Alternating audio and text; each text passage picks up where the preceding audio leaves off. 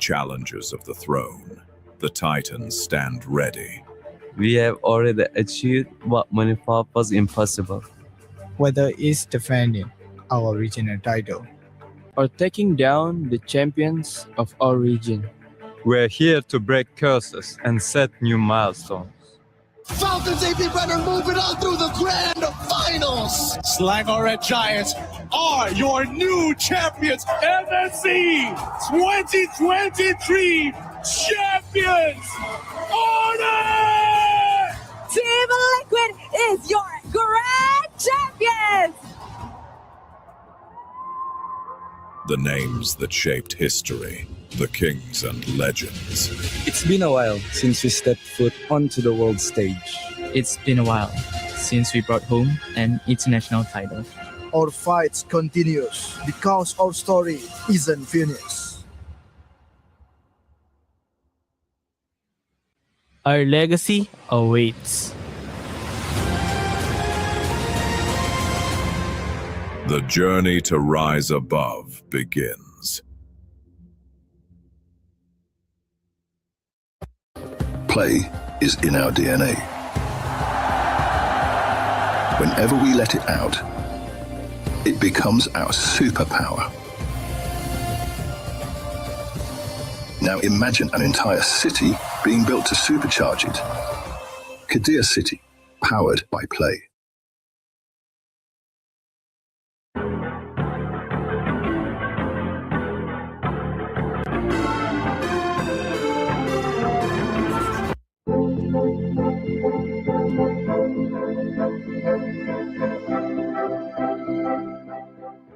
The human body was built to move, not trapped at a desk in one singular posture for 12 hours a day. It's time your chair evolved. This is Secret Lab Titan Evo. Ergonomically engineered for you, gamers, hybrid workers, artists, backing your every move.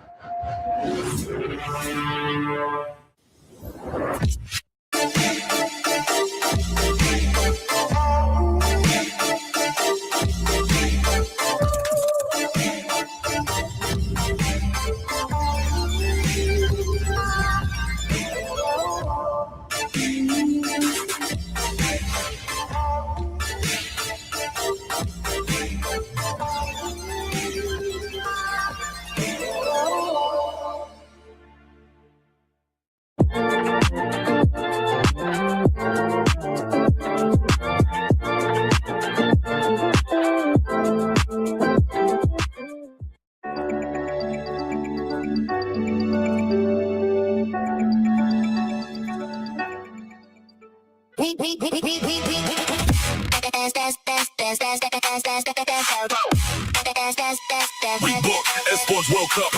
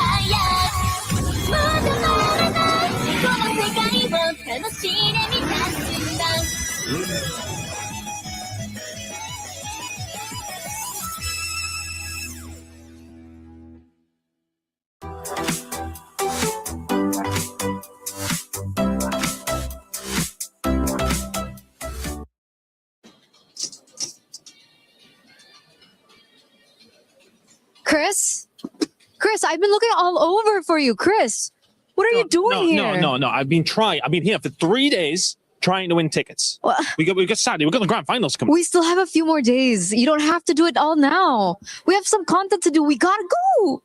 Hold on a second. What's it? Whatever. What's in it? What's in it? Can I see? Oh, that was rude. Huh? What does that mean? I honestly, I don't know. Anyway, We do actually have other things coming up before our grand final. We do. We have 2 matches today, all in a best of 5, and that's going to be very interesting because whoever loses this gets eliminated out of knockouts. No, that's sad again. No, we don't be getting upset this week. Okay, we're fine. I'll be fine. Don't remind you. I'll try not to remind I'll be fine. But we got to go. I mean, they're calling me and they're asking for you, and we have content to shoot and stuff like that. So let's just bounce. All right? It's a bit rude. That's a bit rude. What did that mean? I don't even know.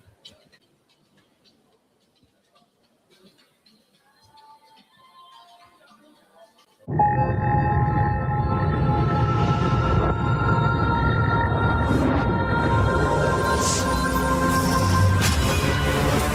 the past, we were always in Asia.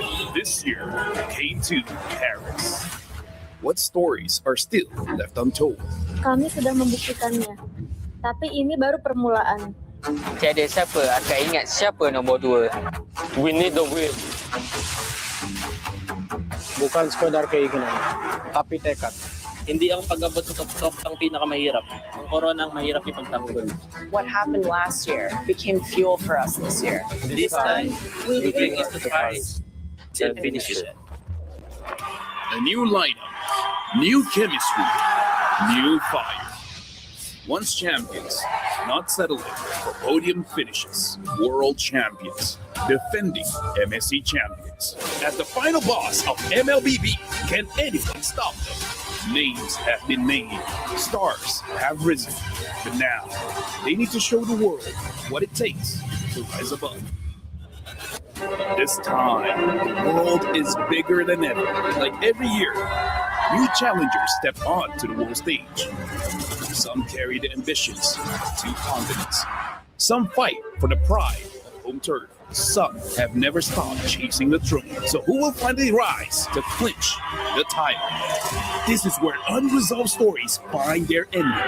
A new shot at glory. One more chance at redemption. We are back. Kali ini, sekali like bulan atau tidak, pareho lang ang chance namin. No one is untouchable. Let's fight. Bukan ako kalau bisa. 2 champions, 1 game. Paris breaks through limitless possibilities. Domination or redemption? That's the answer that we hopefully will get later on after these games raise the question here at MLBB MSC at EWC 2026. My name is Rain Day. Welcome back to an amazing day we've got set up. It means it's the knockout stages. Those 2 days of rest have hopefully given the players a few new different ideas, or maybe just the ability to settle in on how they want to approach it, because they aren't going against somebody new. They're all upper bracket rematches. So somebody is going to have the edge. Will it be the teams that did before? Will we see some surprises later on? It's going to be a fun one. Welcome to Paris, everybody. Again, I'm with my amazing, amazing talent. You guys know so much. You could be casting, you could be doing the desk, but they're here on the desk to me. I'm happy. Rinmar and Mirko. Rinmar, a couple of days rest will do you good, huh? Yeah, really, really good. Our bank accounts suffered a little bit of damage, but it's been a good time in Paris. And then at the same time, of course, I mean, we got to recalibrate, rest up, and do a little bit more research for today. It's a nice watch. I just have to say. Thank you. Gave him a little opportunity there. Mirko, you looking good as well? Rush day? Hey, it's been amazing, man. You know, Paris and break days, they just go hand in hand. I just love the city, love the games, and I think it has gotten us a lot more excited right now, right? The anticipation is actually just killing me right now, especially for our first match. Yeah, and the great thing about this is, again, upper bracket matches, so everybody's seen each other. But what new strategies will they have brought together? If you're just joining us, we had an amazing group stage. Let's go to the STC Rewind to see exactly how that went, guys, and walk me through just this first week of groups and what that looked like to bring us here. Well, we started off right away with some surprising results, didn't we, for our group stages? Teams such as SRG going down to the lower bracket, teams like Team Liquid, but we got to see teams like Team Spirit, Guangzhou Gaming as well deliver some surprises.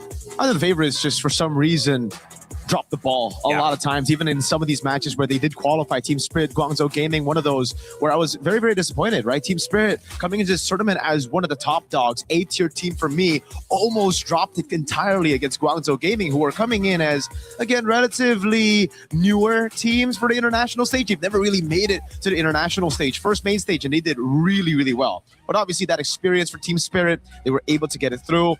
And with Zauer debuting in their MSC, he's looking better and better as we get along the group stages. Yeah, and you can say the same thing about the whole of Team Spirit getting better. What was shocking to me is that how it felt like the Entity 7 team that we saw take down Team Liquid didn't look like the same team that went up against Pro Esports. Pro Esports, their aggression, their high tempo, kill heavy playstyle looked like it was just too much for Entity 7 to handle. At some moments we thought that, hey, maybe we could go to a game number 3, but Pro really just wanted to make it to the knockouts already. Yeah, I gotta say, man, Pro, they did such an amazing job coiling with the with the taunts against SRG when they sent them down into the lower brackets as well. We definitely got to see that character, and that's what I'm expecting here for Pro versus Young on Galacticos. And obviously, one of the craziest matches here, the fact that MSC 2023 champions had to go up against MSC 2024 champions. SRG sent home their key crushed right in front of a lot of the Malaysian fans here by Onyx, who finally got their revenge, and we got to see that civil war between the Falcons, man. Unfortunate for Falcons meta, they looked so good in the wild card. They were able to really capitalize on the utility meta, but as we got into MSC main stage, the assassin meta took over, and just like a lot of the teams that were favored, they just couldn't adapt too well into this assassin meta. Yeah, Flap stepped up, and of course, the KDA machine, Haji, took all of the highlights with his Selena gameplay, reminding us yet again, his first and last. Yeah, I don't think Vitality is going to be giving that Selena to Falcons later, and I don't think the Falcons are not going to give the Selena to Moreno as well. He doesn't want it. Mirko doesn't want it. Let's take a look at our club championship Aramco leaderboard, because that'll tell a story that's also underlying what's at stake here. You could see Natus Vincere, Navi at the top. They actually play our winners of last year in Team Falcons PH, the only Filipino representative here still in the top 8 for MLBB. They'll be going toe-to-toe, not just in that match, but the implications, Rimar, a win would actually qualify Falcons for the ability to win the club championship. Natus Vincere already have a win, but could do a lot to stop someone who's chasing them up the leaderboard there. Yeah, Navi needs to maximize all of their remaining titles, and it's not a lot. They don't have a lot of teams like fielded here, but they were at least able to maximize it. Meanwhile, the defending champs Team Falcons, yeah, it's going to be a grudge match later, not just because of the story within MLBB, but the story of the club championship rankings. I mean, we saw the content piece earlier. Team Vitality is taking digs at Falcons in their little claw machine game with the words of wisdom. Yeah, it is going to be crazy. And I think that the tempo that we have set in this tournament is that things are moving fast. You barely have time to adjust. But this is totally different because the group stages are over. You now have had 2 days and you're playing best of 5s. But for the teams that could not adapt, they unfortunately saw their keys crushed. That was a you know, I kind of like this crusher, to be honest. I love it. Over at the Kadia stage, we have a different crusher. It's like a circular one. This one is just harsh, man. This one literally breaks it in the middle, man. It's so much more brutal. Oh, yeah. I love it, though. This really just shows you that competition. Even Coily and a lot of these players, man, their expressions when they beat their bitter rivals, when they get to finally crush that key. I think, especially for Keyboy, this one was personal, right? Getting that revenge from 2024 after being eliminated in the group stage by SRG. And you guys mentioned the storylines that are also here. Jumping in, if you're checking out the knockout stages, the winner of last year, Team Liquid PH, they are out. They went out in the group stages. The winner of the year before, SRG, they are out. They went out against Onyx. The winner of the one previously in 23, that's Onyx. They're still alive. So we'll keep up with tabs. But they're playing one of maybe the most exciting teams coming out here, which is Aurora Gaming. Right now, what's very interesting to see is the fact that if Onyx loses tomorrow, we will be guaranteed a new MSC champion, right? Yep. We are already guaranteed a new MSC and EWC champion. Both grand finalists from last year, both champions from 2024, 2025 are out. So it just comes down to now Onyx being eliminated, and then we're guaranteed a new champ. Yeah, we've been calling Team Falcons PH as one of the titans of the game. Here's some shocking news for you. They have yet to win an MSC title. They've been in grand finals, but they haven't been able to win it. Well, the second place representative here from the Philippines, they're going to have a chance to represent not only that, but Falcons hope of the club championship win. Big stakes on the final one. Yangon Galacticos and Pro Esports, though, will lead us off to best of 5s, and don't wait till that 14:30 CEST time. We're going to keep these rolling. So you got to keep watching, keep enjoying as we kind of open up the conversation about our very first teams. Guys, this is a matchup that I think is, again, another rematch. Yangon got the better end of Pro Esports. Pro Esports had to move in through the lower bracket. If you're in Pro Esports journey, what do you learn? What do you learn from that? Fix the comms. You could see it with how they tried to finish the game. They can't find angles to finish the game. There's just something about how they handle their playstyle in early to mid that translates very well to domination. But when it gets to the point where you're dancing for lords, trying to play the minion waves, trying to win it, they just seem to slip up. There's something about their communications and them wanting to do so many things in the late game that they just need to marry to a cohesive plan. I agree. I think they need to again, be cohesive. They need to be a little bit more coordinated and disciplined in the late stages of the game. And I think for me, it's just because they're trying to double down on that early aggression. They're such a good team at playing those micro heroes and, shining mechanically that they rely on it a bit too much even in the late game, right? They don't go back to, all right, let's play it slow. Because in the first group stage match against SRG, it almost looked like that was the reason they were able to beat SRG. Yeah. In the late game where SRG was winning, they would just go in and in. They would constantly just gamble all in every single time for those 50-50s. And when they come out on top, they end the game. If not, then we see E7 and Yangon matches. Well, will we get a rematch or will we get a remake? We'll have to find out because these are very interesting conversations. And if you think you know who's going to win, whether we're going to see the same result or we're going to see a new one, make sure to get your pick'ems in on this game. They're open now. You can pick for all of the games coming up this afternoon. And then, of course, you'll be able to see if you got right and climb on the leaderboard. There's up to $300,000 on the line that you might be able to get your share of. So, again, I'll talk about this.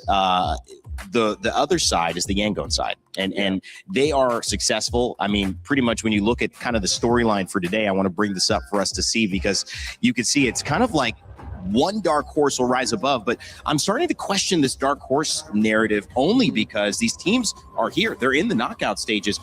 Do you think they like being called a dark horse? Do you think they believe they're dark horses? I think that's fuel. Any team that thinks that their competitors that gets labeled a dark horse would want to prove it wrong in the sense of, no, we're not just dark horses. We could actually be in the running for championships. Look at Pro.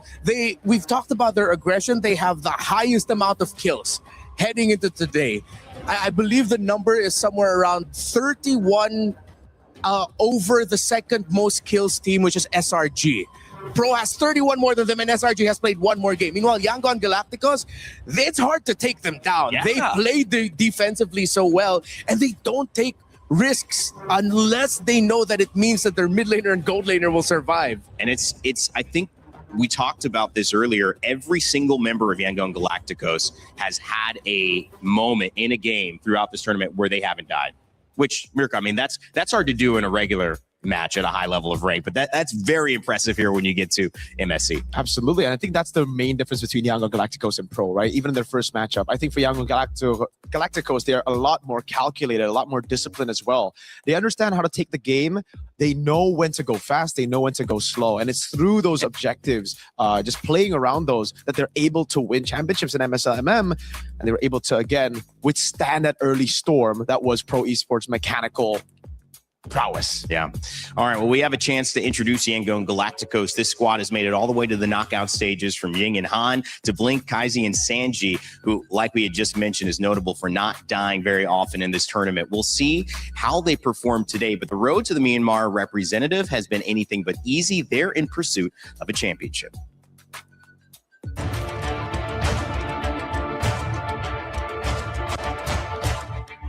We start Young Galacticos on MSL Season 1. After we lose in M7, all of us, including the player and the coaching staff, decided to do better. I think we can win this one because of the mindset we adjust and the maturity of all the members of Young Galacticos. They are expecting to be a champion. If we achieve top 4, it's mean a lot in terms of the pride of Myanmar, because back then on M2, Myanmar is one of the top teams. As now, Boring Schools, have they done it? They have done the unthinkable, and now they make history. The first Myanmar team to make it and towards the grand finals of the M2 World Championship. Bringing the Myanmar back on the top 4, it's mean a lot to the people. As a foreigner, what makes me decide to stay on Young Galacticos is because of the dreams of the players. After losing on M7, I think I am accountable for their dreams. I really want to show them that esports can change life. Yangon Galacticos, Han being highlighted there as the jungle. This is an important matchup for them. Again, we mentioned representation, but also just the fact that can we decisively say, and I think we will after this, which team has their grasp fully on this meta? Yeah, if Yangon Galacticos comes out of this with a shocking 3-0 sweep of Pro and they make it look easy, then you're really going to have to bump them up there as true competitors that you have to watch out for. Probably harkening back to the what they mentioned, the M2 run of Burmese. You disagree? I disagree. Just mainly because I've had the time to talk to Mars and MGod, and they're always like, please don't rate us highly. Every time the Burmese teams get rated highly by analysts, they do horribly, right? Like, so they do. So the dark horse is helping out. Yes, we gotta rate them. Okay, really they are. low. We gotta say Yangon or like right here. Okay, so to do them a favor, it's like, Yangon. Overrated. They're not that. Can we move on? Can we move on? Exactly, right? Like, we don't need to talk about them. Speaking of moving on, we do have Pro Esports, who is their opponent in this one. And this is another great matchup with the jungler. You see Coily, you see I'm Felix, Sa, PP, and of course Kozen. This is a team that is ready to achieve great things here at EWC. Pro Esports start in MPLKX Spring Split 2023. We qualify from Challenger Cup, and I joined since the beginning. And after 6 seasons, we finally became the champion of MPLKX Season 10. Coily! Triple kill though, Lin! Maniac! The grand final! Pro Esports is the reigning champion for MPLKX! When we win MPLKX, of course we are excited because we've been having this dream for many years already, and it's our first time winning, and we qualify to play on international stage, which even make me more happy and excited. Your mastermind! Live the trophy! After we winning, I feel so impressive to come back to EWC because since last year I didn't make it right now. Yeah, back to the EWC feels so impressive. See you soon! Now on to Kenji! It's a double kill for Seoul, and it's a 2-0 clean sweep for See You Soon. The Cambodian Owls will fly onward again. Because last time I come here and I just make it to top 5 and top 8. So for the best player that I had, I think we can make it to the grand final. In Pro Esports, we are like a family. We have a good bonding. So I'm pretty confident with them. They always talk out to me like, it's okay, don't feel pressure, just enjoy the game. For us, it's like a dream to represent our country. Not many get the chance to do it. And when we have the chance, we gotta do our best. អរគុណអ្នកទាំងអស់គ្នាដែលគាំទ្រ Pro Esports ហើយកុំភ្លេចគាំទ្រពួកយើងនៅ EWC 2026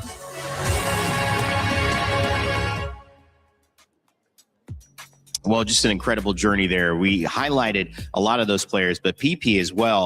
We talk about sharp blades when you look at Coily, when you look at Han, but PP is the leading assist haver in this tournament at 87 assists so far, which, I mean, how impressive is that? We noticed it in the very first set they played on Belleric, but the fact that he's continued to be an impact, it's kind of like Sharpest Sword versus Strongest Shield. Yeah, I mean, when you look at kills and you see that your Roman mid have a lot of assists, it just really doubles down on what they said. Pro Esports are like a family. They play together. Yeah. It's not just the high mechanic players getting solo kills around the map on their own. They're getting kills as a team, and that speaks volumes for their quality. Yeah, I mean, I just want to say I'm really happy that PP is doing well because my boy's in the EWC fantasy team and he's in my team. So just want to say that, you know, so a little bit of a flex, put PP up there. But yeah, I really think you put it well there, Randy. I think for Pro, they're all kind of like blades, and there's just one whetstone, which is PP. That's the guy just constantly enabling everybody, constantly sharpening all the other blades, and it's worked so well.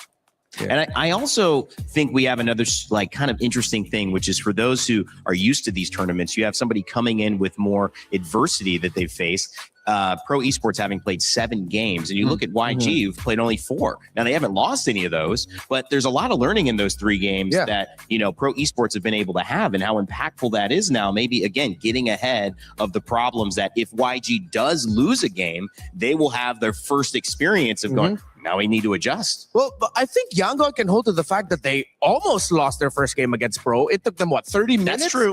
to finish it? That's true. And they were able to crawl back at it. We thought that, they're pretty much done. This Fanny is close to 10 kills, 0 deaths, multitudes of assists. But then they were still able to crawl it through. At least they have that to hold on to. Yeah. But do you agree? I mean, there's a dynamic there of experience in this tournament. Oh, absolutely. Absolutely. Yeah, I think for Pro as well. I mean, if you look at it, you correct me if I'm wrong here, but I actually think they have the longest average game duration, right? So again, for them, it's always, if you look at that stat, kind of weird because they don't play in the late game. They're not a team that actually plays around the utilities and waits for their carries to get to a point where they need their power spikes. No, they're a team that actually dominates the early game. So that's a big question mark for them, especially against Yangon as we get into this rematch. Yangon are so good. And that's, I think, one of the main things I saw from Yangon Galacticos that was the big difference compared to all the other Burmese teams is that they know how to play the late game. Even when they're down 10,000, they know when to wait or how to wait for their power spikes. And they know how to identify their power spikes in the late game. Major scale. You look at Pro Esports in Cambodia. What does this mean for them on this stage at MSC? It means everything, especially for Cat God, man. He's been here 2024, a disappointing run, disappointing series. It's time for Cambodia and Pro to prove to the world that they're here. They're meant to be here, and they deserve to be on the main stage. They've had 10 seasons of MPL Cambodia now. It's high time we get to see them in the top 4. But Yangon Galacticos are standing on their way, and they are hungry to get Myanmar back on top, as they said earlier. It's not just a battle of the draft or in the game. Shoot, it's not even a fight for the Lord. MLBB has come to Paris, and with that, in the Lenovo Legion Gauntlet, the biggest trophy this season so far for MLBB is on the line. Will it be Yangon Galacticos from Myanmar, or will it be Pro Esports from Cambodia who move on to face Team Vitality versus Team Falcons PH? When the lights are bright, it's about how you show up. And sometimes showing up is just getting the job done. No talk, no words. It's time to play. MLBB MSC begins now.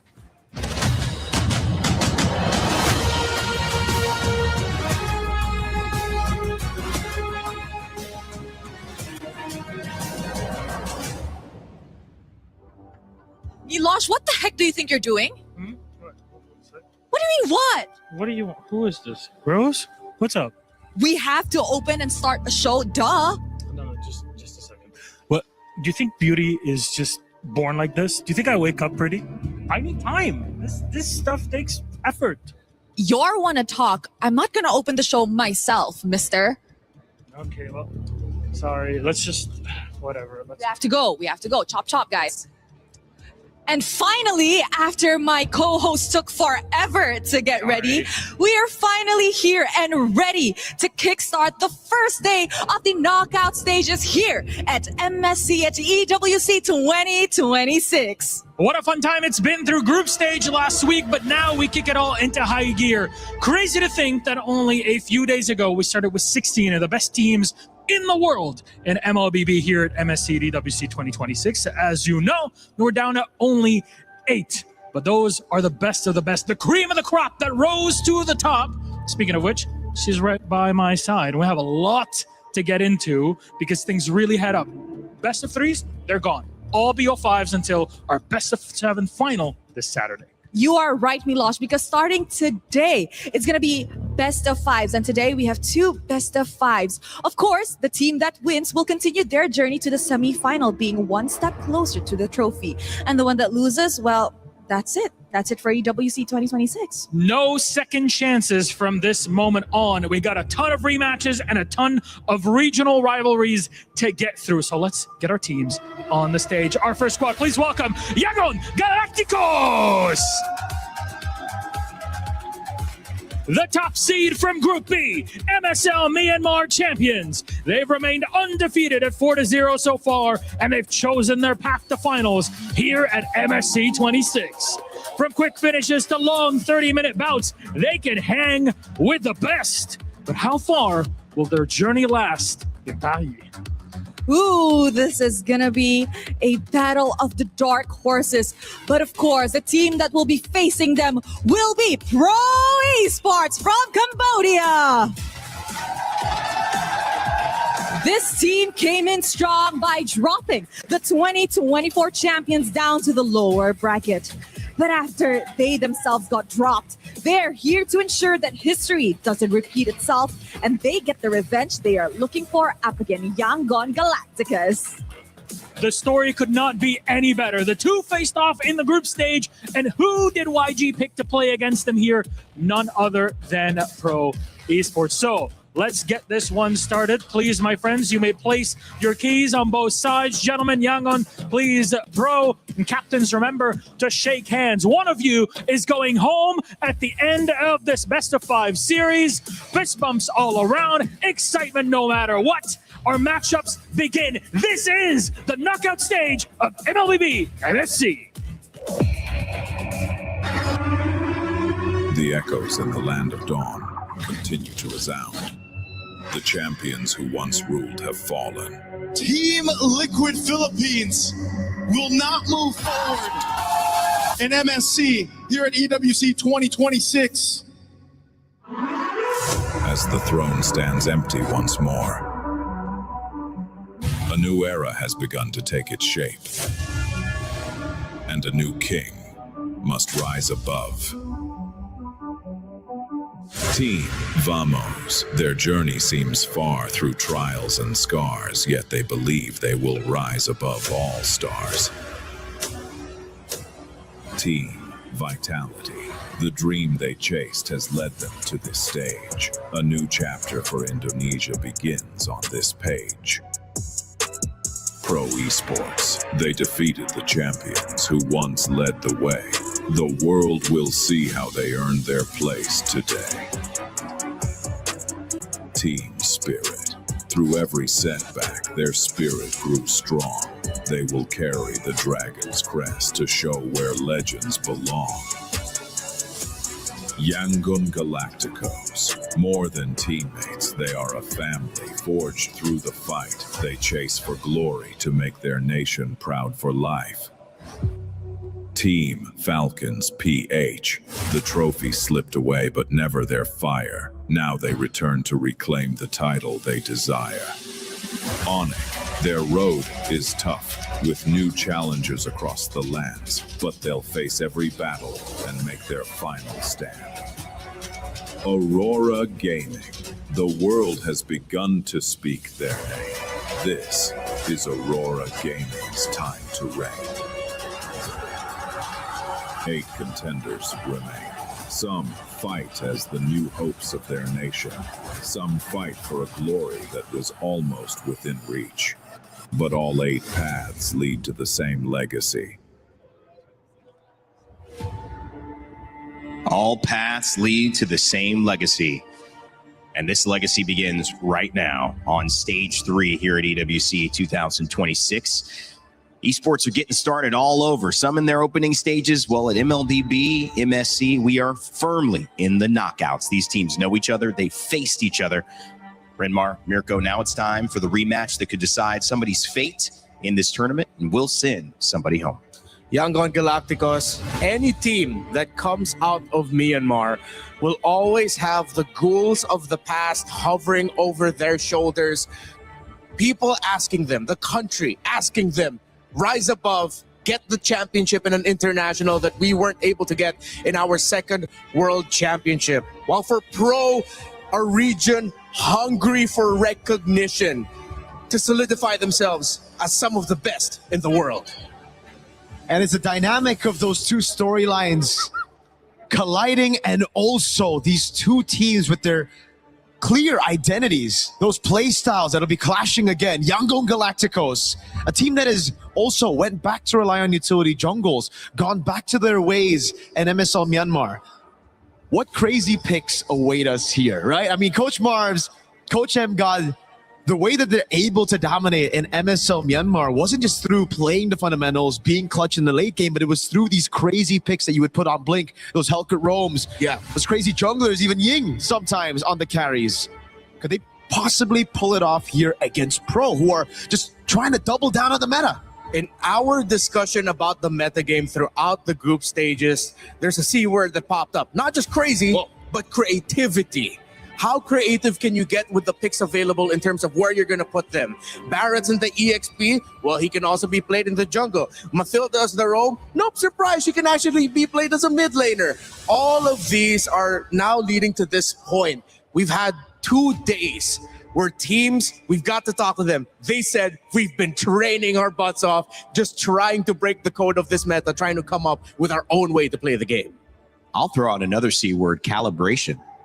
Because I think these teams have seen what's worked, but they've also seen what hasn't worked against their opponent. And now it's time to figure out, how do we split the difference in terms of the stuff that we know is effective in this meta, but also the stuff that we've been punished with when we've tried to go up against Yangon earlier on. These two teams have fought for certain heroes. Uranus has been one of them. But YG, on the other flip side, has experimented and never failed. They haven't lost yet. And I got to say that in the draft, that is the one thing that I'm wary of coming into it, Mirko, because if you haven't lost, you're not going to change much. And why would you? Ooh, I agree. If it ain't broke, don't fix it. Yeah. And for Yangon Galacticos, that's been, I think, their core identity throughout MSL Myanmar. Entire season, in the regular season, when we were seeing fighters up to now. And one of the doubts that I had for Yangon Galacticos is very similar to one that I had for TL, is that Han is such a good utility jungle that we might be seeing more of the utility jungles instead of it. Fanny and Lingban, I think now we're going back to that. The Freya's left open though, so Yangon Galacticos will just build from there. They pick up the Freya, it's a good flex pick. They've also already taken out one of the counters for it, the Phoveus. Yep. So now it's open anywhere. Now, Pro, do they go for the straight up counter against the Freya? Do they pick it up? Let's see if they do. Are they going to double down on the utilities? You still have the Nolan option for Assassin if ever, but then what happens if you pick the Nolan early, you show it up, and then suddenly you're going through a very aggressive Freya, you're up against utility. Things like Akai might still be available, but a Valentina as an option for these two would be great. And Pro continues now to actually look at the drafts of Yangon and taking away some comforts. They've taken away comforts from their roam and mid. The mid laner for Yangon has only played 2 heroes this tournament, Gord and Eudora. Exactly. Massive pivot for Pro. We're talking about doubling down in the meta game. They might still do that with the Nolan Red 3, but before they do that, they steal away. They deny some of these big picks for Yangon Galacticos. Han, game 1, beat Pro with a Fredrin Gord. They take away the Guinevere, anticipating the Fredrin Red 3 from Pro with the Jusin in mid. And the Cho is also a hero that they've won a game with. They're 1-0 on a Cho. And going back to what's worked, I mean, you come up with a game plan. This looked good for us. You take something away. I like this draft already. As much as you want to try and escape from utilities and junglers in the meta, sometimes you can just take away a few and suddenly you're back to a few months ago. Guinevere, Baxia, welcome back to the utility junglers. Only when Hirara, Fanny, and Ling are banned do we get to see these heroes, man. Again, just, ban it out. I like what Yangon Galacticos are doing, especially for game number 1, right? They're trying to get the momentum. They want to stick to their comfort, so they just ban it out. And now we have to talk about later on. You see the glue bans coming down again. It really just seems like we're replaying the meta of Wildcard all over again. And again, I feel like we have to somewhat thank Team Falcons Mena for this, because they're the only team that banned out both Ling and Hirara blue side, and we saw how that led to their game. It led to going back to the utilities, going back to the tanks in the jungle.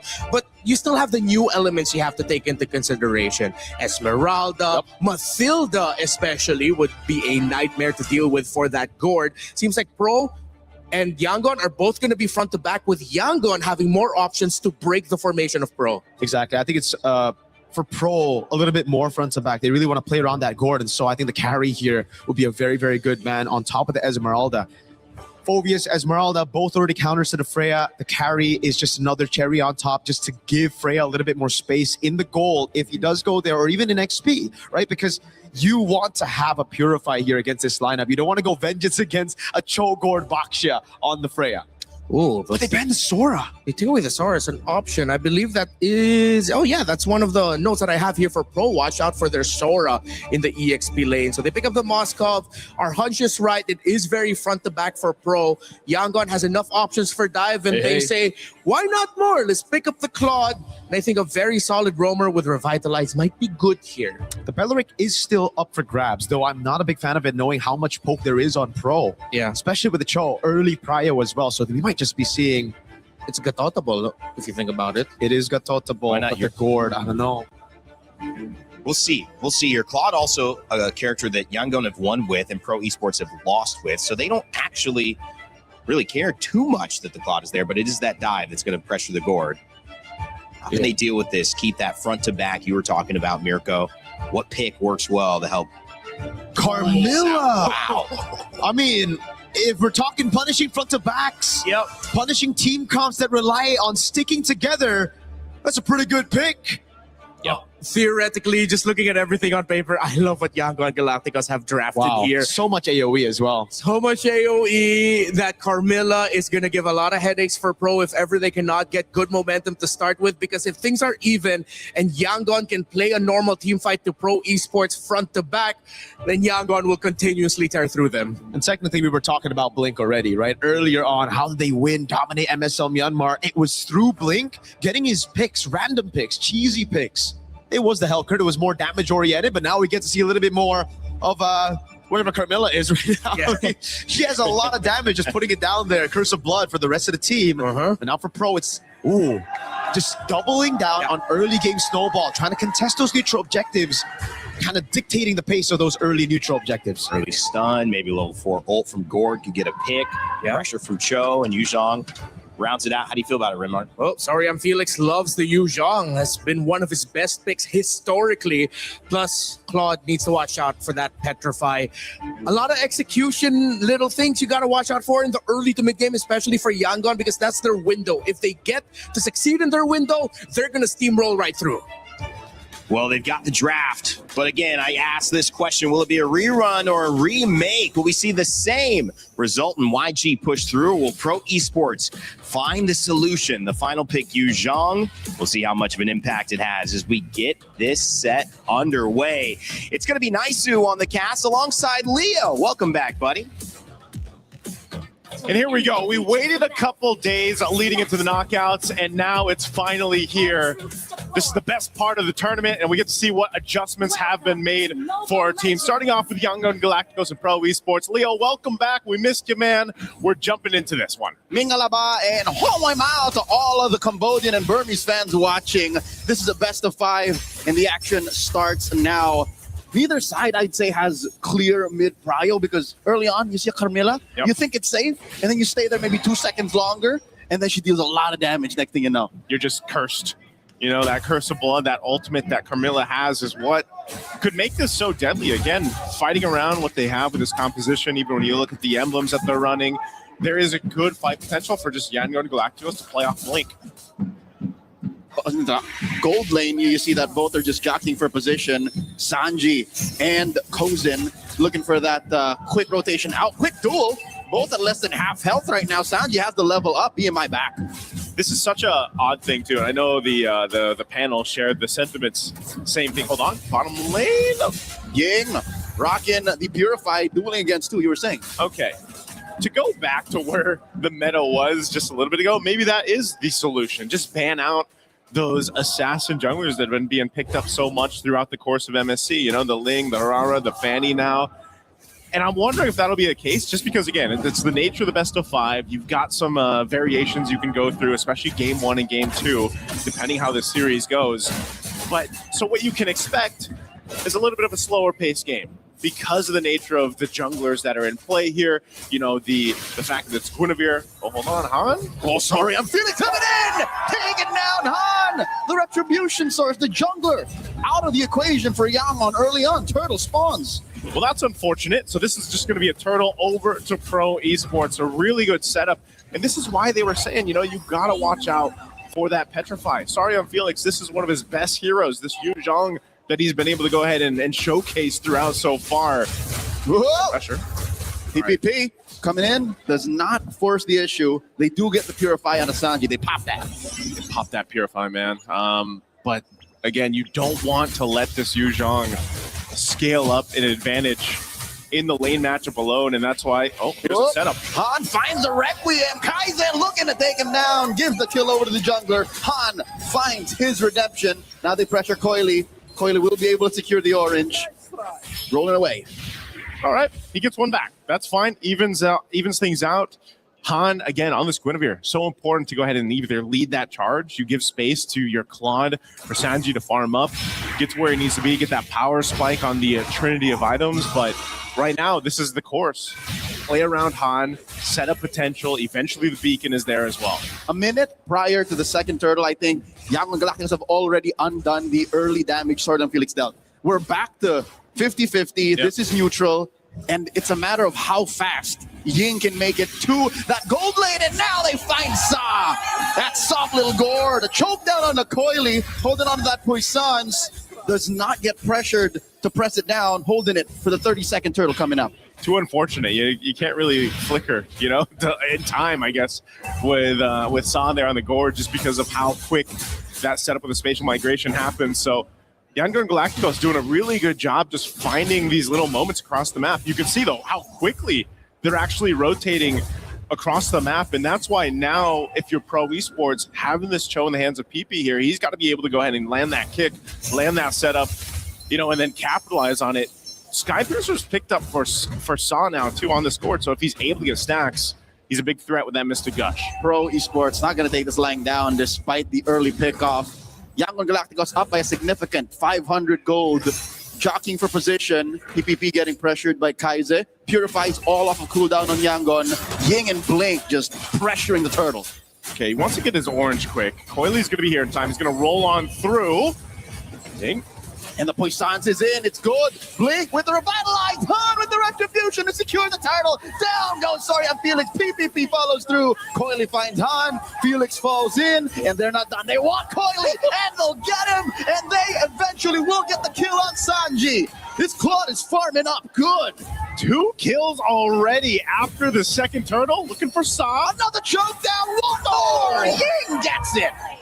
Man, talk about a switch. Yendo and Galacticos just decides to go in high drive, takes the turtle, takes some kills. Now they will capitalize on a tier 1 in mid. Oh, they're not stopping here. PPP, one more. Kaize gets it. Who has the Skypiercer? Coily jumps in, finds Kaize. Kaize will still not take this line down. He keeps on going. Han from the flank. Joseph, who has the Skypiercer? After this replay, we got to take a look at the items here. But this one, again, great team fighting. This is what we're talking about. The threat, that AoE threat of this lineup, that is there for Yangon Galacticos. Is so deadly. And you wouldn't expect the Klon to be able to go ahead and get this much, value out of that this early on. But a double kill helps Sanji scale up even more at this point. So, fighting into that is something that's going to be difficult, especially for a Cho. You can take a look at the items here real quick. We'll see exactly who has the Skypiercer. Wow. Okay, so it's just Sa. Yeah, no, Young and Galacticos are playing it close to the chest. Despite almost being 3,000 gold up, they decide to be conservative and say, nope, we're going to spread the goods. Yeah, this is...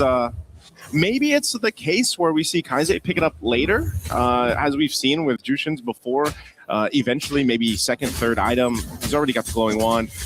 He'll be going... So he's just going to go to the Clock of Destiny next, I would assume. But again, these variations of the build, especially for the Jushin, has changed depending on the game, depending on the composition, and that's what they're going to play it. So right now, Pro Esports... Oh! Sanji here, purifies, blazing duet on the Kozin. Life stealing away from the small wave, but you can see that he hasn't invested in that just yet, building the golden staff. Just getting the golden staff. Had to pop the purify. He's not going to have that for this turtle, nor will he have the ultimate.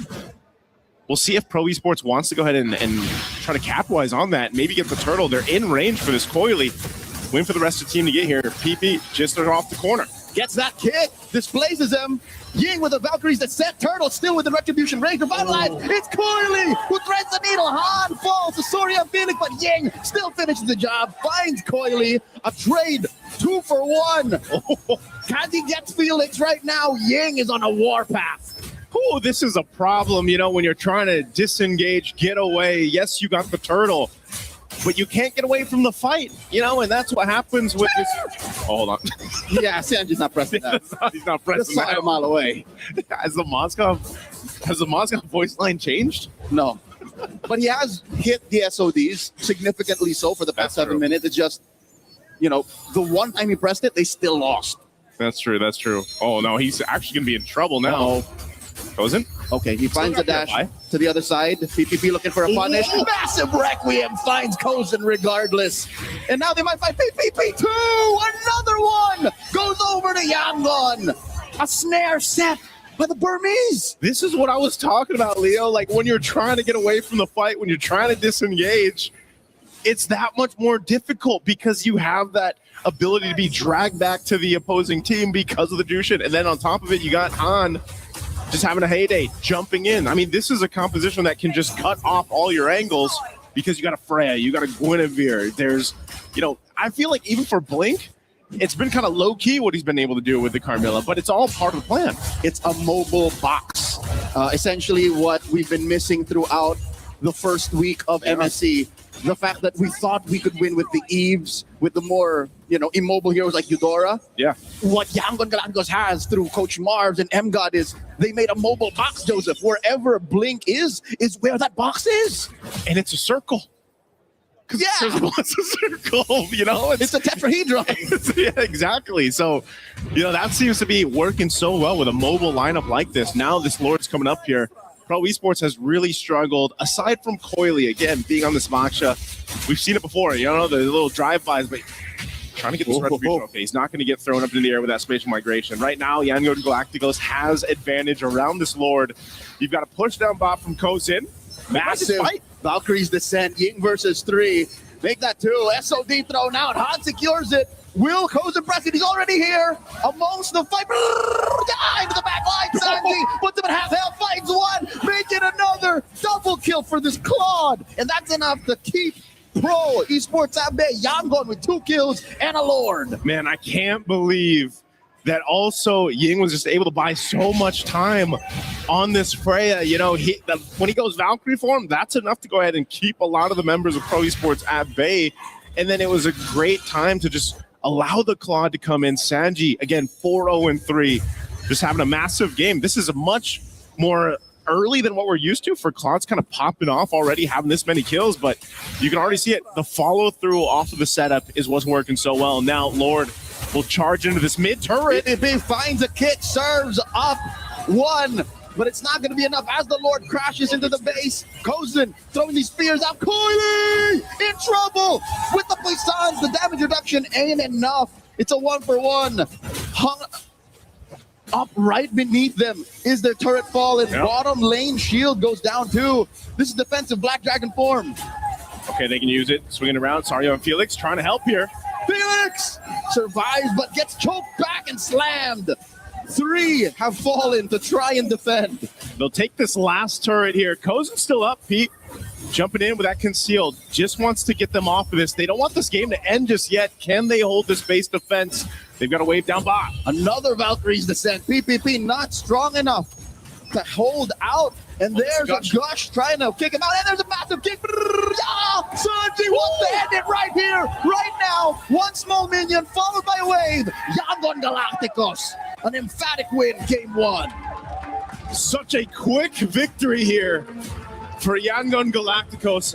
Just barely breaching that 11-minute mark. It just feel like they switched the switch to go, man. They went on go very quickly in this one. And it felt like Pro Esports struggled to find a way to play against that mobile box or that mobile circle that we're talking about here. 0 to 100 in 11 minutes. Exactly. Sanji had a gold lane experience from the start to the end. Double kill early on allows the Claude to scale up much faster. But it wasn't even just that. It was just the great team fighting that was on showcase here from Yangon Galacticos in game 1. He was triple waving and then winning objectives. They lost more turtles than they took, but when you look at the map, it's turrets for turtles. Which one you would rather have? Oh, yeah.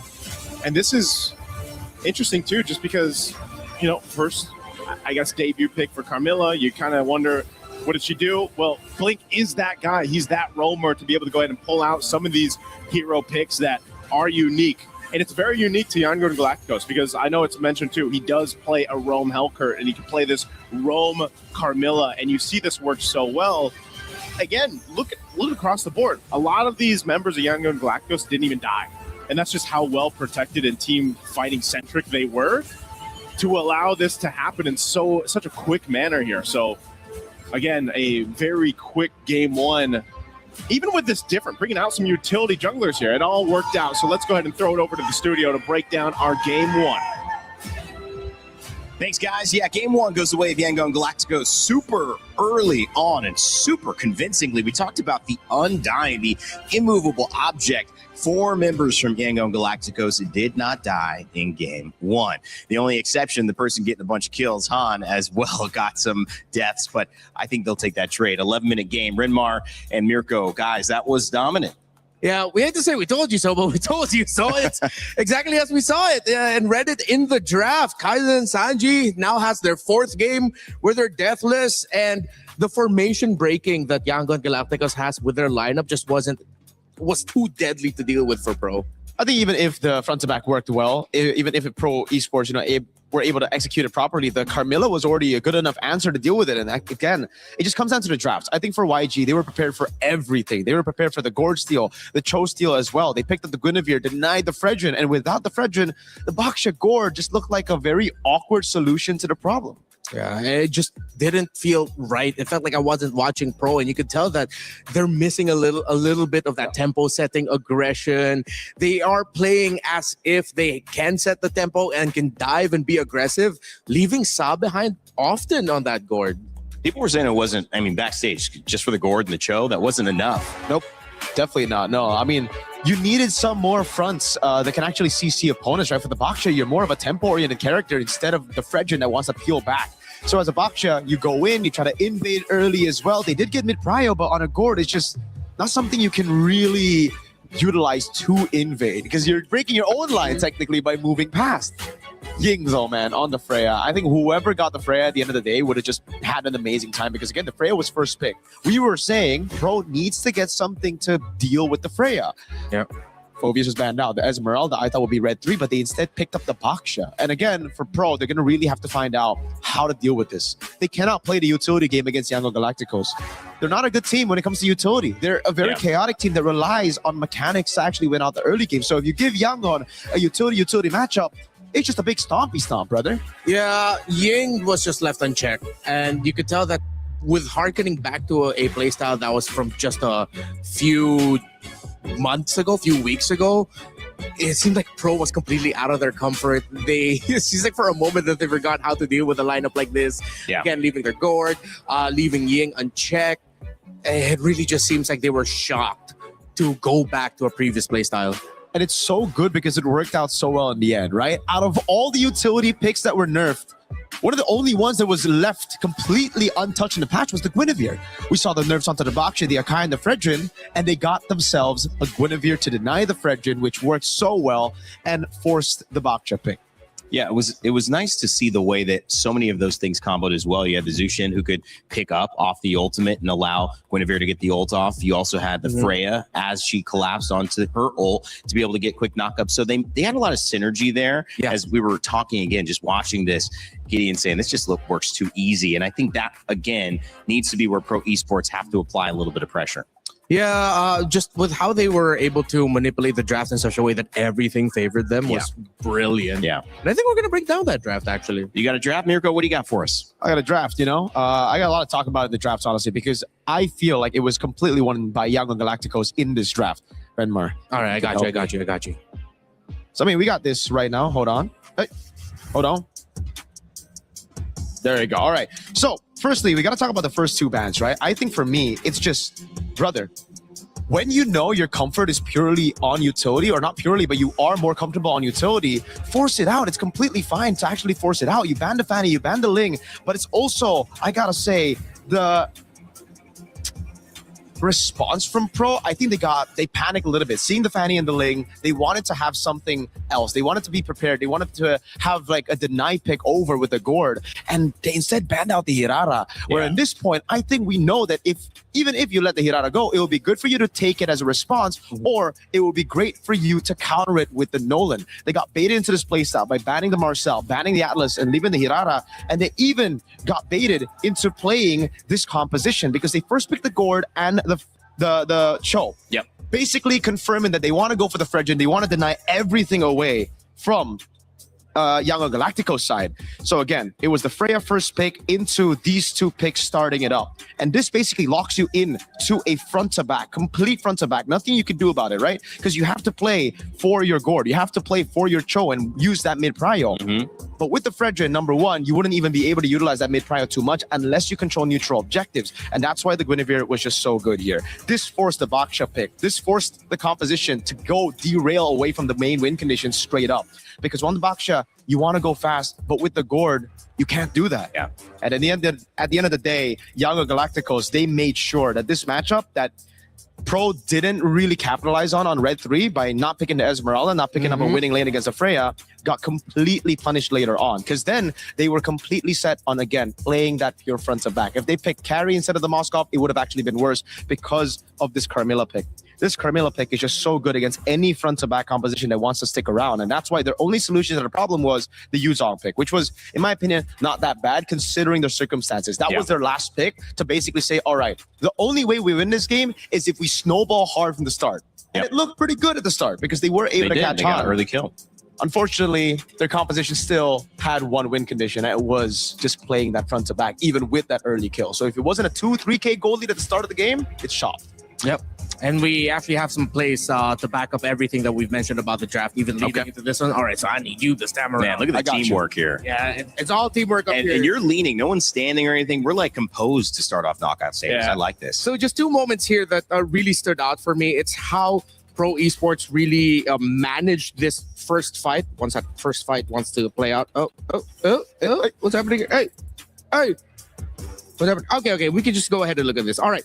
So you see how we go back to it once again, real quickly. Sa left behind. That is Cardinal Sin when you're going up against a lineup that wants to dive and you have one major damage dealer in the early game. I feel like they also put too much value on their Moskov being able to be a major presence in terms of the damage. Look what happens to Sa. Once their formation is broken like that, they got no damage. No matter what kind of combo that you get, you already have heroes under your belt here. Beneath the ultimate of the Carmilla, it's not going to be a good time. And then with that going down really quickly, without their Gourd, you see how quickly they're crumbling. They're able to get the turtle, sure. But this is where, again, we go back into the Freya getting left unchecked. Coily will just get slashed through by this Freya.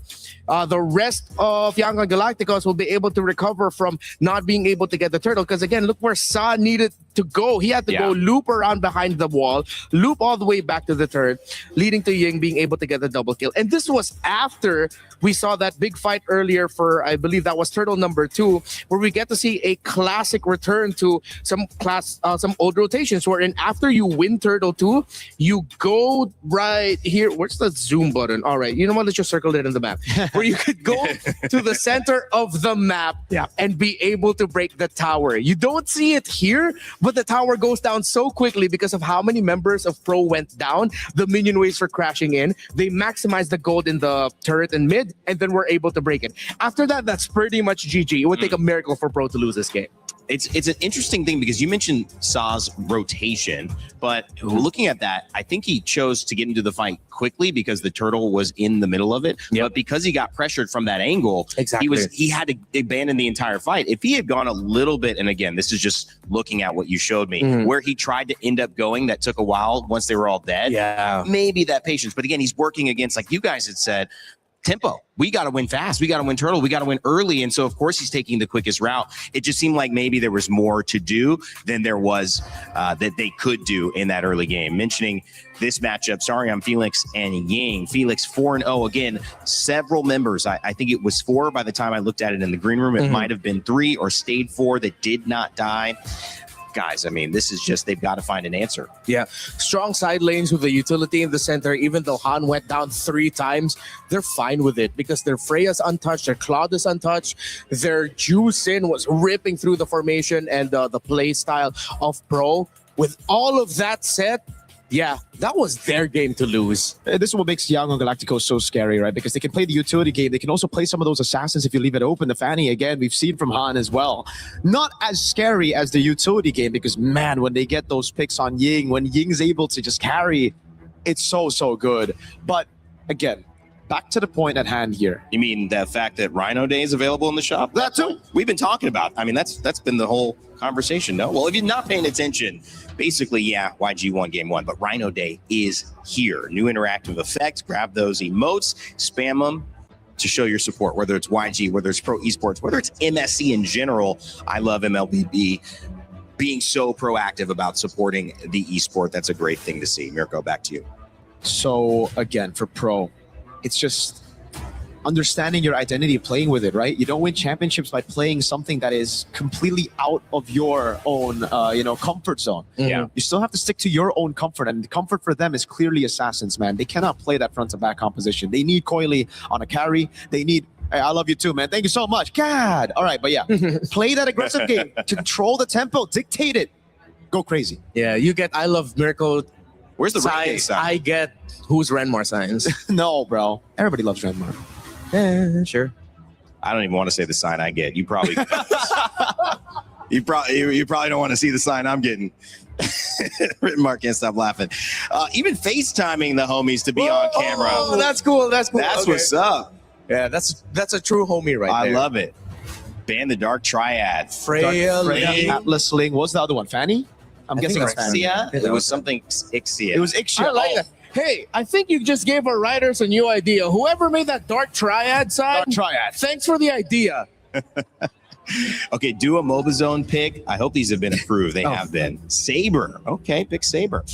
I love this. I mean, we do know that basically the assassin jungle is so important, and they committed to the ban out. They saw the Ling and the Fanny. They said, well, we'll ban the Harara. Let's go away from it. But you've been mentioning they can't do that again today. Yep. In game 2 and beyond. So now you're going to see a completely different approach. YG is still going to ban the Ling. Yep. But they're not participating, it looks like, on the side of Pro Esports. And this is where it'll be confusing for Pro Esports, right? Because I know exactly what Yangon Galacticos are doing now. They're banning out the Ling. They're banning out the Marcel. I think the Fanny will come next. And they're going to leave it open now. You want to go Hirara or Freya? Yeah. Because at the end of the day, I think YG will walk away with the winning trade. Yeah. They're really centering on the EXP Freya trade. There you go, right? This is the Fanny ban. And then Pro are just going to be forced into either Hirara or Freya. I don't think you want to let go of the Freya. Yeah. No. But then I think it's also a tough call for Pro because they know that the Esmeralda is going to be coming through. Oh, they banned it out. The Fanny.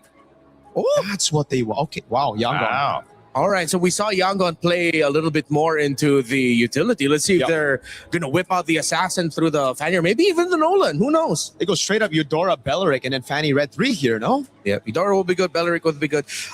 I think I want to see them consider... I was about to say Selena, but all right. Eudora's not bad too. Oh. Barrett's early on. 2-0 on Barrett so far. YG have played him twice. They've won twice with him. Yeah. I love the development of the meta, man. Barat's early, especially in this situation, just creates so much confusion for Pro because they themselves banned out the Uranus. It looked like they wanted to get their hands on the Barats.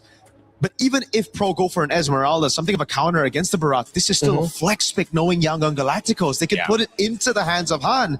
So now as Pro, you don't know what to go. Right. Yeah. I think if I'm Pro, I'm looking at what could you pair up with the Barretts and the Matilda. Does Yangon really want to play Matilda Rome and then Eudora mid? If Pro's idea to that is the answer is no, then expect that this Barretts is going EXP. A safe choice for Pro right now. Oh, I was going to say the safe choice would be a Lilia to have a way to deal with the Barats anywhere it goes, but they instead go for the Selena and the Belleric. This should be where the Fanny comes around, right? There's not a lot of crazy lockdown. They can ban it out later, like a Moscow ban. Yeah, you don't need to worry about something like a Badang showing up. The only thing that Pro Esports could come in through a surprise is if that Barretts is going EXP. One very old answer to that is to rock a Cho in the EXP so that you get that pick off up against that Fanny. But let's see if Pro remembers that and if that can actually translate to the current metagame today. If this is Fanny, Pro Esports are going to be scrambling to look for options. Glue. But no, they don't want to show it yet. The benefit is they just don't show their cards. Yep. There's still so much flex, It's man. all flex except the Eudora. Yeah, except the Eudora. Wow. Oh, Pro is probably scratching their heads right now of where to go because they can't pick up the Vexana anymore. They already showed the Selena. Yangon is on something else. I mean, from an EXP perspective, they played Barats, like I said. They played Uranus there. They played Ruby, another character that's come up and flexed both gold and EXP. They've tried the double fighter. And Ying can play the glue in XP too. Ooh. This glue could be roll, it could be XP. This Barats could be XP, could be jungle.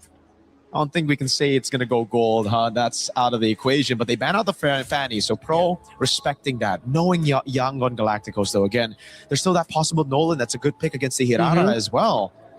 And it'll be good. You have a very strong EXP in the Barrett. You have a very annoying Roman the Glue. They ban out the Fanny and Harley. If ever they do want to lean towards playing the Assassin, this Nolan will be fine.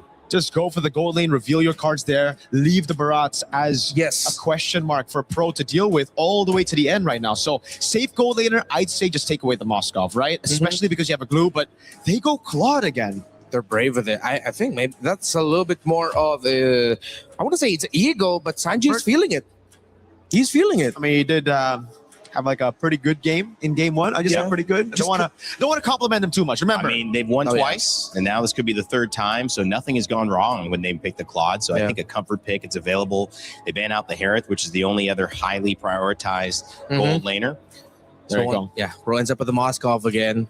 Sanji handled the duel against the Moskov, but let's see if maybe a quick little adjustment by Kozin is enough.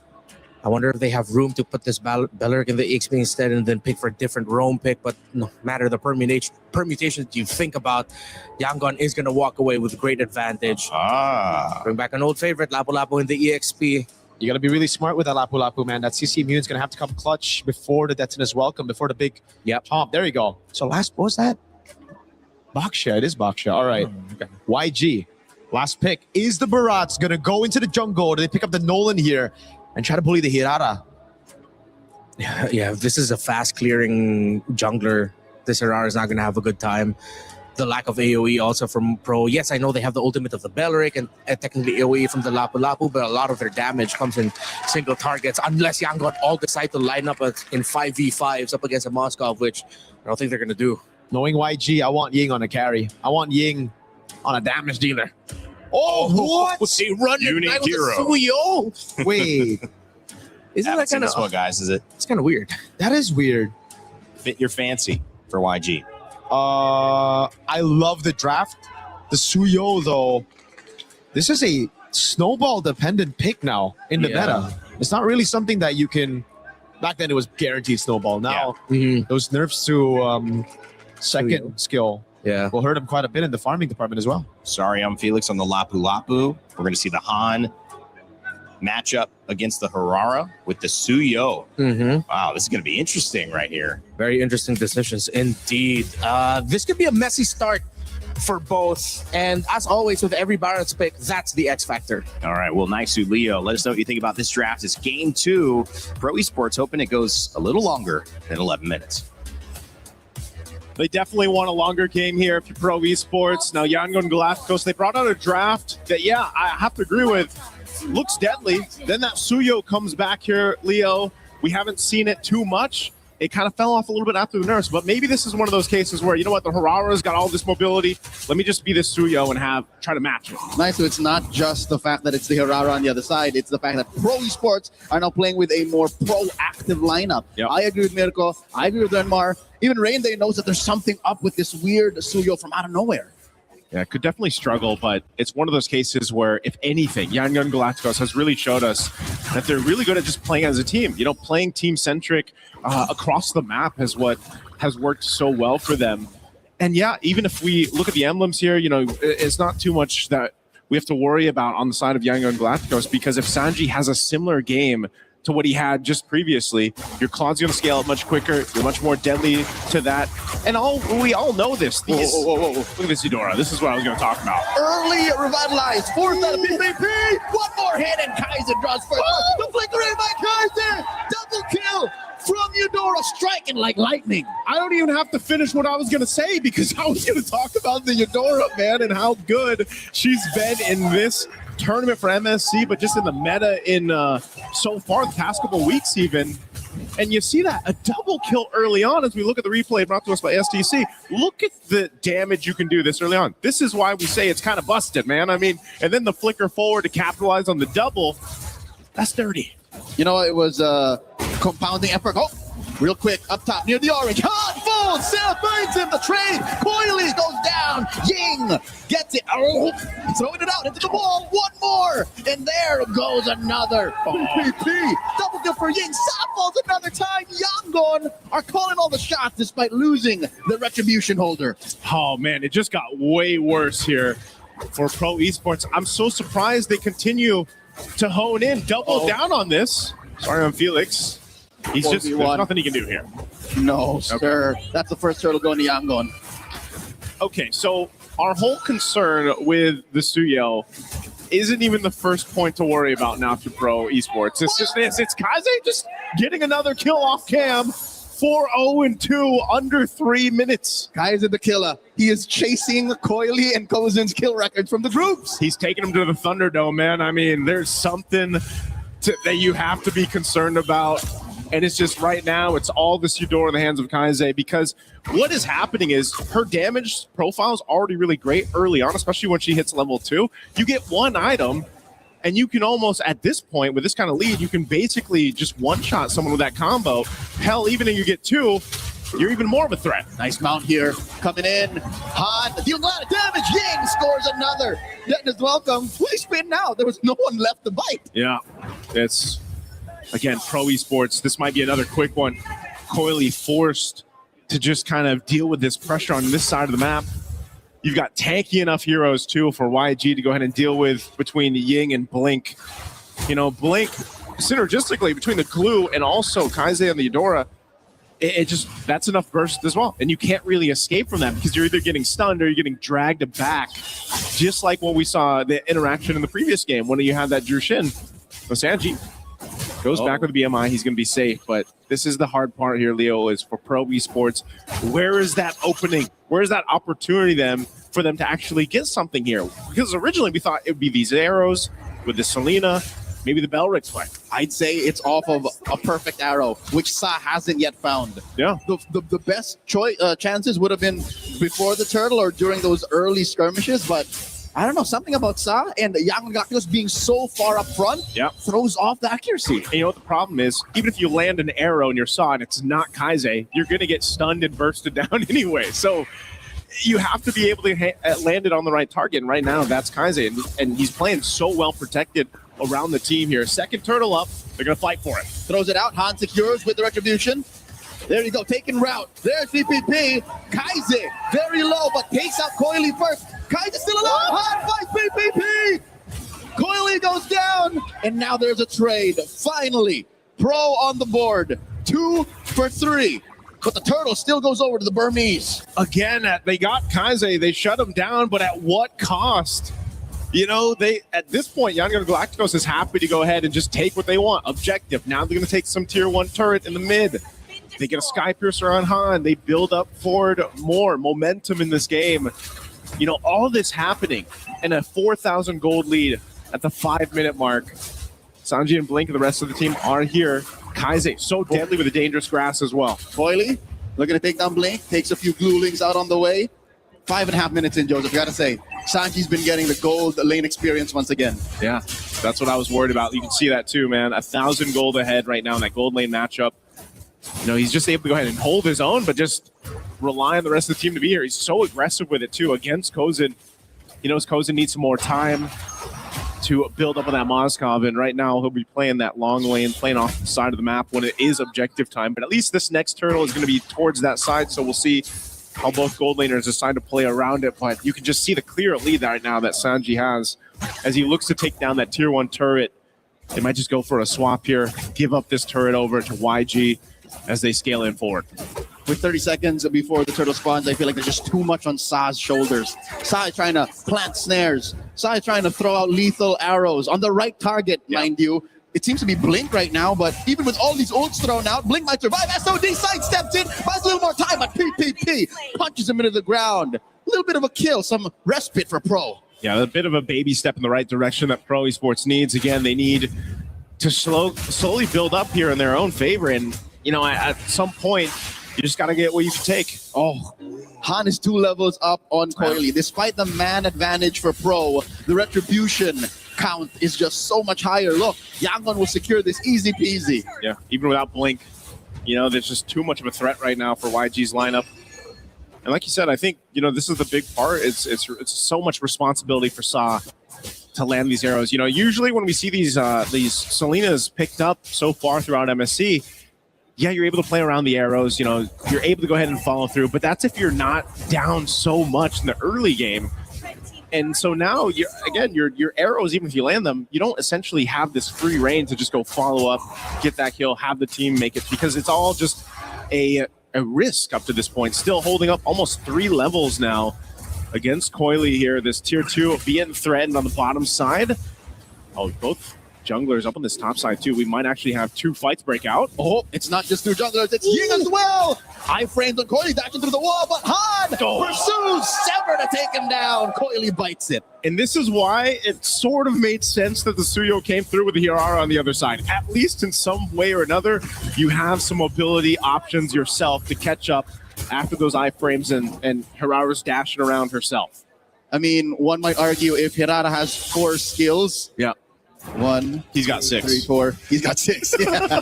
So the math just counts for Yangon either way, especially since Pro are down so much. And now, as you can see, Kaize has taken a little bit of a back foot. Now maybe 2nd or 3rd prio when it comes to damage output. But the map has turned red, and when it's this down bad, the Selena has so much more to deal with, and PPP can only do so much. It's an honest tree, dude. Yeah. PPP can't threaten as much of a purified pop from Sanji as he used to in game 1. There's none of that flicker combination, you know, that we usually see with Belrix, for example. You need the Revitalize here, though, too, because if you do break out into a team fight and they try to follow through, eventually, if they can extend it, they'll have some of that magic resist built up, especially on that front line, to help extend, because there is some potential there, just like we saw in the one previous fight with the Turtle, where Sarion Felix can burn a flicker, just find Kaize and take out that option. Detna's welcome. Throw it into the wall. Now the dash and the sever, putting PPP down. Han scores. Skypiercer stack. Yes, please. Sarion Felix brings Spider back. Not enough damage reduction as Han gets a double. Another stack. And now the Lord up next. Yangon Galacticos puts a black and purple jersey on it. Man, stacks on stacks right now for the Suyo. Despite his changes that he's gone through, you're still reminded why he was such a threat before. Look at this. Again, lines up the Queller. Just a cool guy. You know, shoots, goes back to the Lord. Here's someone else low. I have Skypiercer. Let me go grab that double. And just goes back to secure the objective. And this is the problem. This team fighting, as he's chasing. Oh! As if talking about it in the instant replay wasn't enough, Han does it again. 5-1-5. The penultimate hero of the M6 World Championships are back. 10K almost up, Joseph. 9,500 gold for Yangon Galacticos. They're about to pop so many holy shields, and the Lord isn't even halfway through the river.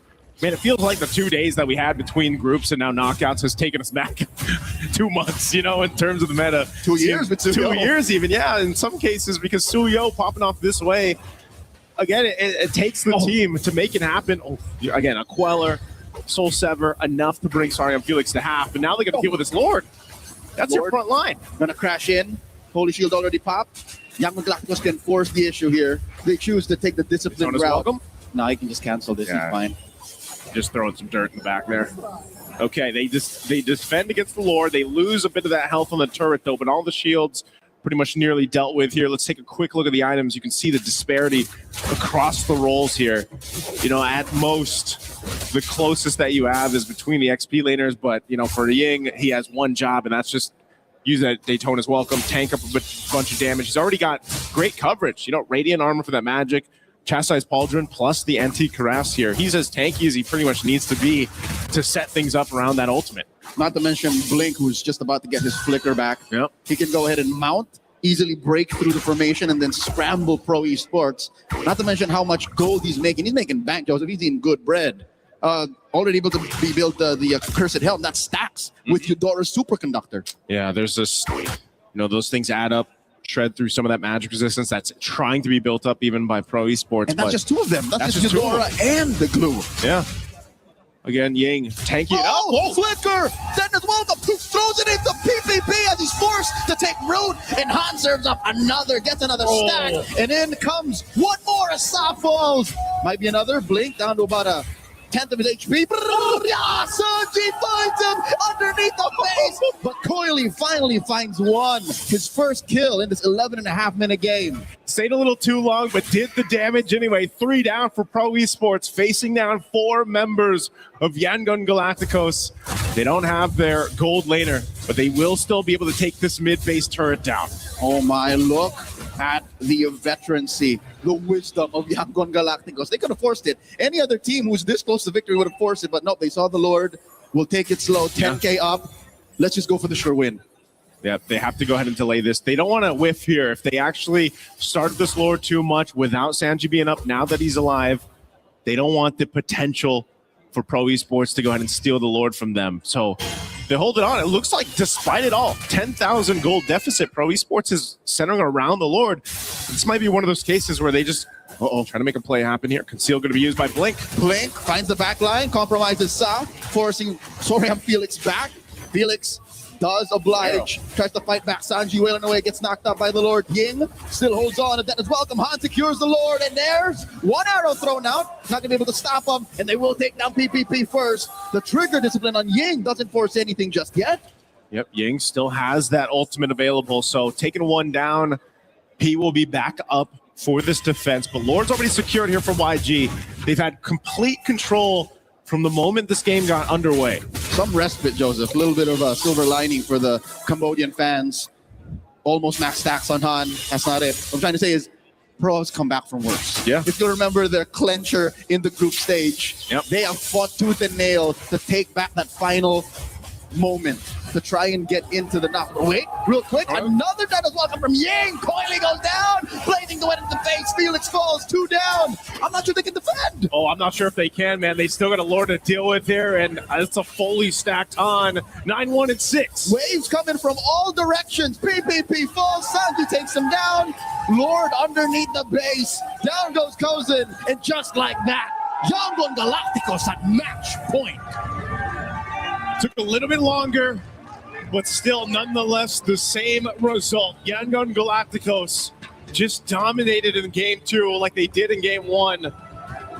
And they're pulling heroes that we're not used to seeing, man, the past couple weeks, the past couple months, but it's all executed so well from Yangon Galacticos. They've dismantled what Pro understood of the metagame. Yeah. Piece for piece, role for role, lane per lane. They seem to be thrown back to a place in the metagame that all of us thought was dead and gone. Utility junglers, Suyo in the jungle against what? Meta stars such as Hirara, Bellary, and Selena. Yeah. Again, one of the most impressive things about Yangon Galacticos and their trip here to qualify for MSC was just how adaptable, how versatile their draft was, the coaching staff behind them to go ahead and secure these kind of drafts that this executed this way, and the way that they play around each other makes it almost seem easy the way that they're doing it. But it's, again, one of their strengths and one of the difficult things when you're their opponent. How do you draft against that? Because even if you have some of these picks that you might not think come through and it's executed in this manner, that's really difficult to play against. I think our panel will dissect a little more from the minute to minute, because the early game went sideways. I think that was a big cannon moment in this match. Let's go ahead and throw it over to the panel to break down at game 2. This was another strong one. Yangon Galacticos aren't just playing like the best team in this matchup. They're playing like the best team in the galaxy right now at MLBB. And I'll give you 3 C words to describe it: clean, concise, and unfortunately for Pro Esports, curt. These have not been long games. They have not been games that have been enjoyed by any Pro Esports fan. And it's because YG just looks so good. They're simply better. Their understanding of the meta, their understanding of the draft, how they're playing together. They are more cohesive, everything. They're playing perfectly. Honestly, there's no way else to put it. They look way too good. And it's not just the execution, it's the draft. Yeah. Marv's M got a big pat on the back from all of us here on the panel, and obviously all the Yango Galacticos fans, you know, all the Burmese people, just a crazy synchronized pat on the backs, and I heard a lot from both those coaches. But wow, I'm just so surprised. Again, yes, there were some off-meta picks, but the way they build for the off-meta pick, for the Suyo as well, right? It was through these really smart placements of the picks and great choices as well. The Barats early after seeing the Uranus ban, flexing it all the way to the end. We saw the Glue also flex on Red 3. These are just like, it feels like for them, they weren't just 2 steps ahead of Pro. They were 7 for no reason, just that number ahead. Just said it. I agree with you, because that's the indication of a team that's planned and then plan the next move when you make a move based on how they just showed up. And the Barats is a perfect example, because that's a character, a hero that they've won every single game that they've played with. Now it's 5 times that YG have played Barats and won. So you do not want to let them through. But you know, earlier on I mentioned Uranus. That's a character these both teams vie for. Well, that was banned, but then ended up not being an impact there. So maybe again having to look at the draft for pro esports. Yeah, it seems like just when they think that they've come up with an answer to something, or an answer that's yet to show up for a question that's yet to be asked. As Mirko mentioned, Yangon already knows, like, no, we're already at that point. We're already at the second phase of the draft. Just when you started, it's rare to see Barracks get picked up this early on, but this might be something that other teams might look into now, considering that for 2 games, one of the most iconic EXP laners in Cambodia, in Soriam Felix, got 2 very aggressive picks. Got the Yuzhong, now got the Lapu Lapu. He hasn't made his presence felt enough here, and that's not his fault. That's because Yangon keep drafting lineups and heroes that effectively take Soriam Felix out of the fight. Mirko, how would you draft against YG? Right now, I mean, it's very, very difficult for me to draft against YG. I don't know how I would draft against YG, man. But for Pro, it should already have an answer, not to this, but to adapt. It really just feels like, for me, I mean, you get to see the expressions as well, Cat God, that they're stuck in the group stage. They're still stuck in the group stage. They're still going for picks that are prio in the group stage, even picking up the Selena, the Belleric here after seeing the Eudora and the Barats early on. They really are stuck there. They're really stuck with the same picks, and they didn't evolve. We saw the last 2 days. I mean, we had a break. These teams should have been already kind of like trying to find the new answers. And I feel like YG, they paid attention a lot to that game of TLPH against Entity 7 and how Entity 7 were able to outdraft TLPH in game number 2, because the Barats flex was something I pointed out as well when I did my analysis on that matchup, right? The Barats was picked up red 4 by Entity 7 against TLPH. We saw the Uranus pick up then by Sanford, and it just cooked them because it was flexed in. So here they utilized that idea, but all the way in the early game, or all the way in the first phase after seeing the Uranus ban. And to add to that, they added the Glue to it. So now that's even more layers of like, who's going where? And that combo is devastating. I think even for Pro, they were caught off guard, because the Eudora's second skill, you get a little bit of magic defense shred. You add a roamer with magic damage, the Glue, and my goodness gracious, you saw how much damage they dealt. That's why. That's the reason. I mean, the other thing is Kaize early on. I mean, 4 kills from mid for Eudora. You cannot let that happen. That just really goes to show that the mid laner is reading the opposing team so well. When a mid laner gets that much kills, I know it's a Eudora. I know how easy it could be to get kills into Eudora really quickly, especially once you get that first item. But with how he was moving in the map, the specific positions he was getting into the bush, the timings of it all really showed that he did his homework. He's like, I know he's here. I know he's gonna be here. For me, it's also the response to it. You see the Eudora, you pick up the Selena, makes sense. But then together with the Belleric, it's just like, usually when you go for the Selena, you need that mid prio. You need someone to actually help enable the Selena to rotate around the map to find these picks and arrows, right? Or to lay down traps. Just a very core fundamental of the Selena. You control the map by clearing out mid, and then you go also with the tempo to control the neutral objective. Now this game, I see a massive disconnect. Selena goes for the Season Hunter, right? We take a look at it again here. They go for the Lapu Lapu up top there instead of something that can guarantee tempo. Again, it would have been bursted down, but something like an Esmeralda, right? The Uranus early that was banned out by them themselves as well, and no mid prio. So what was the idea of the Selena at the end with the Season Hunter if you couldn't burst the neutral objectives, or you can't even get to the neutral objectives first? It's been 2 drafts in a row where they've drafted their EXP laner for Soriam Felix last. And that is maybe something they need to look at, Mirko, because there's an element to the draft, but as we'll have time to talk about that, before we go on a quick break, I want to just raise this question. Is this now an element of the mental, because you've just lost another set. If we're in group stages, you've just lost again to YG. Now you got one more game, but it's like, geez, can we get over this hill? Yeah, for teams that love momentum, that love to be the one setting the tempo, this is going to be a big mental hit. I don't doubt that the coaches are going to quickly get them back into shape. Again, I mean, they had to crawl to win the grand finals in MPL Cambodia Season 10 as well, but it will be difficult. Yeah, they're going to have to run. They can't just crawl back here. Yangon Galacticos, if you crawl in front of them, it does seem like they're just going to stomp you down, bro. Watch out there with that Bharat's pick being let through. By the way, if you guys want to be a part of streaming this action, get your opinions in, you're listening to us, well, you can share them by joining the EWC Streaming Creator Program. You might be able to earn dope prizes. I know we've been seeing people stream on our side. Mirko's going live in the bus. We're having chats, and he's earning prizes. So make sure you scan that QR code and join. You might just be able to earn some cool gifts, but also get your voice said. Maybe make a clip. Be a part of this tournament where so many people are coming live and watching online. We appreciate you guys. On the backside of this, we will have game 3. It may be the final game of our first set of the day, or it could be the start of Pro Esports return. Either way, we want to let you know there's something cool coming in Acecraft. If you haven't played in a minute, there's co-op in a new mode called We Fly Together.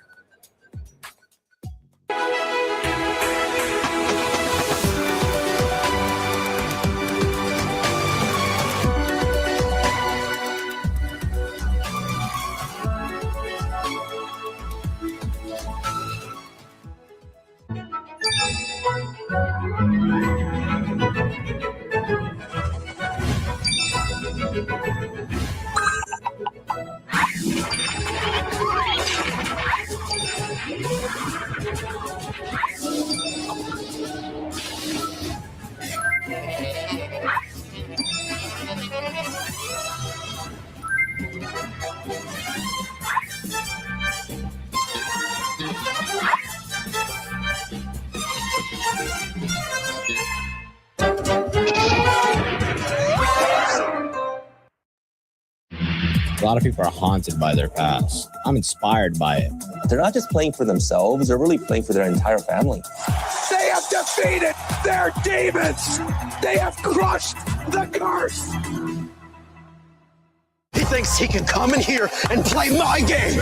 He knows nothing! Let's go! Tyler 1, you're done. Raw energy, house blow the house down!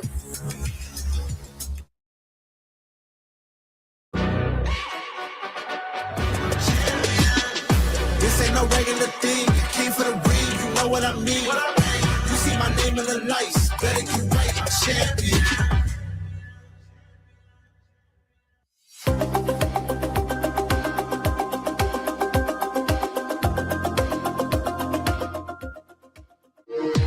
We were there for every click, every clutch, every respawn. We were there for the years of grind, and we're here. Now, the proud founding partner of EWC, powering the biggest event in gaming, shoulder to shoulder with the world's best, making history. Greatness deserves a stage. Lenovo Legion, reach your impossible.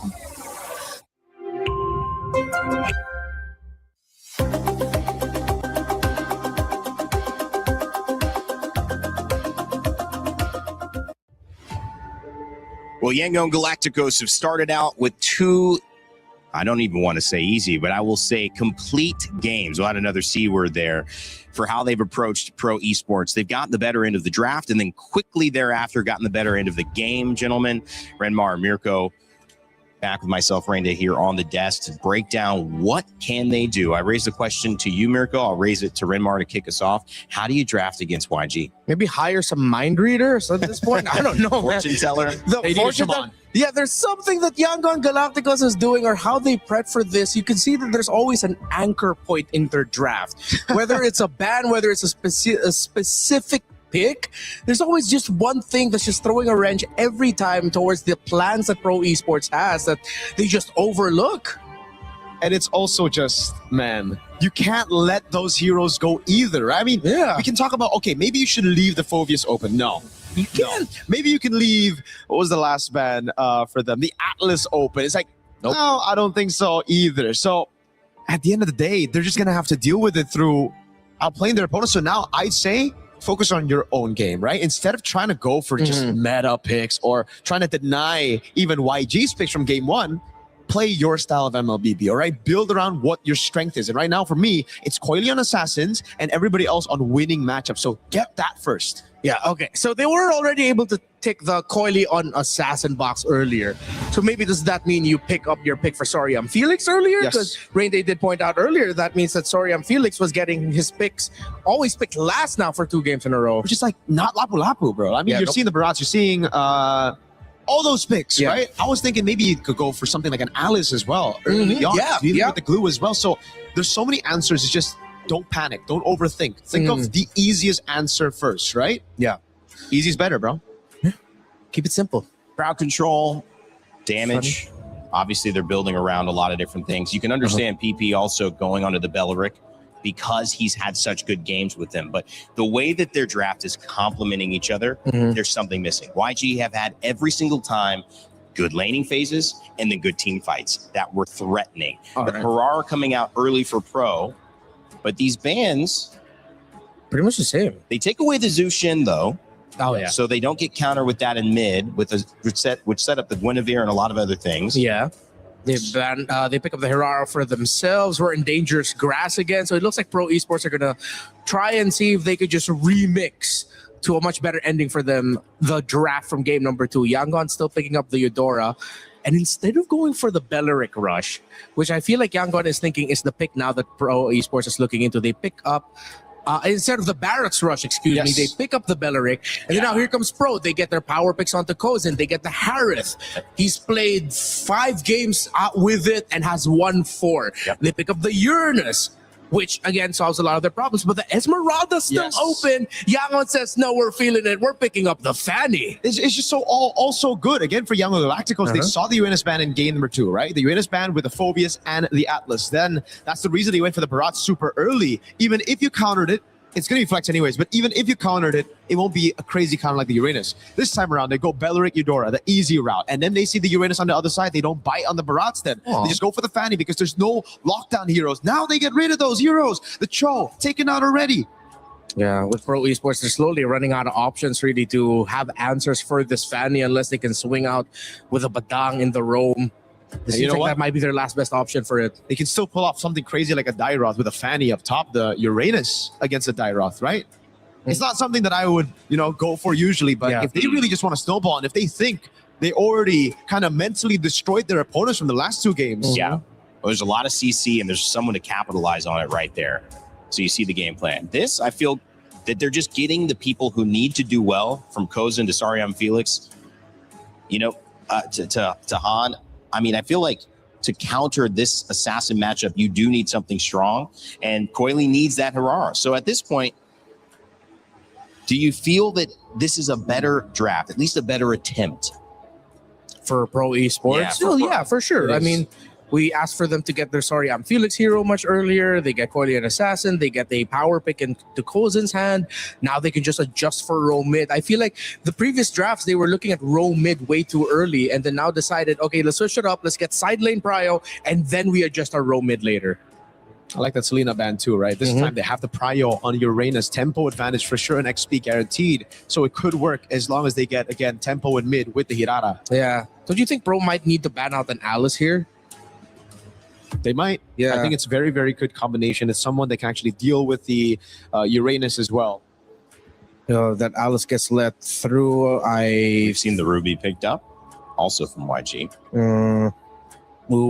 They get gold lane bans instead. So they really want to get a better matchup at gold. Yeah. Again, they're just trying to win those matchups. Hirara pick and then winning those matchups individually. So I like the approach from Pro already. Much better than game 1, game 2. But yeah, I completely forgot about that pick. My favorite pick as well.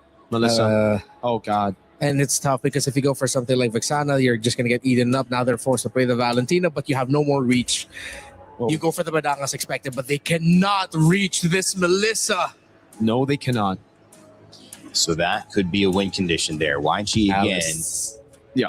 Just close it out with an Alice or maybe even a glue. Not really. No, I'd prefer the Alice. they're feeling feisty. The Sora, technically, there's already the Valentina, but it's going to be mid, right? Yeah. Final pick from YG. I wonder if YG are already thinking that they've won this and they're taking their sweet time with the last pick. I think so. I think they're trying to find the pick to go and, you know, put the nail in the coffin. They found it. They found it. Ruby. It's the You Ruby. called it. You called it. Good, great call, Rain Day. Okay. The anti-dash, the pull, they have the combo. A lot of stopping power for the Melissa. This is all in the Melissa. But again, they still have the Eudora. They could easily snowball early on. The Fanny. Theoretically, this looks perfect for Yangon. But if any major slip-ups happen early, then Pro has a chance, which is tough because you're begging your opponents to make a mistake. Drafts have gotten better each game for Pro Esports, but it doesn't have one more game to go.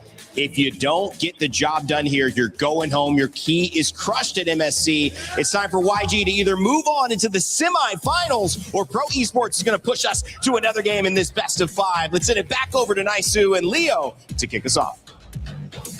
Here we go. It's got to happen here for Pro Esports. Yangon Galacticos back-to-back dominant games, but will this draft work this time to get us to another game and get Pro Esports one step closer to moving forward? Or will the key get crushed after this one? Yangon Galacticos, Leo, has been so good, so on point. This draft, though, I wouldn't say is as, let's say, guaranteed as the last 2 games. There's a lot that they're trying here, especially when they threw the Ruby into Ying's hands. Blink bullying a PPP out of the mid prio. If there is something I might say is Pro, especially at this precipice, at this pivot point in this match, they're putting it all on Coily and Kozin.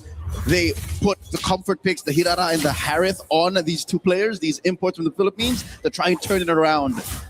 Stroke of genius what they did, though, especially with picking the Valentina in mid. Yeah. Kind of blocked out Ying Sora. Yeah, that dealt with it. But I still think that even Ying picking up the Ruby here, you know, it serves the purpose of you just have this crazy amount of crowd control that it can help you catch the Hirara if you need to. It can help you catch Kozin if you need to. Reliable damage too. Yeah, damage. But also is a way to pop a Purify for Kozin. And you got to remember too, Kozin, this is a signature comfort pick for him.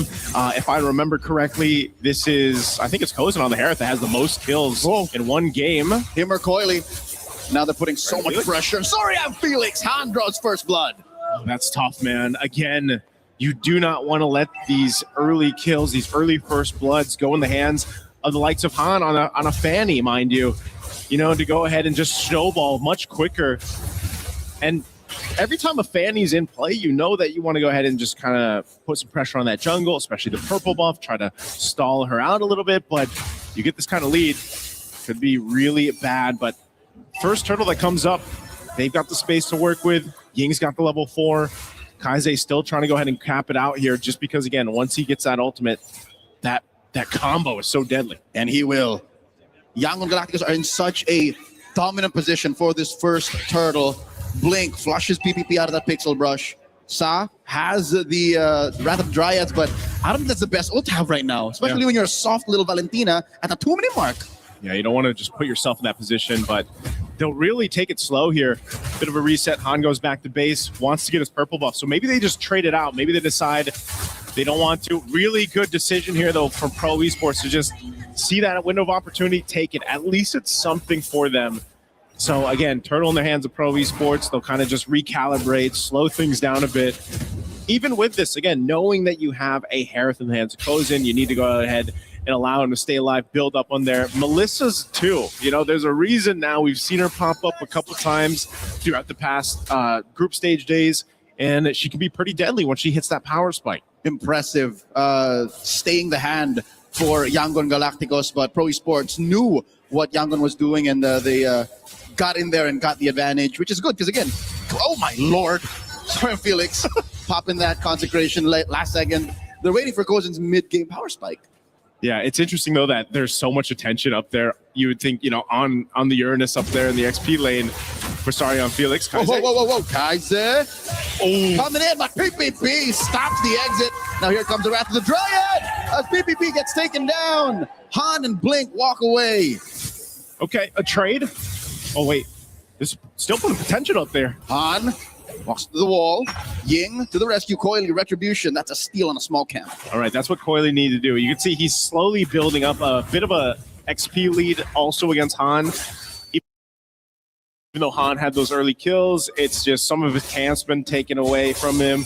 They've really done a good job. Pro Esports has done a great job of just kind of choosing their fights and slowing down a bit. They're able to catch out Kaise again. This is one of the great things about having that Bedang in the roam in the hands of Fee. He can actually just kind of take them for surprise, whether he uses the flicker or not, to set things up for a potential kill. You just have to be able to go ahead and survive once Blink literally comes forward and Wrath the Dryads, like we just saw. And, you know, that's why also when you look at what Sa has been taking, he's got his own, right? I'm not sure if he's really going to change anything other than just having the Wrath of the Dryad for him. It sounds like the perfect Rochambeau, because right in the middle is Sa, who is relying on what ult he gets. Right now, 2v1. Sorry, Felix! Pops the consecration one more time underneath the turret. Not going to be safe here as three of them go for it. They had to send Kaise up too, but this opens up another turtle for Pro. Pro's willing to trade, man. You know, if it's sorry on Felix going down, I don't think that's too bad for Pro Esports. No. Right? He's just the Uranus. He's going to go ahead and deal with some pressure. As long as his team is trading something for it somewhere else, which happens to be now the second turtle, then that's all good. Hey, you want to make some omelets, you got to crack some eggs. Got to crack some eggs. And in this situation, sorry and Felix is the egg. That's a big egg, man. But hard to open. He eventually, though, too, even though he's died a couple times, he'll be tanky enough to be that front line for this team, for sure. Buying time now inside the left side bush. Ying gets found out. Coily traded out for.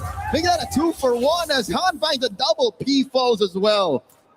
I don't even know who really started that fight, but at the end of the day, I think Pro have lost the lead that they've built up over the past 5 minutes. Yeah, I think they both just saw each other and like, you know what, let's fight. Because that's exactly what they did. Let's take a look at the replay. Again, this is all, they're all centered around here.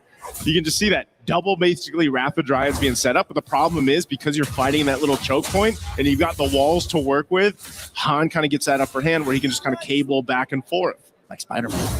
Hey, go see it while you can.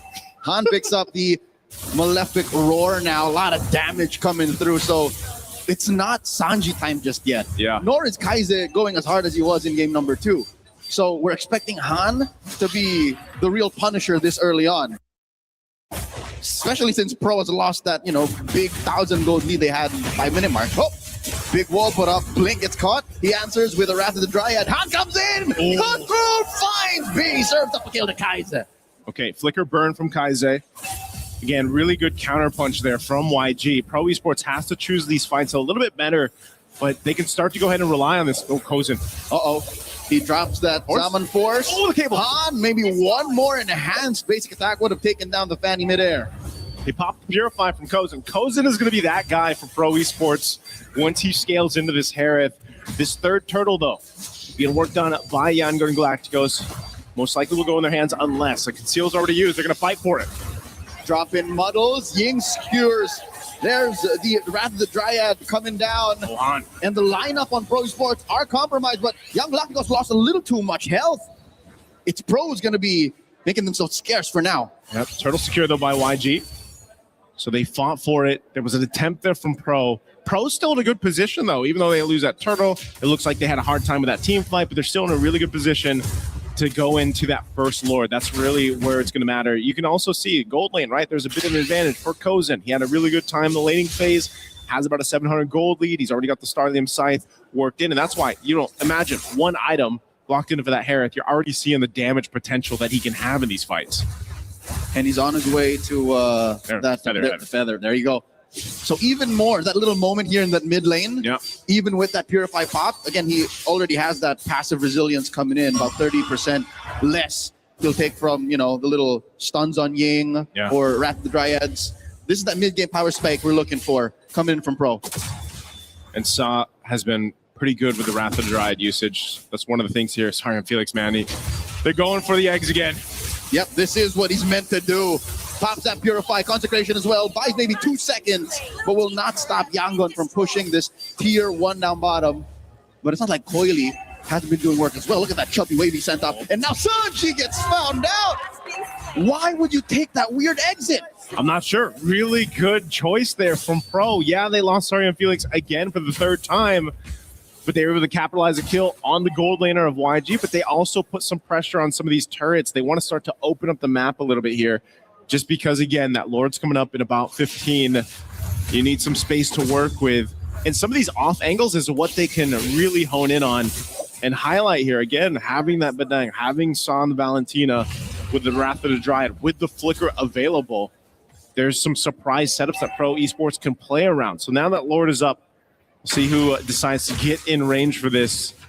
Coily been very elusive so far in the Harara, able to kind of just utilize these extra brushes across the map, the mobility obviously that comes with it, and then that scalability here built in. So Sarian Felix needed that Radiant Armor. He's got it locked in now. So again, despite all the pressure he's dealt with, his one job is pretty much to be that front line, that bulwark. So it gives P that option too to go in with this Bedang to set things up. So very slow in this Lord take. I don't expect anyone to take it just yet, as both teams still look to find some opening, some real estate across the map. Well, I'll be damned.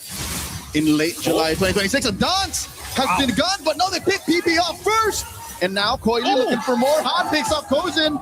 That's 2 men down from Pro. This is a non-starter. The Cambodian squad has to back off. Suddenly, Yangon Galacticos have all but secured themselves a Lord. Sarian Felix looking at the come in from the flank. Coily takes a few hits from Sanji. Lord here at a 16th of its health within Retribution range. Han, all he has to do is Retribution now. Yangon Galacticos takes the Lord. Wow, again, Yangon Galacticos showing their fighting prowess here in these team fights. I was thinking they'd slow it down enough, but again, when you have a Ruby and Ying can just say, you know what, let's go.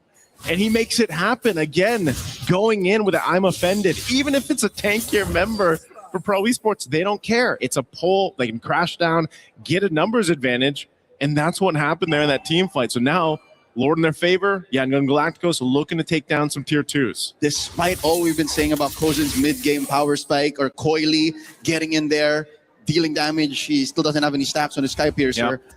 If anything, P is the most important utility in Pro's team fighting kit. He needs to catch someone. At best, if it's Han, if he can compromise Sanji, but that's how they start fights. No way other can they start anything. And I think that's why that Melissa pick was really good too. You know, you get that ultimate, that go away from me. You're able to kind of buy some space with it. Good dodge there. Not getting pulled from Ying's I'm offended. But the Lord is still here. So now they've got to respond to this. They are just most likely, I don't expect them to approach the base yet, because Yangon Galacticos is still really respecting what Pro Esports' lineup can do. So at most, they take down some tier 2s. He comes in, finds it, does force Han to back up, but he will fall now. One more for Han. And I think he is getting a little impatient. I'm not so sure how well they coordinated that whole ambush. Yeah, it just didn't seem like they were ready to follow through on that. And now, again, this Bedang, it serves a purpose. There's a reason why it's there. Oh, no, tier 2. Coily, I-frame to survive, but in comes Blink. Flicker after the Dryad, fights too, Stop falls as well. And now it's all falling apart. 3 members down for the count. But YG has no wave, so Pro can thank their lucky stars. Felix so close. So close. But again, this is about all Yangon Galacticos can take off of that push. We'll take down, open up the map, take down the tier 2 turrets. But you're seeing just how much of a struggle it is for Pro Esports even to find an advantage when it comes to a team fight. It's so crucial. Oh, whoa. Kozin! Drop the Zaman Force, gets a few shields. Zaman Force down, though. Pushing Han back, yes.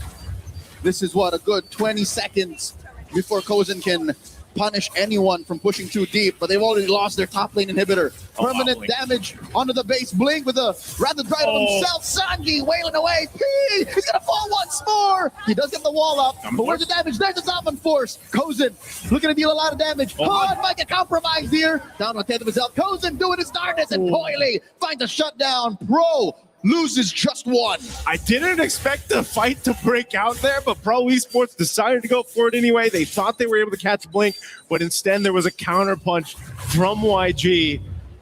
Although they didn't lose too much, some battle spells were expended on both sides. That's about as fruitful as it can get for Pro right now. Yeah. That turret was going to fall either ways. The fact that they can get a trade out, especially for a roamer in exchange for the mid laner, that's a good deal. That'll help at least stop the bleeding. Yeah, it's not bad. But again, the Purify is down currently for Kozin. You know, he's got, like we said, he's got the items he needs. You can already see that damage potential, but it's more so being able to survive a fight. Almost all the fights we've seen so far, it's just been a numbers advantage for Yangon Galacticos, because usually it's PP just going down very quickly when he tries to set things up. Whoa, there's the stolen ult already spent up. But now, Kozin dashing around. Kozin? He's in the right position. Down goes deep, but underneath the Lord, Sanji throws out a needle, takes him down. Now, Sorium Felix bites it as well. 2 for 1, the trade. And this all but spells another sure Lord for Yangon Galacticos. Oh, again, Pro Esports, just the team fighting is not it right now throughout this series.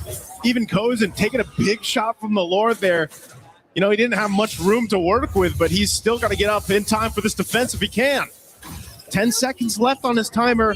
Mid-turret will go down. They've got some time to walk down this last wave, this bottom wave, to potentially take out the last base turret. So YG will go for a reset. They'll march this one in, walk it down. Sorium Felix will be back up. They've got nearly all the battle spells that they need here. But same thing for the other side for YG. P doesn't have a flicker, and you know, with the Badang, that's one of the main things that he needs to kind of set things up. So far, just all these setups, man, have not worked. Okay, fortunately, they are in dangerous grass, so he can't find these odd angles. All right, he will be put down about half health. Lord already inside the base. Got to deal with that Lord. Pro Esports has to do this very, very carefully. Lord down about half. Kozin still has a Purify. They drop all the damage. Down goes another base up that Kozin doing his darndest to clear the waves and deal a lot of damage. Clear the Lord. And they do clear the Lord, but there's still a wave coming in through mid. And just like that, Yangon Galacticos remain undefeated.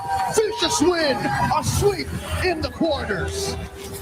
Yangon Galacticos was not joking around throughout this series. Maybe in game 3 it took him a little bit longer, but it just repeats itself time after time after time. 3 dominant games against Pro Esports here. Again, taking even drafts that we're not used to seeing just a couple days ago.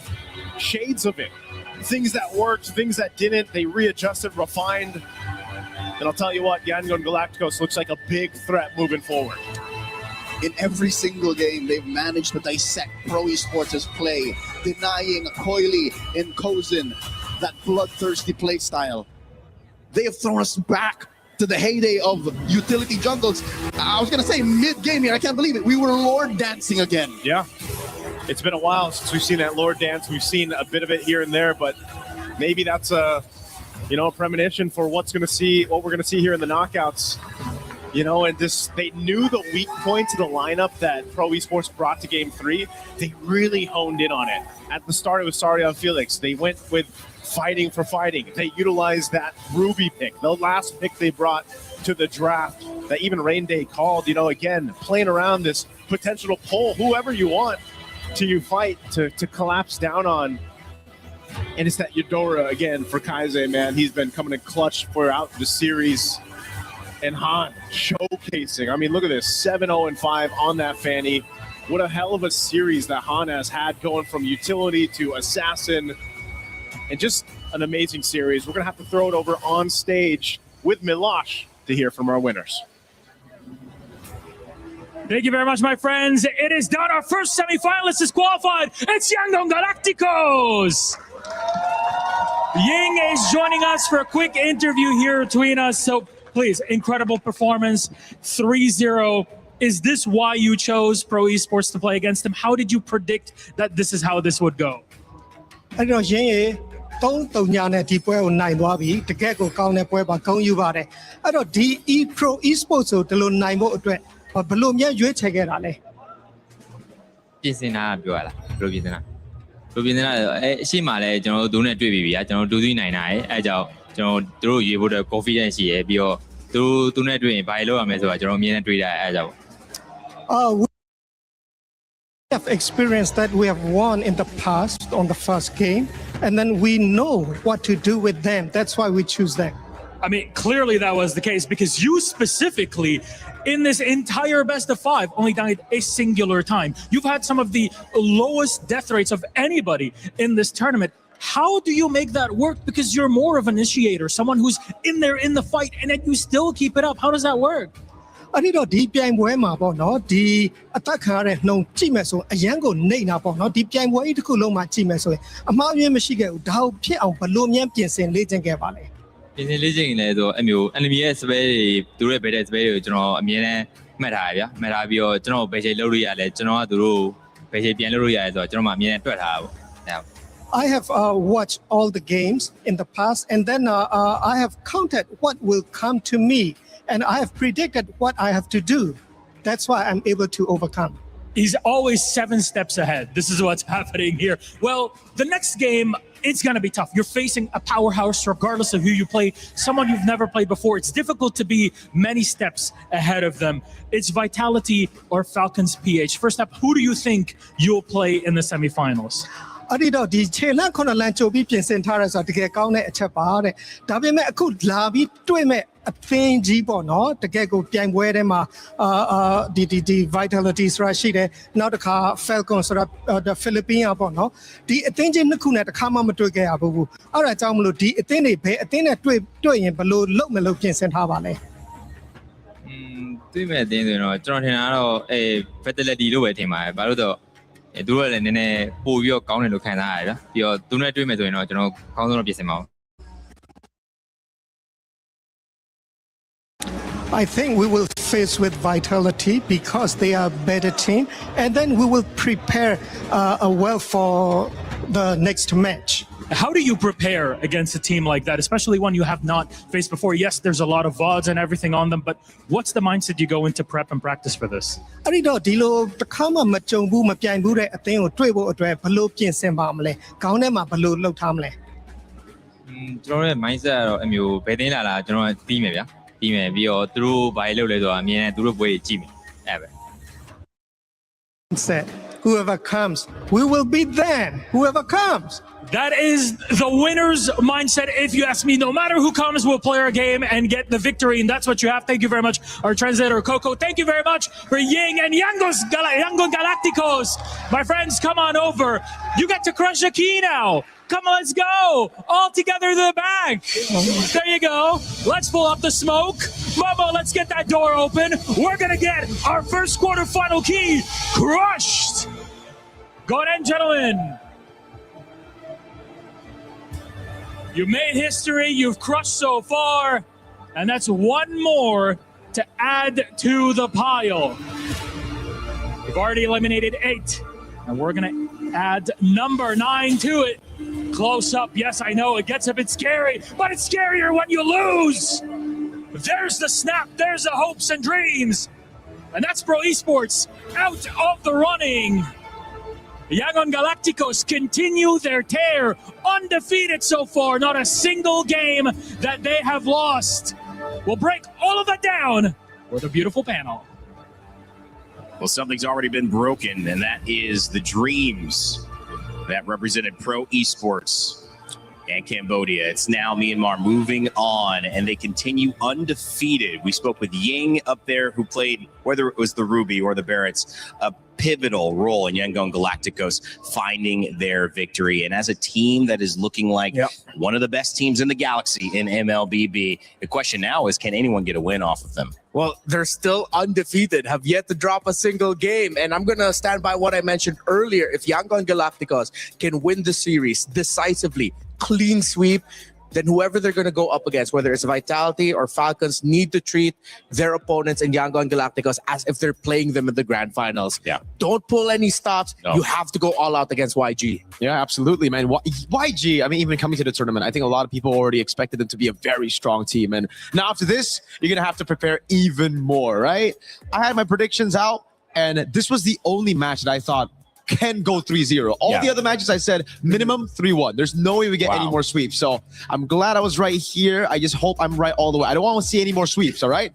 MSC's got a lot for us. No sweeps, please. The perfect. I know the day's almost halfway done, and we just started. Yeah. So let's take a look at the schedule. We've got one more game coming up here today, and that is big news because if you see the screen shaking, LaFell is basically stomping on stage, ready to jump on and distracting all of us. For those who need the info, like I need to give it, Team Vitality versus Team Falcons PH coming up.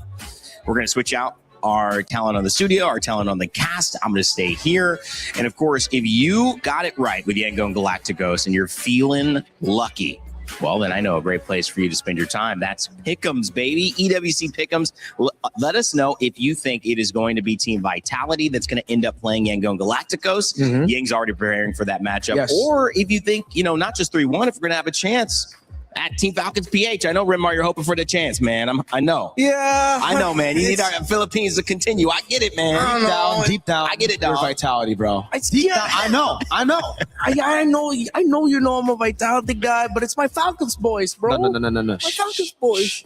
It's my countrymen. We're in Paris. I don't want to get denied when I get back to the Philippines. We're French now. We're French. We. Okay, that means I can stay in France. Sure, maybe. I don't know. Get ready to legally, learn. Of course. Get ready to learn French, buddy. We. All right, as he continues his journey, and we might keep him here if Team Falcons PH doesn't get the win. We're going to send it over to an unfortunately very difficult thing to do, which is an exit interview. So Sa had a chance to do it. Thank you very much, Sa. We are now backstage with Sa from Pro Esports. Sa, what's going on? Are you okay? What happened? I think it's okay. I'm fine with the result because, we all try our best already and we didn't get the win. But I'm very happy because we get to experience something new since it's my first time on international stage.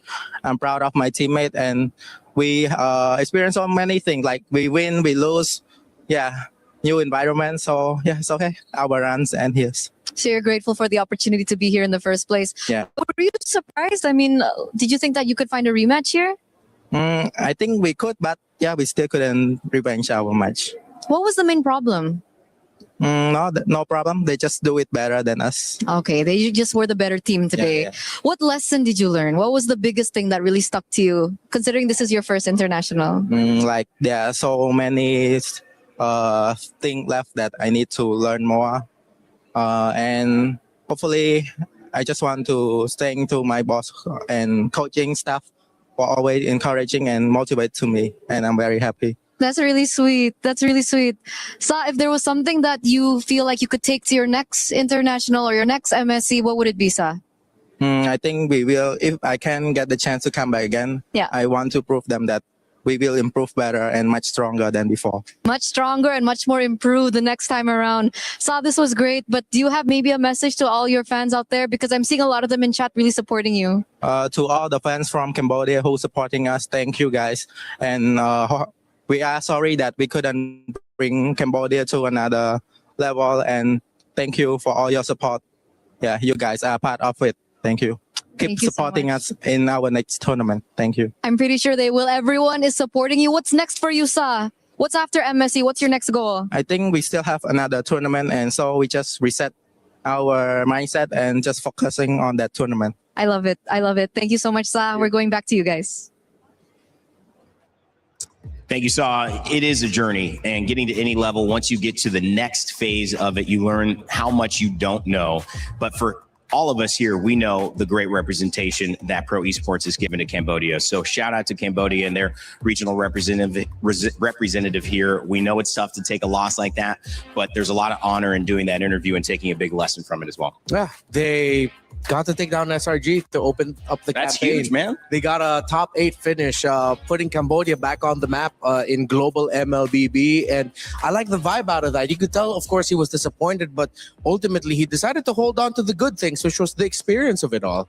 Absolutely, man. Again, instant reset as well, right? He says we have another tournament up next, so instant reset to fixing those errors. So again, learning after seeing those YG drafts, I take a lot from it as well. Yeah. So they have a lot of time to prepare. I'm very confident in Cambodia as a region's future. All right, Mirko Rimar, thanks for hanging with me on the first set. We saw a confession there from Sa. He said it was his first international MLBB event. Well, we like confessions. We already saw LaFell do some. We saw Brigida do some. Now it's time to see Rose's confessions. Play is in our DNA. Whenever we let it out, it becomes our superpower. Now imagine an entire city being built to supercharge it. Kadir City, powered by play.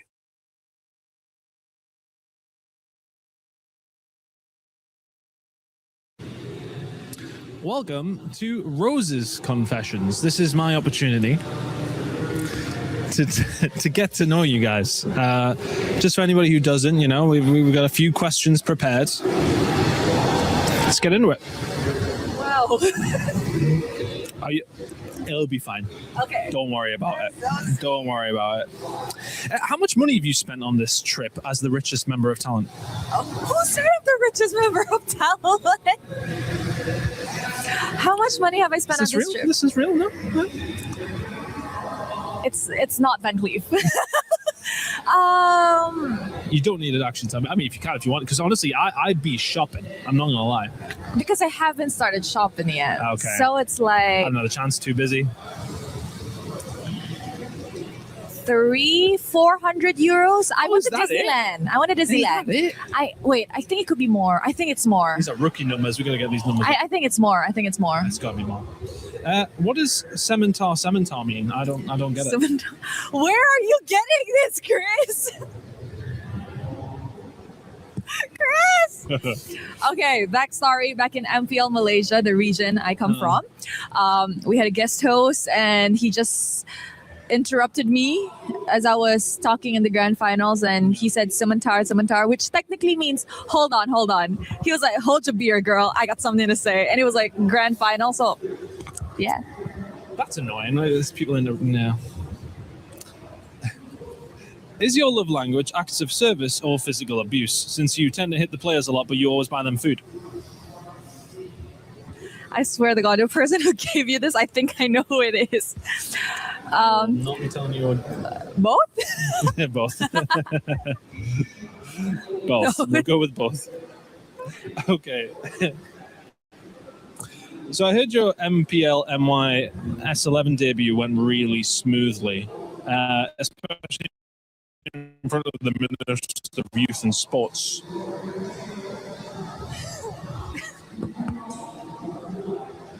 So it wasn't my debut day, that was my second day.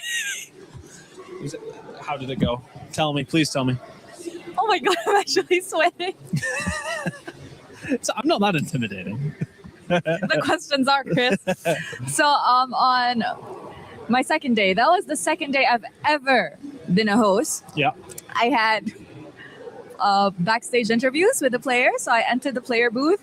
First team comes up and I'm like, how are you feeling for today's match? And the player just went like, beep this.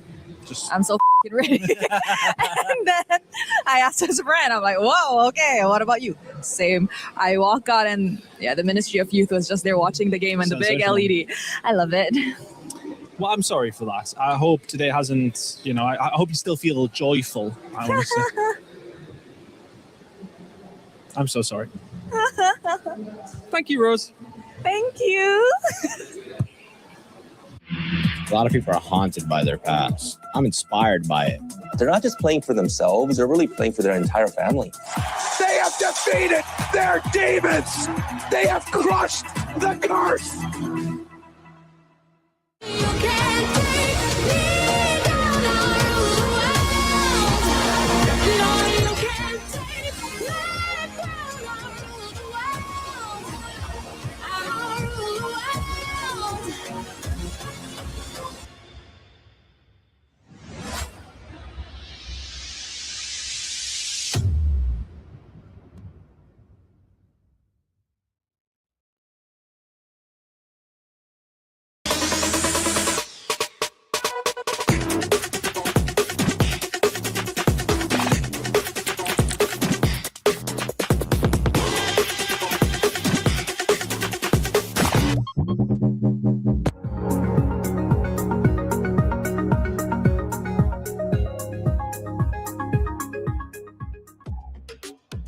$16 games, 4 weeks, all in pursuit of one championship. The Esports Nation Cup. Dreams will be made. If you want to support your nation, make sure to tune in November in Riyadh because it's going to be an amazing moment. Of course, MLBB will be there. Some games you probably love and know will be there. Check out the full announcement online, but wanted to keep you up to date on that. All right, as we move forward, we got another set. It's Vitality Teams Falcons PH, but we had to change the panel out. Trex, LaFell. Welcome, guys. LaFell, you have already started the day off in a way, my friend. And your shoes not tied, doing all that movement? Hey, it's okay. This is by choice, all right? Who are you to challenge my fashion sense? I didn't criticize. I just said danger, Trex, Listen, me and LaFell haven't got to be on panel together. This is normally a very common duo, so we're very excited. You know, we had to. We made sure the shoe was untied. Yeah. We got a banger of a match coming up. I got my best buddy, Brett. I mean, here. like, is this like we have you reined in? Now we have Trex. Like, is this how I get my green card? Yes. You know what? You have a good chance with the two of us, man. Hey, welcome to America, buddy. All right. Welcome to America. I want to be free. If only Entity 7 was playing, we would be really you have to hyped up remember right with now. the S at the end. America's. We're plural now. Well, nah, that's true. That's true. I'm not going to go on that one. There's a lot of you guys. Yeah. Guys, there's a big matchup coming up. It's not just Team Vitality and Team Falcons PH. It is the fact that the club championship is being fought for as well. And those two teams, thanks to our Aramco club championship rankings leaderboard, are in contention. Nada Spencer currently in the lead, and one of the big things to note is MLBB gave Nada Spencer a win with the win on MWI. For those who don't know, you have to win a tournament if you are going to win the club championship. Those other points from high ranking moments, yeah, that matters, but you've got to get a win. So Trex, directly standing between Team Falcons and their first win right here is, of course, Nada Spencer. Yeah, I mean, Nada Spencer has snuck to the top. They've got this dub already under their belt, so they at least have security and overall a chance to win the tournament. Yeah. Team Vitality and Team Falcons, this is a big opportunity for them here on this main stage. Both of them still sitting here in the top 8, and the rivalry is there. Team Falcons reigning champions. Someone else is looking for that crown, though. Yeah, and I think that is a great point as well. Back-to-back champions for Team Falcons. So if Team Falcons lose the Vitality here, not only does it hurt their standings, but does that start the storyline of will we see a new club champion? We don't know, but obviously all those things we'll keep track of as well before we narrow down into today's matchup in LaFell. I know that drama is here. I love Drama's there. drama. Drama's everywhere. Yeah. And you do have drama. Do you start a lot of drama? Did you write those questions? Are you the one writing the confession question? Actually, no, I did not. I'm still looking for who that sort of a farsa, gave the questions to. Like, I'm still Son of a Minotaur, huh? Yeah, I locked Chris in a basement, and I thought he would give me the answers. It turned out he liked it, so I'm like, well, might as well have a good time, and then we just went back to sleep. Well, son of a glue. I hope you find it. All right, let's head over to our Crunchyroll story of the day because it is today. And if you see it, you read it. I'm going to read it with you while it comes up.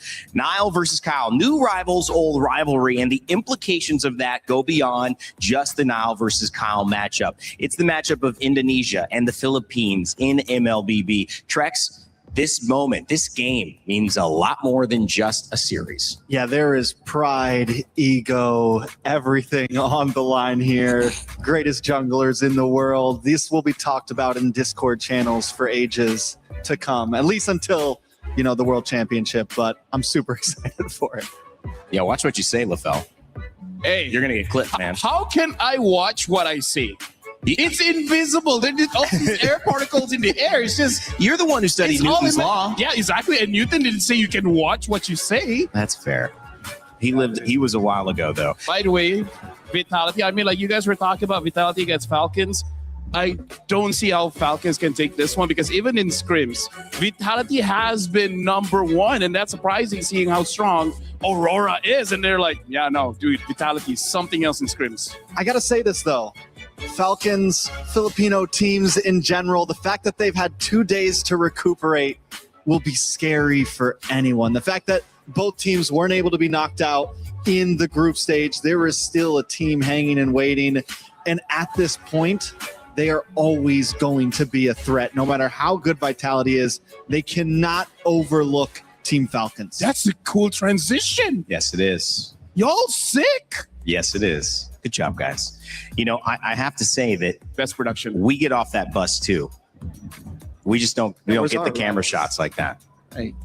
That's messed up when you really think about it. Like, if we're talking about Falcons going up against Vitality, not really the same organization, but a lot of the same members of team. The last time they met, it was like M5. So that's why 2 to 3 years ago. But during that time, Nile couldn't play in the jungle because of something happened between Gig Fam as well as Kid Bomba. Right. So this is kind of like Revenge-esque, but not really. Like, they met each other 2 or 3 years ago, but during that time, Nile couldn't play. So now that Nile can play, hey, maybe something else will show up. Well, speaking of team vitality, it's time to take a look at their roster because not only do they have Niall, but Moreno, Finn, Shogun, E-Man.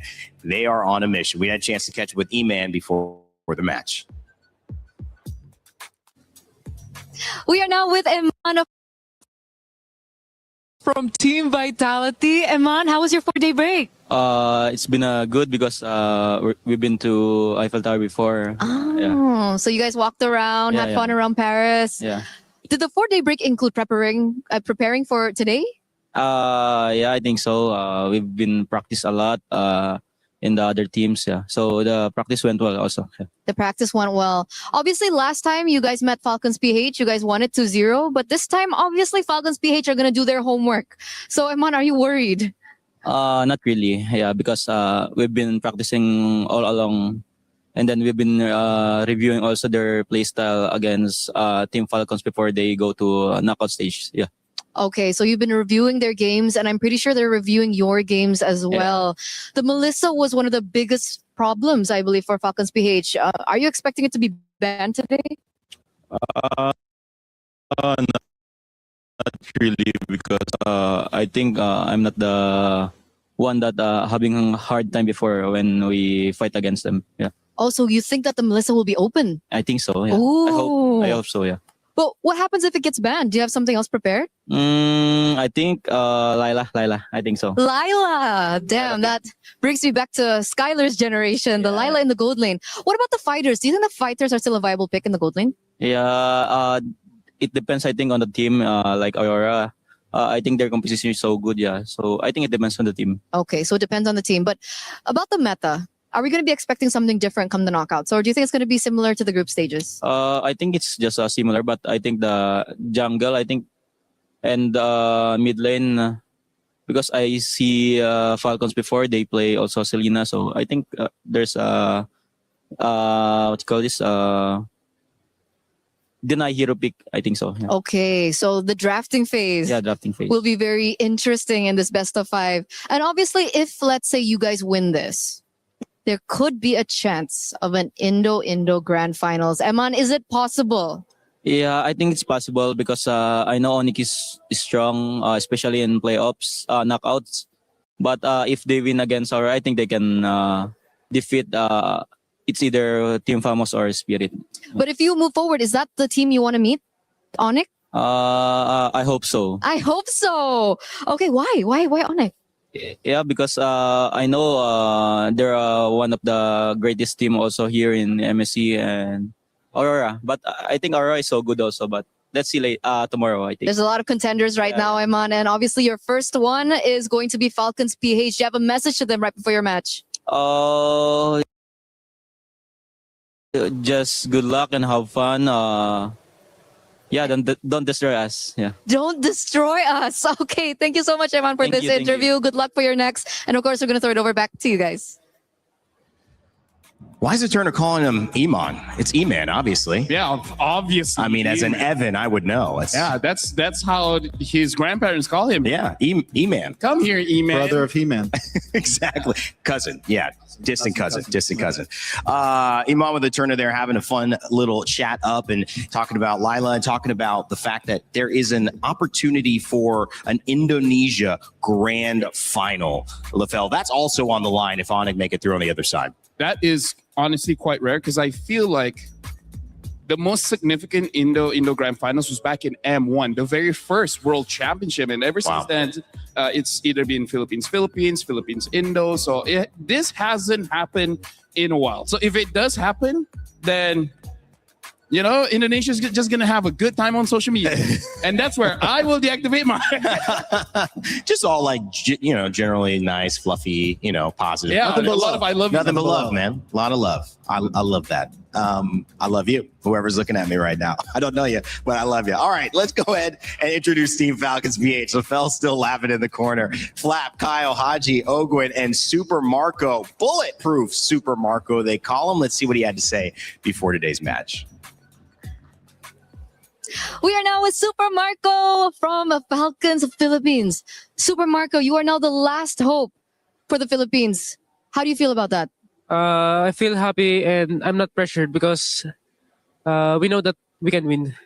No pressure, and you guys know that you can win, but you lost last time against Vitality. What's different about it this time? I think we already see their draft and we just prepared for it. Okay, so the draft is something that you guys really studied. Is it something related to Melissa? I mean, last time we saw Melissa 2 times picked up by Eman, and it looked like there was a struggle there. Is Melissa a big pick for Vitality? Yeah, I think that's the biggest factor for the game last match, because we didn't respect Melissa to Eman. How did you feel in that lane up against the Melissa? I think you picked up the Claude and the Brody. Yeah, it's so hard to lane against Melissa. Why? Because of the emblem, fighter emblem. Oh, it's because of the fighter emblem. But I mean, Claude can also pick up fighter emblem and carry. What's the main difference? Because Melissa, the advantage of Melissa is spoke. Okay, so the range was made it difficult. But other than the Melissa pick, do you feel like there was something else that went wrong for Falcons last time? I think our decision making, and we lost in the mid game. That's why we need to fix our mid game. Oh, okay. So decision making in the mid game. Who's usually in charge of that? Super Marco. I think all of us. All of you guys. So all you guys just come during mid game, or is there like one certain shot caller? There's a shot caller. Okay, so there is, but you don't want to mention him. Yeah. Okay, we won't mention him right now. But Super Marco, what did you do in the 2 days break? I think just practice. Practice. You didn't get to go around, nothing? No. We need to focus on the match right now. Focus on the match. What does this match mean to you, Super Marco? So much. I mean, so much mean to me. It means a lot to you. Yeah, it's mean a lot to me. Could you maybe share about why? Because we need to win, because we're the only last hope. Yeah. Okay, so it's regarding you guys being the last hope. So in this such a meaningful match, do you have a message to your opponents today, Team Vitality? My message to Vitality is don't destroy us too. Don't destroy us too. Okay. Thank you, Super Marco, for this interview. Good luck for your next hit. We're going to throw it over back to you guys. You know, I love MLBB because some trash talk on person in camera, let's leave online, that's a different place. It's going to be like, get some sleep. Have a good breakfast. Yeah. Get on time. Please don't destroy us. Practice a little bit, but not too much so you get tired. Falcon super fans there sitting in front of us. And he mentioned for Falcons, they're fighting for more than just a game. Trex, it is the last hope. And what he was referencing was the last hope of the Philippines. The fact that Team Liquid PH is out. And it's really up to Team Falcons to carry that torch of the most successful region in MLBB history. Yeah, I mean, for anyone that's new to MLBB or for anyone that hasn't watched the esports, this is not normal. 2 Filipino teams out before the top 8 has only happened once before. Was it last time 7? It's been a lot. Last time 7 it happened, but still, this is unprecedented at this point. Let alone the fact that even if there's one slipping through, they're still not exactly the favorite of the bracket. Honestly, looking at this one, and I feel like this is why everyone's saying this is definitely one of the best internationals ever, because the meta is very entertaining, as well as every single team that's coming here, they have showed up. Honestly, I feel like maybe 1 or 2 teams didn't really prepare that well for this new meta, but other than that, it honestly has been amazing. And I do want to see how Falcons can actually deal with Vitality, because they're looking so strong. And it feels like it could be just about anybody's game, right? Yeah. I mean, Falcons could still win this. Vitality could win this. Aurora could win this. Team Spirit's in the running. Vamos, sadly, no more pro esports. Yangon, I mean, just everyone feels like they have a chance to make it to that grand final stage. Well, the last time we saw a grand final that included 2 Indonesian teams was MSC 19. We'll see if we can continue that journey or if it will be the last hope of the Philippines that crushed Vitality's hope. Second series of the day underway. Another game and another opportunity for greatness. Philippines-Indonesia rivalry continues, but before that, I gotta say, Yangon Galacticos, they looked incredible. I mean, I knew they were good, but 3-0 in the way that they did, remaining undefeated, Rose, that's crazy. Yes, definitely. Yangon Galacticos is now officially a team to watch out for. But let's talk about this match. This second match, a rivalry that dates way back a few years in the MLBB ecosystem. And today, there is a possibility that we could continue this tournament without a Filipino representative. Both teams have faced off in the group stage, and what have they done? They've chosen to play one another once again here in the knockout stage. Last time, a close win for Vitality. We'll see if they can replicate it again, or will Falcons Philippines fight back? Speaking of which, let's bring up our teams as the drums begin to roar. Please join me welcoming Team Vitality! The hometown heroes. They have dominated the group stage and have made it to knockouts. At first place in Group A, they demanded one thing, a rematch of epic proportions. The Beehive stirs. It's time to get your Sing and Blackout. Ooh, this is gonna be fun. And of course, the rivals for this match, all the way from the Philippines, and it's Team Falcons Philippines! The last hope of the Filipinos. They have shown that experience and mental fortitude is what they are known for. But is that enough to continue the dream? Can Team Falcons Philippines come out on top in this rematch? Can the Hopebringer continue their journey? I love how our crowd is split 50-50 between them. If anything, it means we're going to get a hype matchup. This is going to be one hell of a series. So with that, boys, you may place your keys, take your seats, and of course, captains, don't forget to meet in the middle. The crowd right now looks like it's about to be a grand finals match. I am loving it. The handshake is in. Only one will continue Will journey. Will it be Team Falcons Philippines, the hope-bringer of the Filipinos? Or is there a possibility that we will be seeing an ID somewhere in the near future? Let's throw it over to the desk to kickstart this match. Hopebringer sounds like the next Brandon Sanderson novel. I love it, Rose. Thank you so much. Good one. Vitality versus PH Falcons. PH, the Philippines versus Indonesia. In MLBB, you can hear the hype. Woo! It's that time. I mean, like, of course it has to be hype. This is the battle of the birds and the bees. The battle of the birds and the bees. Why did we think of that for the Crunchyroll story, you know? I can think of a few reasons, but hey. Okay. Isn't this like a battle that's been historical since the time of Adam? The time of Adam. Yeah. And who's the atmosphere, unlike anything we've seen so far at EWC 26 for MLBB. MSC is changing the course of its destiny with the result of this matchup. And what will that be? Will it be the Philippines still in it, the Hopebringer, the last hope, Team Falcons, who are in pursuit of a club championship win, their first win that could send them back to a back-to-back-to-back, or will Team Vitality crush the hopes of a region and have their opportunity to get a club championship victory and enter into the semifinals of MSC? That is the question on all of our minds right now. Electricity builds for sure. I gotta say, this feels like a grand finals match. It sure does. And ever since MSC took away the double elimination bracket, the pressure just builds so much for these matches in the top 8 because you know there's no second chances. The term "the last hope" couldn't hit any harder for any Filipinos watching out there. And right now, Team Vitality wants to crush that. I mean, honestly, that's crazy. Imagine you have a flawless run in the group stage, and then all of a sudden, going into the knockouts, facing against the opponents that you took down before. Just losing this one match, it's over. Like, in terms of the mental stress for all of the players here, they look calm, but I gotta say, it takes a lot for you to be calm in this kind of situation. It sure does. And the beauty of that is that there's no need for calm at this point. I feel like the benefit is that you have the chance to have the chance from your crowd, the fans going crazy, rooting you on to let you know this moment means something.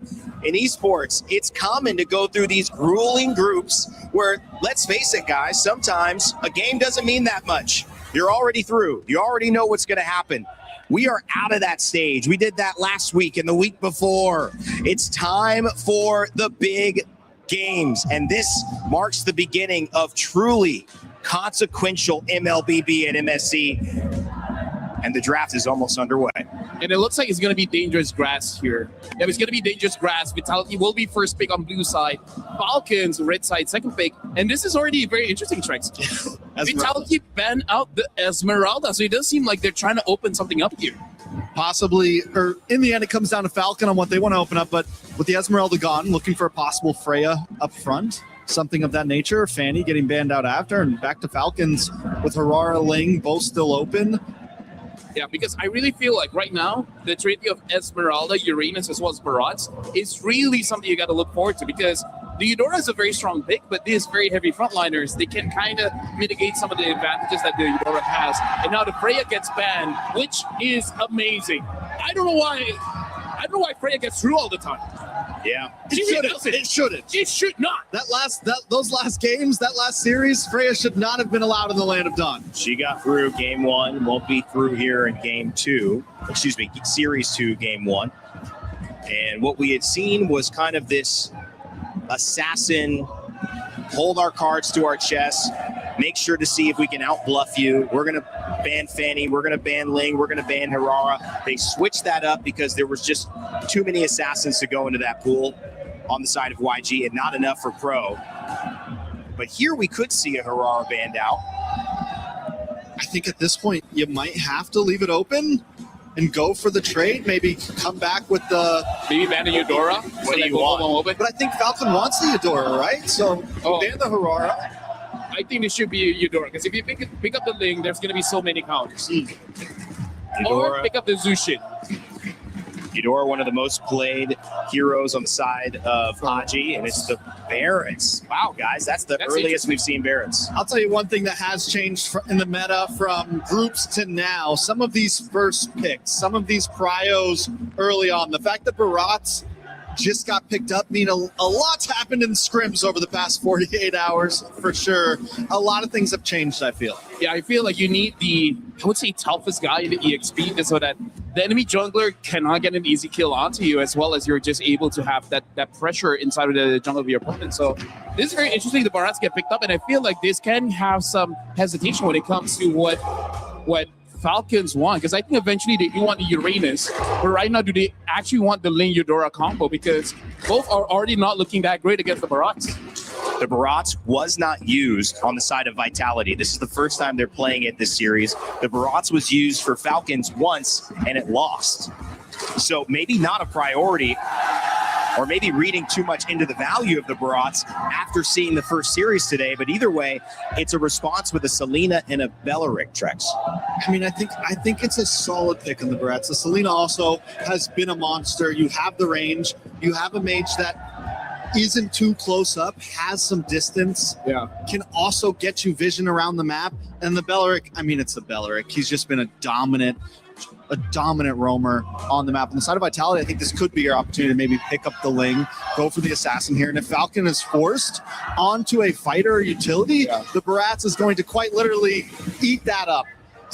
I mean, it's going to quite literally be such a nuisance in these huge neutral objectives. Oh, the Melissa gets picked up early, as well as the Minotaur.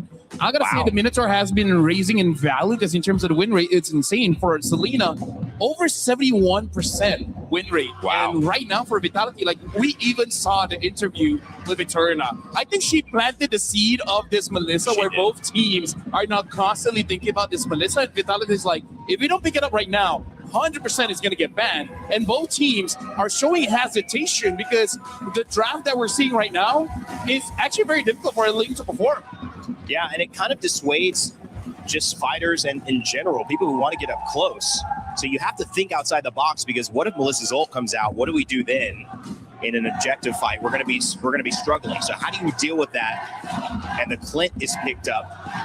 And one of the ways to deal with somebody is just to burst them down so fast they don't have time to use their abilities. It's definitely a new answer. It does have the range. The Clint But with the Clint, you need a bulky front line. You need something that can really protect him. He does have the ability to escape with his second skill, but it's nothing crazy, right? It's not a huge dash. It's a quick little stiff arm. We need to see a lot around. My current worry right now is Falcons PH. Their mid game isn't actually going to be looking that great, especially because in the interview they said that's what they wanted to work on. The reason why I say it's not going to be that great because after about 5 minutes, the Minotaur will have the Flask of the Oasis, making it so that any burst damage that you do, the heal is going to come up and then a shield. So the mid game isn't going to be super great coming in from Falcons unless they have whatever jungler that they're going to pick up later on has a lot of damage in the mid game. Well, neither team has gone for a jungler yet, which is interesting because normally those picks are locked in fast. There could always be the slight flex from Vitality of this Barats on a jungle. Don't think we're going to see it. We've seen it once. I think, did Aurora do it? Who picked up the Barats That's a great jungle? question. Somebody picked up Barats jungle in groups. We do see the Rafaela ban. That would be deadly if Vitality picked it up. Way too much heal. And the Harley. As the crowd settles down just a little bit, guys. You went for a long time. Good on you, super fans. I feel like for now, Vitality, I think it really depends on what their EXP is gonna pick up, because I think the EXP for them should be something like a Yuzong. The only problem is, wait, no. I don't think this Barats is gonna go jungle. Yeah. I think the Barats is gonna go EXP. So the real question is, what is gonna be the jungle pick here? Because it looks like they might build a draft around Yi Sun-shin. I just don't know if that's the right idea. Well, especially if Falcons later on picks up something like a Yuzong, a Lapu, or a Bennett, the Yi Sun-shin might have a tough time. It's definitely tough to. There goes the Nolan ban. I was thinking Nolan could possibly work for them. Since they're on blue side and they have to show their whole hand, a YSS pick right there where Falcon still has the opportunity to counter with their 5th red pick could definitely be dangerous. Could be possible though. I mean, the reality is they have the Melissa who works great inside of that type of strategy. A YSS would also work great inside that type of strategy. They would need some nice magic damage though, and that's where my mind is at. What do they pick here in the mid lane? Honestly, with the range, I wouldn't mind seeing something like an Eve, but the Eudora's still there. Yeah. Right? It's not like any of the picks here makes the Eudora not viable. You know, like the Selena, sure, it's gonna have some, I would say, some poking power against the Eudora, and not a Lapu gets picked up. I don't know, I feel like either Eve or Eudora should be well. I feel like using something like a Kimi might be too risky. Well, the Lapu picked up. It was picked up last series and it lost, but maybe Falcons have something up their sleeve here. And you've seen the Nolan, the Harara, they've gone deep into the jungle bands. Yeah, the Lapu's definitely been having some trouble. I mean, overall, just hasn't been able to keep up with the bulky EXP laners that are out there. And you have this Barats already. We're going to see this final pick in the Valentina. Clean, easy. You get even more crowd control if you steal that Wrath of the Dryad. You pair that up with a Nolan's Fury. Vitality definitely just has. Ooh. So it is a Barats double jungle. Fighter. Unless it's a Paquito jungle. Or Paquito jungle. Or Paquito jungle. I kind of feel like maybe better for the Paquito to go to jungle, because I feel like, honestly, both win the lane against Lapu. It's just that I think Paquito has more burst damage to secure the Turtle/Lord. And we saw that on last day of groups. We saw the Paquito jungle come in as well. So I feel like we want to balance it out. Maybe a CEO, because I think the link is going to be pretty difficult for this one, right? If it's not the CEO, if they want to go utility, then maybe the Akai. But they have played Akai. They have played Akai before. It's a win and a loss, but they played it on Rome. But because that's a Valentina, I think there would be a bit of a hesitation there. The Ling has been successful. They've played it once. They've won once. But going into this lineup, you feel the hesitation, and it gets us a unique hero, baby. Okay, what are we feeling? So let's talk about this. The Joy has enough iframes to actually go away of Melissa and possibly one-shot her. Everyone else, there's a lot of peel here. The Paquito can peel, the Minotaur can peel, the Valen can peel. This is a pretty, I would say, pretty dangerous choice, but I can see it working-ish. I mean, I think you look at this left side, Trex, these are all top-performing heroes in this meta. Those are a few, but not all of them. I will say this. Teams have been blessed by getting unique. Teams have made things happen by trying new heroes. The Joy was once a monster, and it does well against a Suyo, can do well against enemy fighter jungle, so maybe it is the answer to the Bakito jungle. Well, will it be the answer? The new rivalry in the jungle and the old rivalry with Indonesia and the Philippines. 152 games between them. 90 have gone the way of the Philippines. Let's see if they can make it 91. Thank you so much. We're jumping into our very first series. Me and Brig are here to catch it all. We got Vitality on the blue side facing up against the Falcons on the red. And immediately, we already see the openers from both sides. The draft has been particularly interesting. This is the first time we are seeing Joy here and now in this game. It's a Pakito versus a Joy in the jungle. Never really expecting a new rivalry to come out again now that we're in the knockouts. But hey, it's MSC. It's always been surprises everywhere. But at least for Vitality, they've gotten one of their very good comfort picks, which is the Melissa on Eman again. And that's the thing, right? Lafel was mentioning just now that Joy does have enough iframes to actually not only close the distance, but actually deal some damage despite the go away from me. So at this stage, we're trying to see whether or not Falcons, they built a lineup where, hey, as much as we want Super Marco to win the lane, there are other aspects of the game that we cannot let drop or slip. Yep. Because especially when it comes to the objectives, right? I mean, you already were thinking twice about the Ankai pickup because of the presence of a Valentina, yes, but also the Barat. So what are the guarantees that whoever jungler you pick up would not face the exact same struggles going up against the Barats, Pakito, and a Valentina? Oh, not to mention the Minotaur even. So like objective picks seem to be a bit of an advantage for Vitality, at least in the early to mid stages of the game. I would imagine that Falcons would just have to look to play for picks, right? And initially I was thinking maybe Hayabusa along the sides of the Joy as well, but I think Joy just a little bit more concentrated on the targets they want to go for rather than you just leaving it up to chance with the Hayabusa. This time around, Shogun is still going to be a pretty big problem. Not only is he winning in the lane, but more importantly, the neutrals is going to be hard. Oh, this is dangerous for him. Iman's side. Oh, whoa. Could have the Clint been an answer to the Melissa all along? Flap going in with the bravest fighter, zoning out the members of Vitality. Kyle secures the objective of Flicker from Finn, but Flap still picks up first blood. The taunt as well coming in from Shogun. Doesn't let the stun on to anyone, and now he's looking like the next target. The taunt catches up, and now Falcons are trying to chase him down. Moreno still goes in. He will try to find the trade. Nile picks it up. But Falcons, they're not going to fight. No, they can't go for any more than this. Not enough cooldowns on Nile to actually chain it together. So far, so good. It's 1-to-1 trade-off so far. And man, let's let this replay one more time because again, this matchup down by the bot lane really depends on the positioning of Iman. If he runs out of that traditional front to back, he will lose. But keep in mind that even for Lapu, there was no need for him to flicker into that, right? He's so deep in the sauce, can't seem to get out afterwards unless he was looking to try and maybe get the bravest fighter off of cooldown as soon as he's done. And even then, it's too early to say. I guess it really just was down to Falcons wanting to secure the snowball. It was kind of brought up in the panel earlier on too that the mid game might seem a bit of a struggle for them considering the lineup that they've built. We're looking at another replay here. Just the casual purple steal in front of Niall's face, you know? Just the good old from Kyle as they're looking for another kill here as Ogren able to snatch one. No way, the damage from Super Mark was insane. Finn goes down next and Kyle catches up onto Moreno. There goes Eman trying to save his teammate. And he successfully does! With the abyssal arrow from Haji! Doesn't let him get away, Eman! There are 4 members of Falcons here down bot, doesn't have to go away anymore! And Kyle will just pick up the kill! This is snowballed into a pretty huge lead for the Falcon side. One bad fight taken, resulting in a dive on bot side. Everything that they wanted to get and more has been taken. Well, that and Super Marco not getting the kill. He's got 4 assists in his back. He even flickered for it. So, you know, Haji, yo, KDA machine, calm down. I need the money, sir. Please. Yeah, I imagine this is exactly what Falcons wanted. And they already have that 3K goal lead, which was really great. If the second turtle still goes over to their side, Vitality, what we were expecting for them in terms of objectives might not happen anymore. No!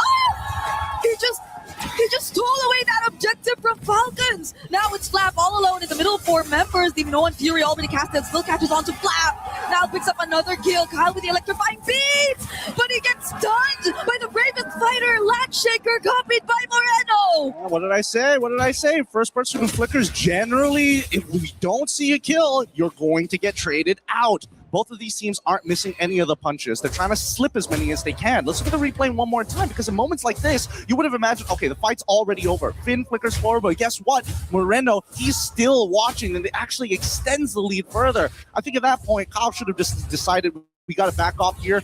But that's a scary part in these types of drafts. Giving away a trade could lead into a bigger snowball, and that's why you see that both sides are so eager to trade 1-for-1 every single time. Such a good steal, though. I'm still not over it. I don't think, and I couldn't really imagine that he was actually within retribution range. But now just punch forward and actually got it away from Team Falcons. Now it's Vitality. That 2 or almost 3K Goldie we saw earlier is now cut to half. So I think we're sort of even all over again across the map. But hey, Shogun! Whoa! Actually decides to go for Ogwen. Is that the choice that they actually want? The random Triad copied as well, so they get to take at least the 1-for-1. Kyle catches up though, now not looking in a great position. Does he get to sustain his way out of it? It's a no! Falcons chased him down. Yeah, once again, pretty difficult choice there. I think Niall even recognized that if he tried to go back into the get away from me boundary of Iman, it might have led into him getting killed as well. So this is probably the best option, but the arrow hits once more. And Haji, making sure that he is the KDA machine, continues to follow as programmed. That's a crazy combo. Okay, maybe that's where the burst is going to come from after all. You know, it's the Selena and the Clint, who had a very decent lane. He did mention it was 004 earlier. Now it's 007. So I think there's been very decent skill participation over to Super Marco's side.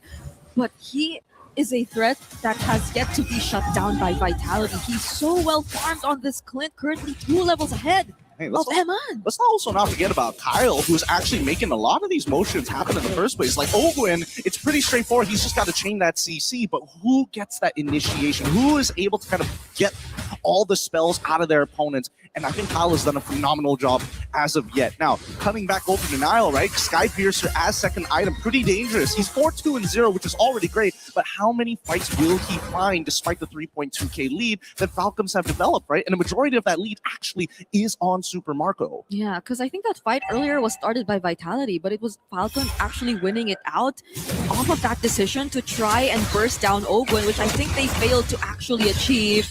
Another Abyssal Arrow, gotta dodge that.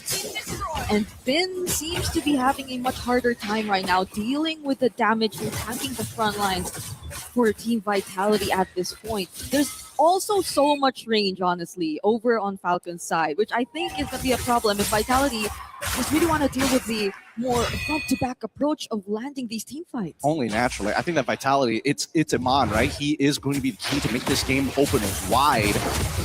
Oh, okay. It's haunted just a bit.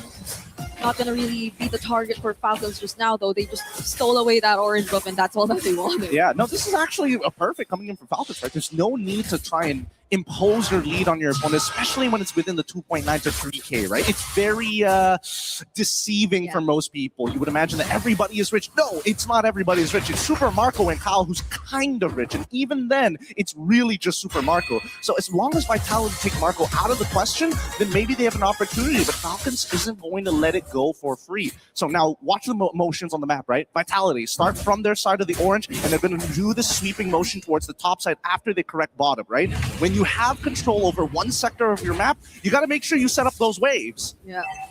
Right now, at least, Falcons, though, will have a clear idea of where Vitality is coming from. It's a very difficult task to find Super Marco, but there are ways that Vitality can actually pick him off. But Falcons are already grouped up.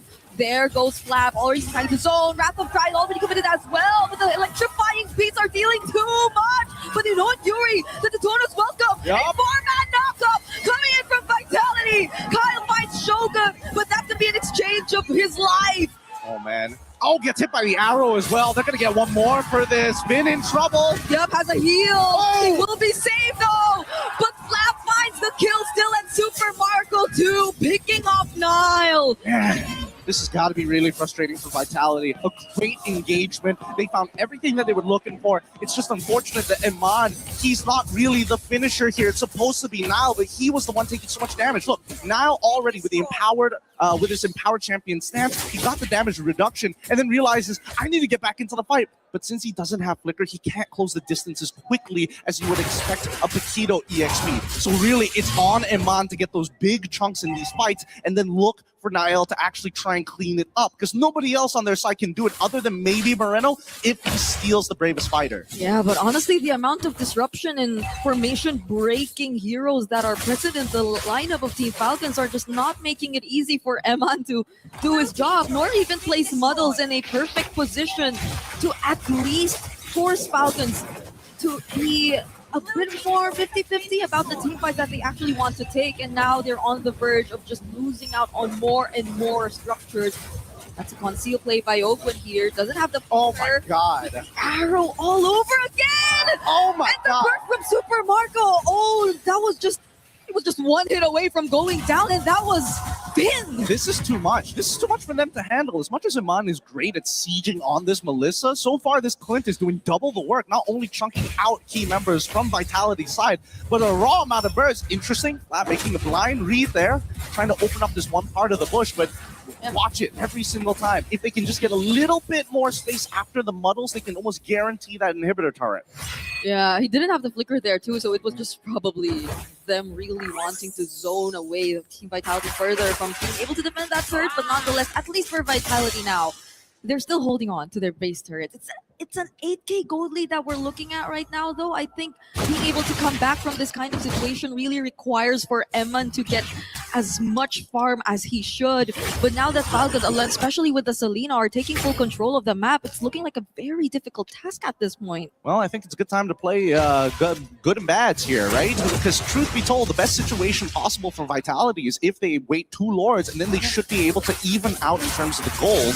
If not, they have to get at least steal away 1 Lord and somehow get a complete wipeout on Falcons. 4 out of the 5 would also be ideal, majorly to get that shutdown.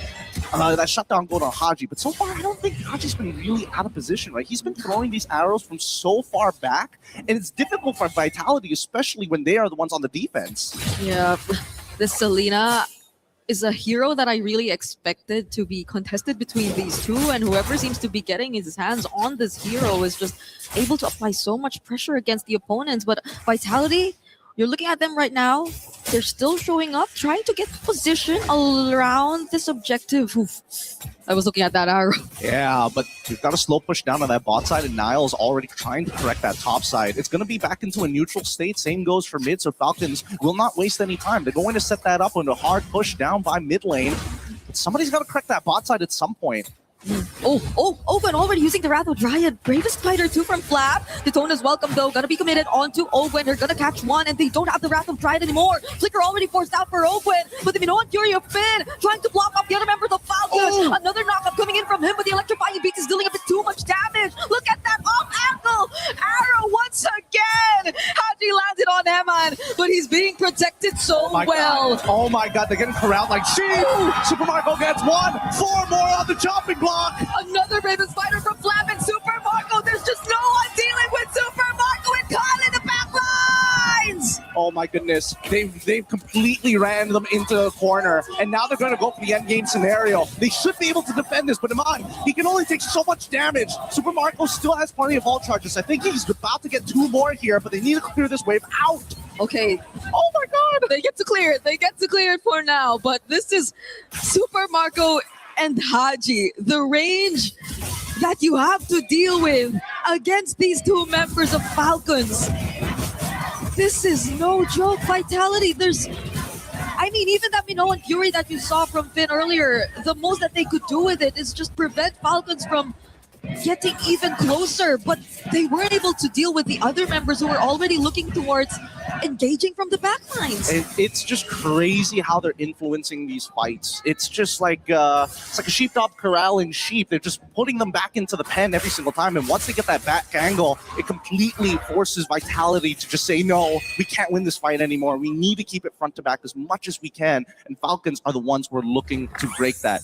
Not to mention, we should probably drop the bulletproof Marco at this point. He's machine gun Marco, man. He's machine gun Marco with Ballista Haji in the back. Being able to siege them down from underneath their turrets is crazy. Whoa, that was also the great Dragon Spear pickup for Super Marco, as we got to see in the items. Another arrow landing, and they have a Lord still marching in mid. Eman, how does he actually deal with this? Owen does have the flicker once again. Lord already in the base. Eman, below half HP. It's already within range. Vitality have to deal with it first, but Flap lands the stun on Eman, forcing to go away. Kyle finds the kill onto Finn, and Flap is looking to be in danger right here. There goes Rattle trying all over again. It's the Falcons. They just put an end to game number 1. Beautiful game here, beautiful game, but the series ain't over just yet. This is the hard work and adaptation coming in from Team Falcons PH after their crushing loss against Vitality in the group stages. A great adjustment, but also it's not the end of the road just yet. Vitality, they can correct themselves here. It's not impossible. Just know that the priority list has definitely changed. It's shifted right now. We saw it in the draft. We saw it in the way Falcons were able to play this out. They were very aggressive at times. We thought it would eventually lead into opportunities for Vitality to equalize or turn things around, but they had to keep the gas. They had to keep stepping on the gas. And it was very rewarding for them. They got the snowball that they need. They got everything that Super Marco needed. And Kyle on this surprise joy last pick. It seems like we're yet to see more and more coming into this playoffs. I really think so, because now we have a very simple solution. Well, not the most simple, but a drafting solution to the Melissa. They expected the Melissa to come out early. They prepared the Clint matchup to win the lane. I got to give it up to Super Marco. It's not an easy lane to win, especially when it's all about positioning and mechanics, but they added the anti-CC from the Bravest Fighter from Flap to cut through the getaway from me, to force space, because if Iman can't auto attack, he can't get the bonus damage from Muddles. Yeah, I agree. It hasn't been a really good run for the Lapua as a hero in the current meta in general, but in scenarios like this, I think you see how efficient it can actually be in the XP lane. Let's not forget about supports dropping Revitalize, picking up Flicker. That's something that you guys are going to be sitting on and thinking about as we throw it back to Rain Day and the panel to break it down for y'all. A moment electric here in the Lenovo Legion Gauntlet. We had a chance to see two of the top regions in MLBB's history go toe-to-toe, and it was exactly what you hoped for, an electric battle where Team Falcons PH take the first win. Haji, bulletproof Super Marco, do not die. If they continue that, well, it could be another semifinal for a Filipino team, but still a lot to happen, a lot of adjustments. Trex, LaFell, what did we see after that one? I mean, you have to first even just address the energy in this room. It's different than any other match we have seen so far at MSC. Yeah, the hype has definitely not disappointed from crowd to in-game. Falcons showing that they've been definitely doing their homework the past 2 days. They controlled the draft, I feel like. Marco on that Clint pick was just monstrous, farmed much faster than I expected. The amount of damage this guy put up in just under 15 minutes, 80,000 damage. The positioning from him was key.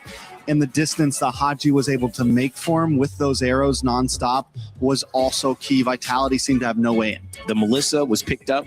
The Clint was immediately responded to. It benefited ultimately Super Marco. That is going to change most likely in this next draft. But if you look at the drums beating, this is also, for those joining us, a rematch of a knockout game that put Team Falcons PH towards elimination. Vitality had moved on.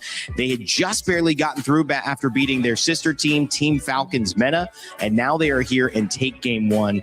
LaFell, I know you have some stuff to break down with us on what this means, but there are so many resurgences happening from this Philippines team. Now, honestly, like, this is one of the more technical games that we will really see, where it's not a simple rock, paper, scissors, because the main thing that I'll be talking about throughout the analysis is actually the positioning of Team Falcons PH and how, I would say, the first 4 to 5 minutes, they understood what Vitality was trying to do, because Vitality was pretty honest in their early game attempts, and then they were able to capitalize on that by having just one good pick, and that good pick was the Belleric, right? But then evolving, they just, okay, like right now, Trex, help me out. Yeah, just hold this. Yes, thank you very much. So here's the thing. If we're looking about the draft, I'm not going to spend too much time, because it really is on the technicality of dealing with all the dive coming in from Vitality, where in this case, the most important pick is definitely that Belleric. And again, this is something that even people online are like saying, like, why have they not banned out this Belleric? Because right now, a lot of teams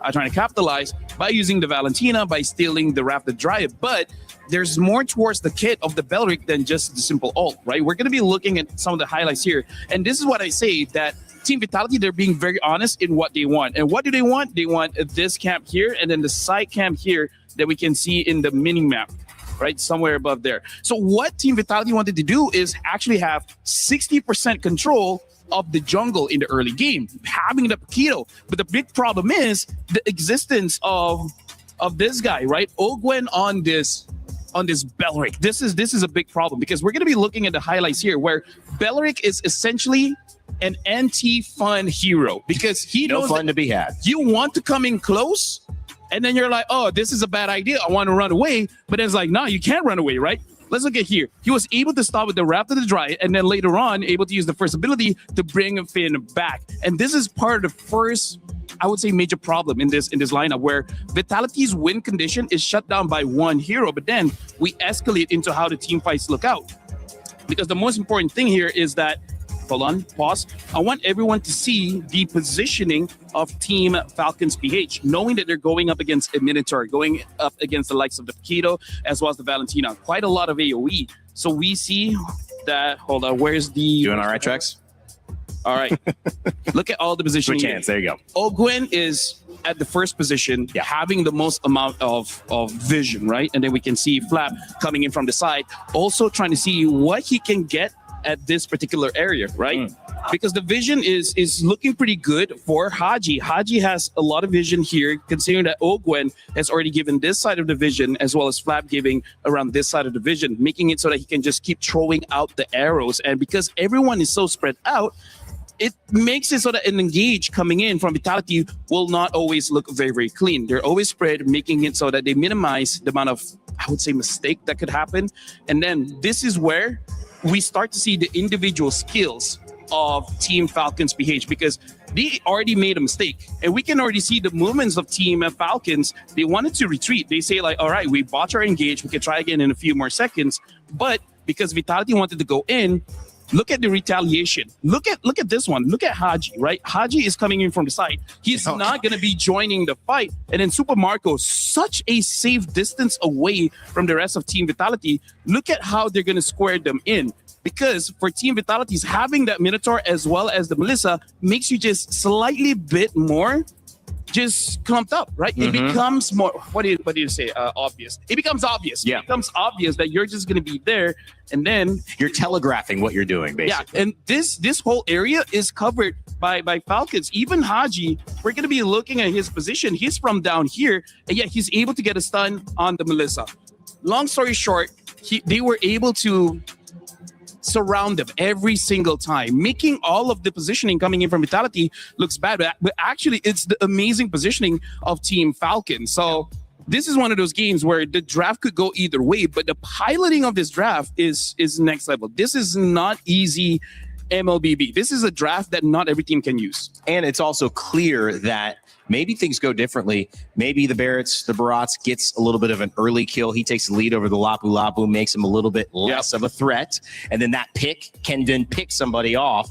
And then they're fighting 5v4. Maybe that happens. It doesn't happen, though. Super Marco gets that pick. And maybe the decision is, if he's got a Clint, we need to fight on the other side of the jungle, try to get our EXP going.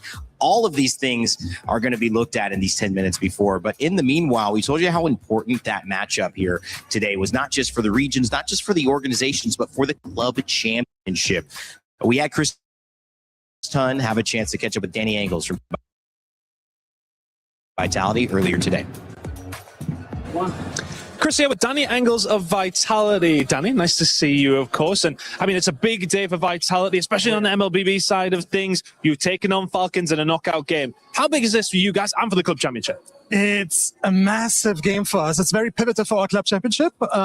because not only are we eyeing towards a grand final in MLBB, but we can also shut down the Falcons with 200 points, right? So it's a 2-on-1 opportunity that we had in the women's tournament as well. Yes. We took it there, so we want to take it again. And you're doing really well. I mean, currently sitting third, I believe, in the club championship.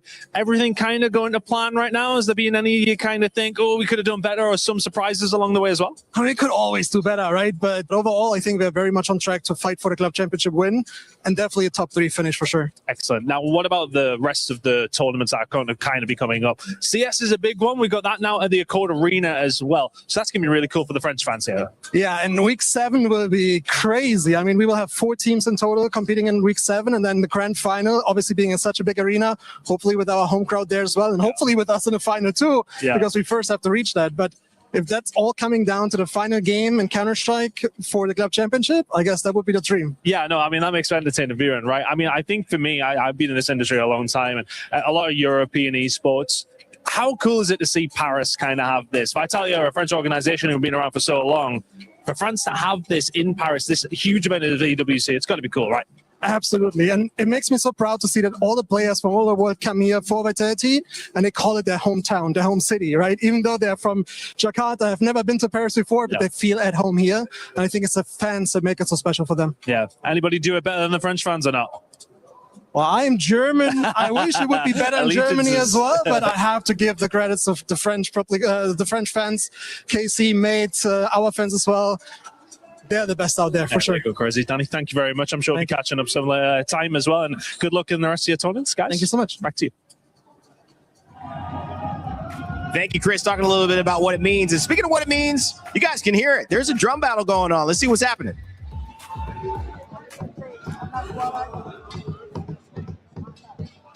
Well, the Hope Bringer takes game number 1 in this best of 5. Oh my goodness, it is crazy here at the Lenovo Legion Gauntlet. Guys, how do you feel after winning game number 1? How do we feel? Hey, let's go, Falcons! Let's go, Falcons! Let's go, Falcons! Let's go, Falcons! Let's go, Falcons! Let's go, Falcons! Let's go, Falcons! Let's go, Falcons! So much energy. I love it so much. This is what Team Falcons has been cheering. But I want to know, what does Team Vitality have over there? Let's go see Milosh. You think this is good? You think this is good? I'll give you a battle. Araswaranya Vitality! Let's go! Let's go! Araswaranya! They might be down 1 game, but they got this one. Let's go loud! Araswaranya! This is what it's about, baby. Let's go! well, that is what it is about. Team Falcons and Team Vitality fighting for a club championship. One will have a chance for a win here. One needs it. One doesn't, but would love the points because week 7, as Danny mentioned, 4 teams from Team Vitality competing in that week. It could come down to 1 map in CS. That would be crazy. By the way, quick shout outs to Milosh. That was a pretty good Indo that he brought there. Sounds like a native. Saying Manaswaranya. My man can speak a lot of languages, okay? He's got at least 2 or 3 in the pocket because I know he speaks French. I'm pretty sure he got Arabic down. He's got English. What's one more? I mean, hieroglyphs. Hieroglyphics. Going all the way back. I would Sanskrit. I would like to learn how to speak binary. Oh man, well that's a different language, but that and pays Morse a lot. code. Well, yeah, when you learn those, that pays a lot, or you can't talk about your job, basically. Yeah. 2 descriptions for those languages.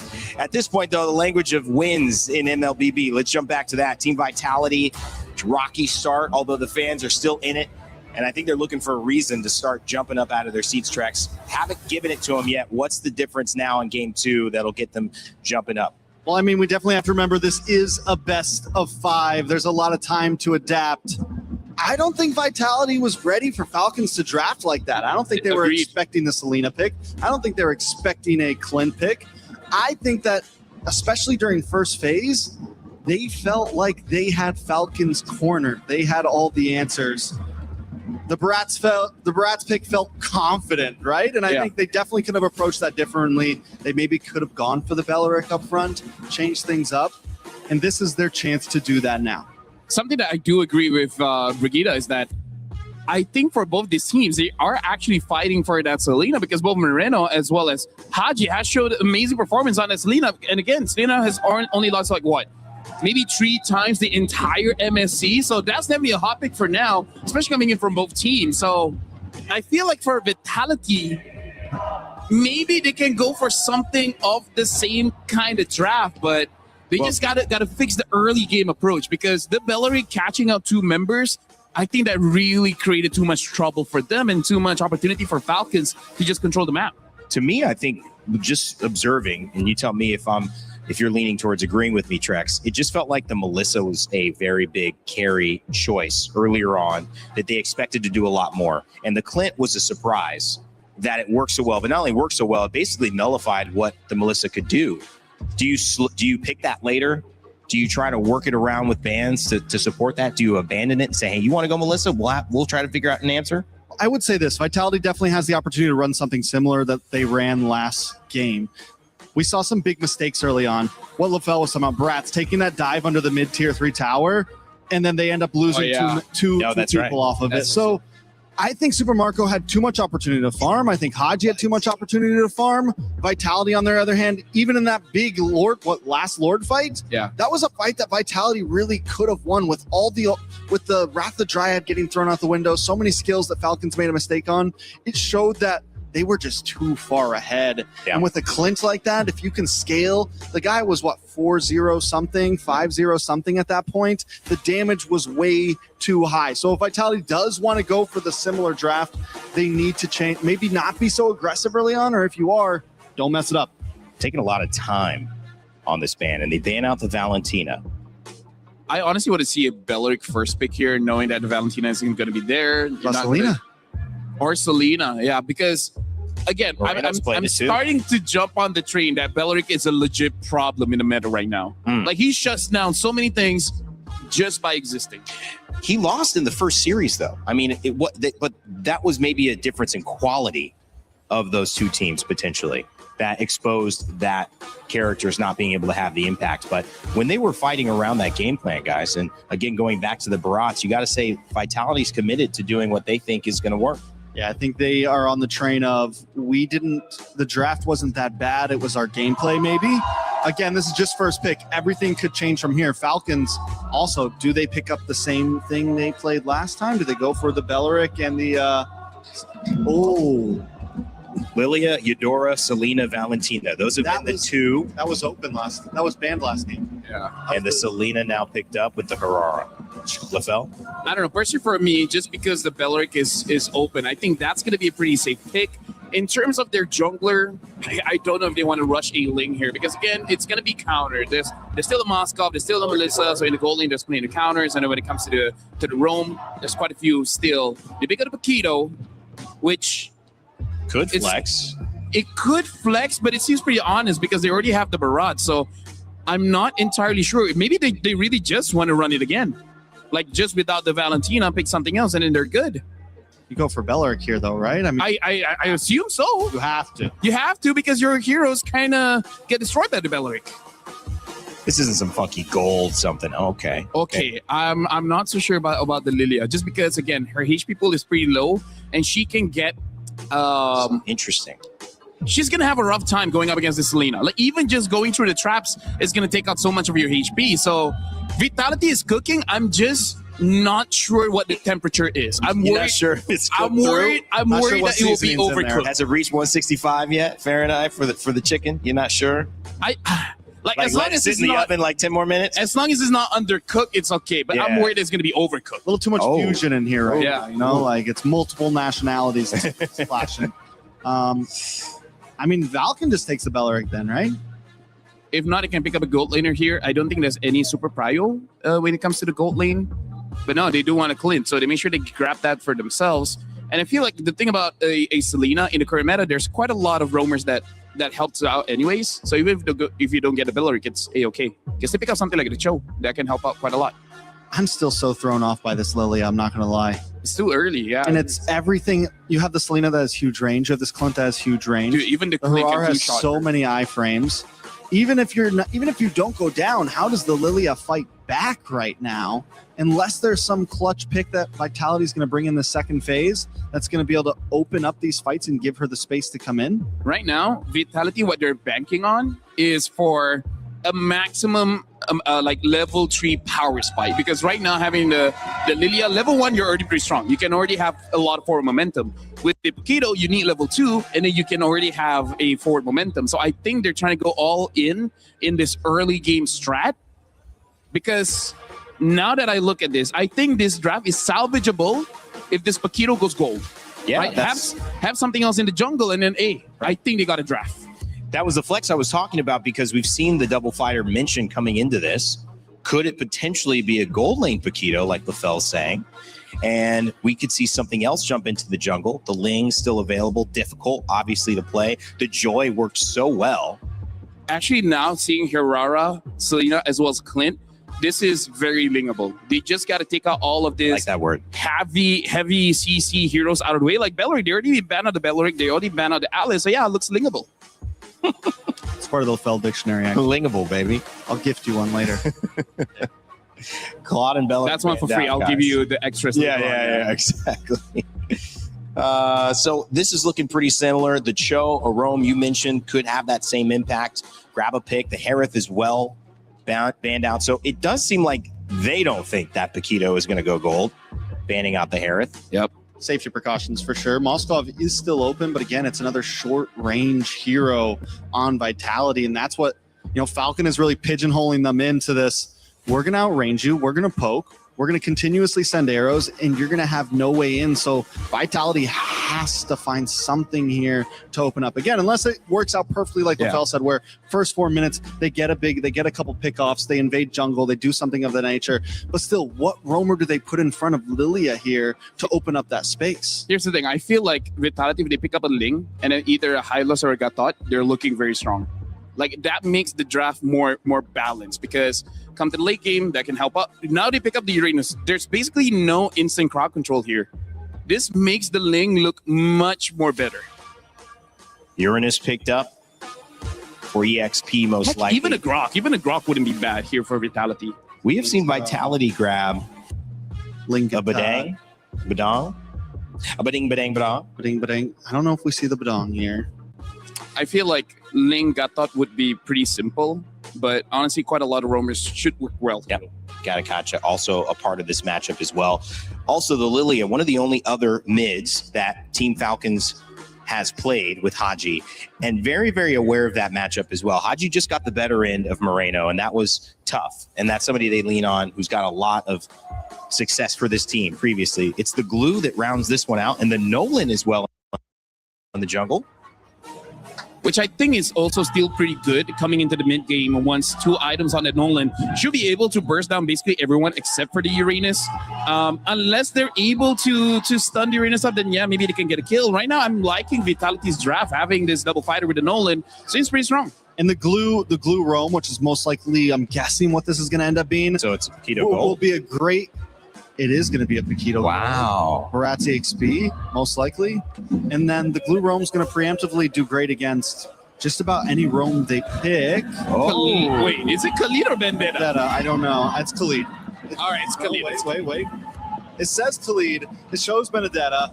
Okay. My guess is it is a Khalid. The Khalid and Selena over here. and Harara, they're a very strong mid trio. They can stop Vitality to fight this early game. So I think Vitality might have a bad time invading. But the glue will do great with the stuns. I don't know. I think both teams have answers, just like last game. Both teams have a way to win this game. They have win conditions. It's all going to be about execution. Team Falcons PH land the first knockout blow against Team Vitality. It's Vitality's time to return service in game 2. Let's send it over to Gideon and Brigitte. Thanks so much, Rain Day. Holy, who was expecting the draft to look like this as we head on into game number 2 between our most anticipated series of Vitality facing off against Team Falcons. A double fighter comp now facing with long-range projectiles, but now with Khalid, this early game could be a lot more sophisticated than we thought. Yeah, it's going to be Vitality starting it off a bit more aggressively though, but hey, it's another Selena game from Haji. It's been a really great one for them in game number 1. But I think Vitality, I like how they tried to deal with the problems that came out of that game one by one, especially starting off with the gold lane matchup, right? You're not necessarily dealing with a gold lane that would clearly lose out against this Clint from Super Marco, but in mid, oh wait, you don't lose against Super Marco, but he gets picked off in the Riverside. Yep. This is exactly what we're expecting to see. Again, this is some really good coordination for Falcons. They understand that a lot of the early objectives, a lot of rotations are going to call upon their side laners to get into the fight. And Vitality, unfortunately, if you get hit by that arrow, it's just good night, bye-bye. Luckily, at least for Iman, it's not the end of the world. The kill goes over to Haji. He will be able to still clear these waves pretty fast, as you can see, right? As soon as the wave is done, it's either he's helping the jungle, it's either he's setting up vision. He is making sure that he's maximizing every second of this game, knowing that those precious seconds could net them a win. If they can just outlast Vitality, Super Marco will have more than enough damage. Oh, that's a lot of damage to deal with Finn too. Fortunately, he's a glue. He will be a bit more tankier. Owen with the quick sand guard will at least survive that attempt from Nile. But every single time, even in game number 1, when Falcons have been winning it out big, it always started with Haji getting these small wins across the map, right? So I don't think it's a good sign as much for Vitality just yet. Let's see how it goes for this first turtle though. Oh, Eman again. Eman! Oh no! Eman has to get away from this. Doesn't have level 4 just yet. Owen and Super Marco are just chasing him down. That's another dash forward. But Eman, he will survive for now. How lucky that he survives there. How lucky. And now this turtle fight, it's going to be a bit awkward. Okay. We'll see how this breaks. Shogun already very low. The flicker from Finn catching 2. Niles going in. Tries to go for the kill, but Haji! He picks him off first. Now it's all over to Falcons to take control of the turtle pit. They're going to flicker forward even just to take down Moreno, and they do! Charging the Daytona's welcome, but to no avail. Falcons winning it out once more. Unfortunate for Shogun. He charged up the arrow connects, and he's so dead. So dead. A 4-kill lead, and now first turtle falls into the hands of Falcons.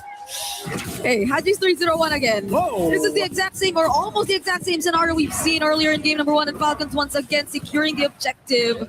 Finn finds one, but he's going to be all alone here. A bit of help from Moreno, but I don't think the damage is going to be enough just yet. And now Finn will have to go down. Vitality, they're just losing members every single time. They need to regroup. They need to regain composure here. Finn is going to be the secondary win condition here, because so far, I don't think they can really deal with Finn once he gets some items and gets really, really tanky. But so far, this 2K lead developed by the side of Falcons, nicely distributed around, but heavily centered around Haji, is going to start to be, well, not as painful if you don't get hit by the arrows, obviously, but more importantly so, just look at them continuously making sure that strong side will stay as strong side, despite the fact that Iman, if he can just dodge the trapping recall, he has a pretty good kill angle. Yeah, they tried to deal with the Clint through this, but I don't think they're able to manage it the way we're seeing it as of now. 1-6 kill score on the board, and they're forced to play from behind all over again. The rotation seems so much slower too, especially as Falcons, with this lead you're seeing in Haji's hands, are just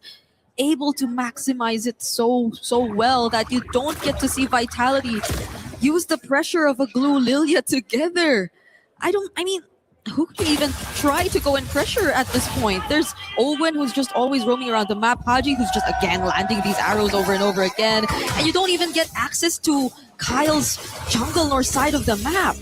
Yep. I think really it was supposed to be Finn onto Owen here. That was supposed to be a matchup. Oh, wait, hold on. The arrow doesn't connect, but luckily they managed to zone them out for the time being. And this is the pressure that we're talking about when you have side lane controls, right? You're able to kind of walk into enemy territory and do whatever you want. And Finn was supposed to be the guy who says, no, you're not allowed to do that. I can just walk away from the lane. I will always be a threat to you. But now with the economic lead, Finn is just too soft at this stage of the game to be that guy. Yeah, Vitality still. Shogun's gonna position himself here. Will decide to catch Ogwen though. It's Doesn't good. let the stand with Flap, but that's still gonna be a pickoff for Team Vitality. Now Vitality getting one. They're looking for more. Flap very low. He is gonna get away from here, but it's controlled by Vitality now. The turtle is over to their side unless Falcons find a way around this, but it's not looking to be the case. Vitality at least get one objective for themselves. And now you can see how the battle spells really take into effect and how Shogun is so confident in going for these Daytona welcomes, even when it doesn't look like there's going to be follow-up. Everybody on the side of Falcons have taken flicker. Same can be said about Vitality. You dodge an ability, that's great. You get hit by it, it's guaranteed death. Oh, it's better Eman. if they find Emma, but he dodges that very cleanly. He will still get an opportunity to defend this tier 1 up top, especially as Finn 2 approaches. Oh, but the arrow and the bullets! Open landing the left hit, Eman! He needed to change it up. He needed to change it up. They clocked it. Haji remembered, hey, he used the knockup strike previously to try and deter us. There's a high chance he's going to do it again. So I'm going to throw it in your original spot rather than praying that you just double jab. So really good work here because Falcons, they're taking into account all the small little details on top of the big macro plays. And look at Flap, right? He should be unkillable in these stages, but as long as he buys time, you notice on the opposite end, Super Marco, he's having the gold lane experience. He's already invested in so many companies, more than you can imagine. The S&P 500 is bowed down to Super Marco. It's still a win. Still a win for Super Marco. Still a win for Team Falcons. They get more out of that, and the lead is still in their hands. And Haji has the KDA machine. Those small decisions you even highlighted in that particular sequence are just making the difference for Team Falcons in this game. Selena, 2 games in a row. We thought it was going to be contested, but they got it all over again. And now Vitality are struggling to find footing. And we look at the gold leads. At least for the junglers, it's relatively close. But you see the major difference when it comes to Super Marco and Eman. Yup.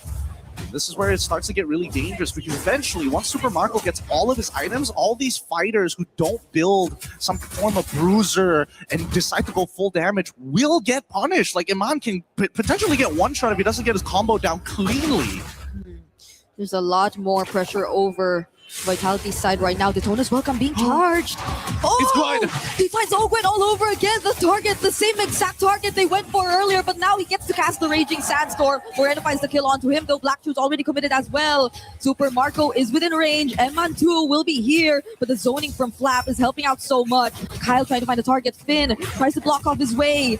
Vitality are fighting for positioning in this objective, and they're not letting up. We need to see Finn look to pull somebody out of position. It's got to be Marco, but the flickers, they can't get it out of Marco just yet. They might have to trade for it. Let's see if Eman can find a position. Oh, they actually find Flap. Eman regaining position, and Nile securing the turtle. Vitality are now slowly getting back and invading into Falcon's side. That was a little bit of a weird fight there. Flap did not necessarily have to stick around for that long. Oh, another Daytona's welcome. Fracture's still there. Nile trying to burst him down. There's a flicker from Ogwen and the quick sand guard, but he is not going to get out. So far, so good. We've now seen the gold league kind of swing back into Vitality's favor. And at this stage, now we see the fighters really start to take into effect. Eman already, if we pull up the item list, I'm pretty sure he's already done with his first item at the bare minimum. Probably his second item already done too, but he's 1-3-1, so let's say a couple of components, right? He's got enough damage to deal with the squishies, but he can't close the distance in time. Ooh! Not without some help here. And that's why Shogun is playing a very good front line here where he's baiting his opponents to walk on in. And guess what? By the time we actually get even a single mini stun or a 20% slow, that's when you see them pull them all the way back in. Yeah, he at least has to. That's where you see it. And Flap, that's the second time they tried to go for him. And every single time you're seeing how the damage is seemingly already enough, even with just Eman and a bit of help towards Eman again from Nile mostly.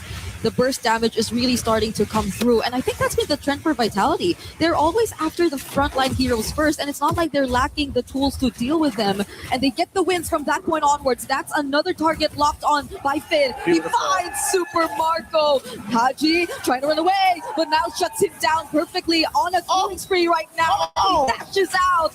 He still survives.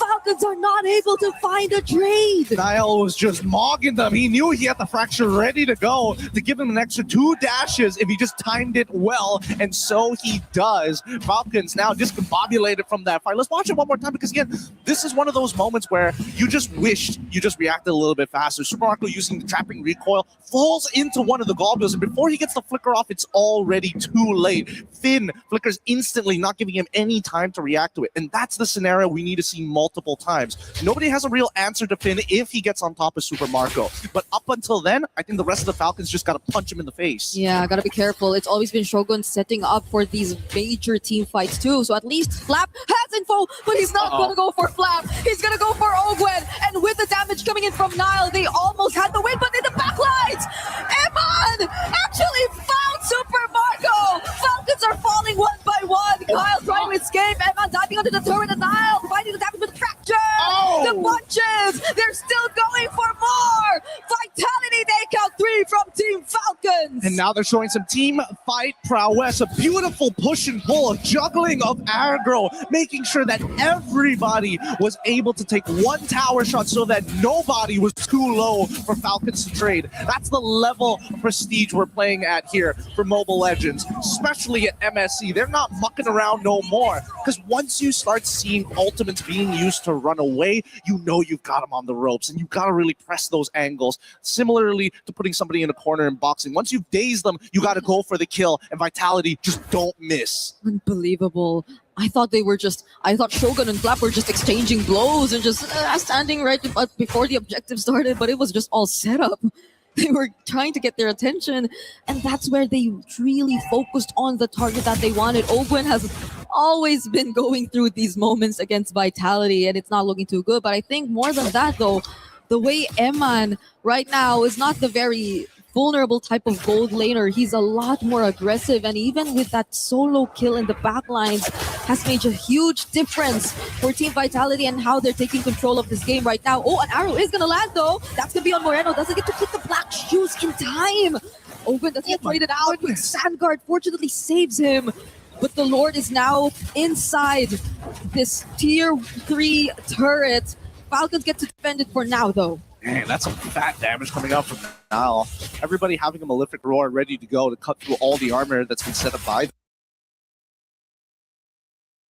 Falcon side. Let's look at the items one more time here. Sky Piercer purchase coming in from Kyle. He needs that. However, I'm not so sure in this particular bout. I feel like Super Marco is going to be the main win condition no matter what. So a Bruiser build would have made a lot more sense. He does have the War Axe, which is nice. I would have liked to see the Queen's Wings on top of it. We look down at specifically Iman, right? And you can see he wants to go for that full damage, but he also recognizes that if he gets chunked out too early on, he might not be able to clutch back up. So it's safer just to go for the fight.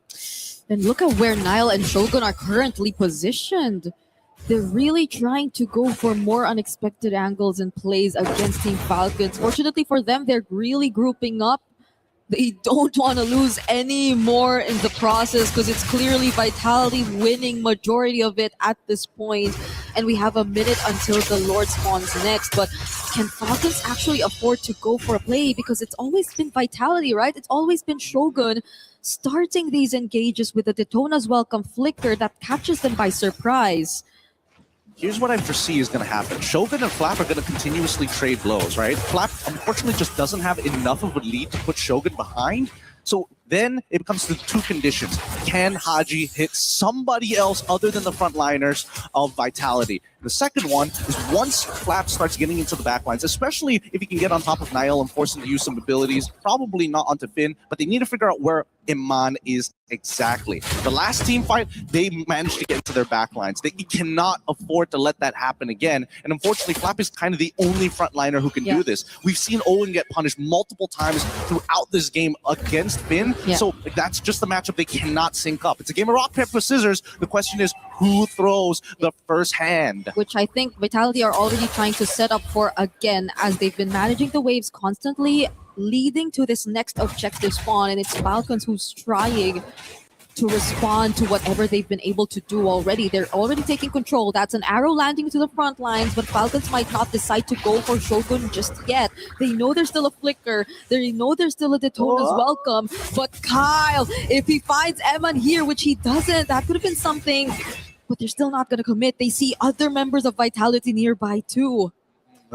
They know for a fact that it's just not worth committing so many ultimates just for Iman. They need something a little bit better here, and they need those structures. And the only way they're going to get it is through that Lord. So far, as we can see the positions here, Vitality have a much bigger spread. They want to punish Iman. Oh, maybe they want to use their ultimates onto Eman after all. That's an Abyssal Arrow and the Raging Sandstorm. But under the turret, Eman! He nearly found an outplay there and bought enough time. So Vitality could secure the objective. I mean, they tried for it. And so it's still a very tough bout. There could have been a moment there where it could have gotten a lot worse, but at least for Vitality, this 5.2k lead is something that they can run with. Moreno now becoming a legitimate threat to the frontliners. So now the roles start to reverse. Shogun as well as Finn need to create that space for Moreno to get those free hits. If they can force Ogwin out, that's even better. If they can hurt Flap, even better. So far, I think that as long as Moreno doesn't get hit by an arrow, which makes me wonder, maybe you should have taken Purify. But at the same time, it's like you get chased out by Kyle and it doesn't matter. Yeah, honestly, it's been flickers everywhere since game number 1. I feel like that's going to be the trend since it's the, oh, wow, we get a close-up of that? Yeah. I didn't know you can get that close, to be honest. Me too. I was surprised. But I think, yeah, that's going to be the trend probably based on the playstyle that both of these teams have been wanting to play, at least in the series and against each other, to be specific. But the Lord is still marching. This is not the evolved Lord just yet, but there could be potential flicker plays. Finn is yet to find an entry, but Super Marco starting to feel it. And the perfect entry gets set up by Vitality, finding Super Marco as the first pickup. Now it's Flap looking like to be the next. Moreno finally able to land all these glooms. He's free enough to land these hits, and they take out 2 base turrets. They're already inside the base, and they want to go for Haji. Kyle trying to run away, going for the clear as much as they can alongside Ogwin, but Vitality just want to clean up. Finn is also still alive, and Eman's just locking on the base. We're looking like it's another equalizing series. 1-1 for Vitality and Falcons. Hey, we're going to have the most lively stage here at EWC with the fans on both sides getting what they want, a 1-1. Let's see how long this series can be extended for. Holy, what a fight, man. I love the fact that there's so much thought put into these drafts. Every stage of the game, you're expecting the composition to work just a little bit differently. Obviously, the fans are more than excited, but this is not a simple game. It's a best of 5 for a reason. It's an elimination match for a reason. Really good adjustments, especially from Vitality. If you saw the Melissa countered out in game number 1, I think you could pretty much say the same for Super Marco on the Clint this time. He too has been answered here by Vitality through the sequence of the drafts, through the flex that they did on blue side. And they weren't able to replicate what they did, especially Nord, even with the Selena in their hands. Yeah, and that's the thing about the Selena. If you don't hit those arrows, you're not going to feel like she's having that major impact. She can influence the game when you have a lead, but when you're behind, you notice that all of a sudden she's a disruptor. She is a CC chain breaker more than anything else. The only unfortunate thing is that Bulletproof Marco, they got underneath. The glue stuck his skin straight to that Kevlar, and my God, he just couldn't flicker out in time. There's so many scenarios where it ended like that. And worse yet, once Finn got like maxed out items, he couldn't even deal damage to him. It's always Finn or Shogun. That last setup from Shogun though, the one you're looking at right now, I think that really was the deciding play of this game. The moment they took down Super Marco, they pretty much equalized the series then. They do. I will have to admit, Shogun, he's got the best Detna's welcome to Flicker I've ever seen. We're throwing it back over to the panel to break it down for y'all. What happened that game? Vitality fans saying cry some tears because they took it in game 1. That's for sure. There was no doubt there was going to be a lot of back and forth between these two super fans, and it is giving us the most lively stage at EWC right now. Guaranteed. Lenovo Legion Gauntlet, the place to be. MSC and MLBB. Welcome back. My name's Rain Day. I'm joined by Trex and LaFell. And guys, breaking that down, we just saw it there. We saw Shogun, same first pick or first 2-3 pick, Barats. Now he gets the early lead and he doesn't die at all. I mean, they realized they were onto something. They just needed to play it a little better. I'm sorry I doubted it. We questioned the Barats first pick. It all makes sense now. This has to just be pure comfort for Shogun. And we were talking about it during the game. even in the game they lost, the guy never missed those Detona flickers. I mean, it was just insanity. I mean, like, here's the thing. I feel like part of the reason why Shogun was able to use the Barats that well is because if we're looking at the drafts coming in from Falcon, they don't have a lot of ways to counter-engage, right? In the previous game, they had the Barats. So if you go in, we're going to stop you. And then they even ban out the Cho. Cho is also one of those heroes where, okay, the Barats chomps onto someone, and then Cho can just equalize it by kicking the damage dealer, right? In that situation, probably the Nolan. So I feel like this is one of those games where Shogun has an amazing Barats, and it's just amplified by the fact that there's no hero to really punish him. I think it was also, we'll have to look back, but the Cho got banned. I wonder if it's actually on the side of Team Falcon's PH that banned it. I know Vitality banned both the Belleric as well as the Cho. And they banned Cho. In the 4th and 5th ban. Okay, well then that makes a ton of sense. So now they've got to answer that question, which is obviously going to be, will you bring the Barats back? Will you ban it? Will you make Shogun play something else? And the other side of things, we saw Nile, who was so good. We mentioned this new rivalry in the jungle. Nile had a tough game 1, but then he went onto the Nolan and dominated. A little bit more about Nile is something we wanted to showcase to all of you wondering where this star from Team Vitality came from. If you want to know more about his story, take a look.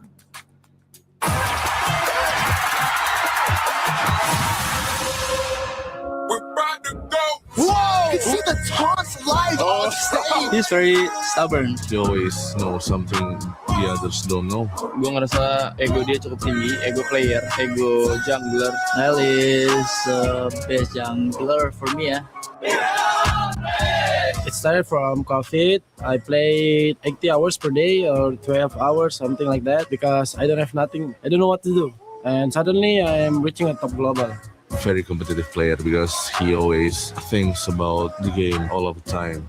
Head coach of Onyx MLB MPL contact me. Do you want to join Onyx Sports? My ego said, hell yeah. Before he's a fam Onyx in Vitality, and I think still the same Nile but more mature. Got Nile in the jungle, man. They gon' win. Onyx loaned me to Big Farm. I'm reaching my first international M5. I'm not playing in season 13 because I think I need to fix myself. I think it was a bit of messed up. My mindset was. It was hard for 2 official matches. During the M5 series, Nile has been suspended because of the accident. Not only me, like all of us, I think, get mad and angry there.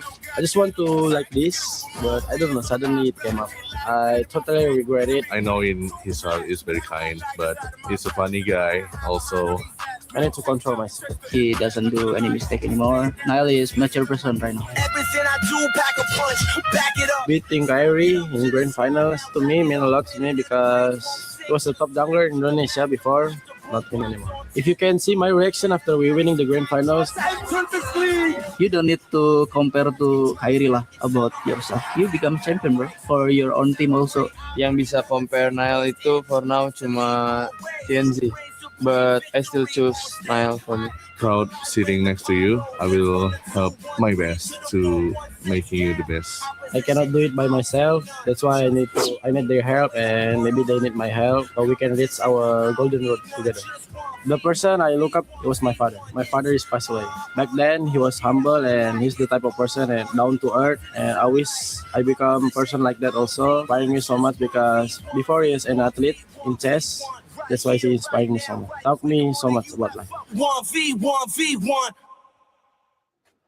Well, it's amazing to hear a little bit about Nile's story, the exciting and superstar jungler on Team Vitality. He mentioned fighting against Kyrie. He also mentioned his father and his humility that he learned from that. Your reactions to just seeing a little bit more about Nile, Trex. We know what he can do. He just showed it. But as his story evolves, this could be an amazing moment to add to what is already a great character study.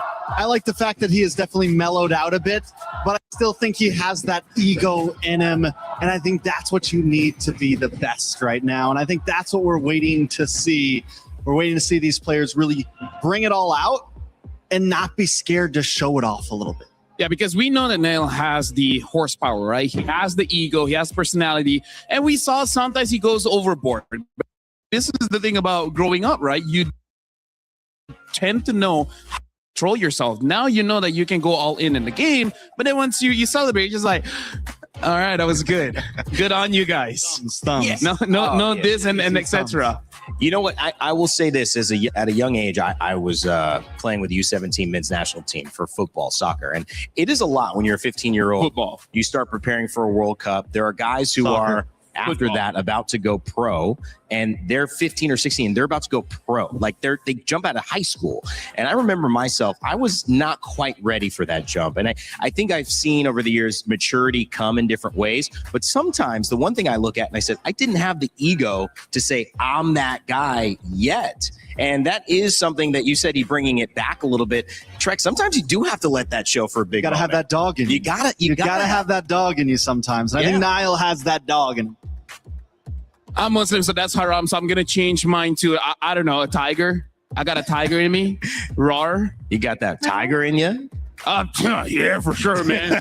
Here's the thing. I feel like now this is one of those reasons why with this assassin meta coming back, it's so good for those junglers that has this very high ego, because you kind of need that to play the assassins. Because if you're going in with an assassin and then you have like doubts, can I kill the guy or not? You're kind of using the wrong hero. Am I right? It's just a mindset. It's just a mindset. It's all like a mindset. if I can kill the guy, kill in game. Of course. In-game. Well, comparing different thoughts, comparing apples to oranges, we actually had a great chance here in MLBB to catch up with someone you may know and enjoy, Lemon.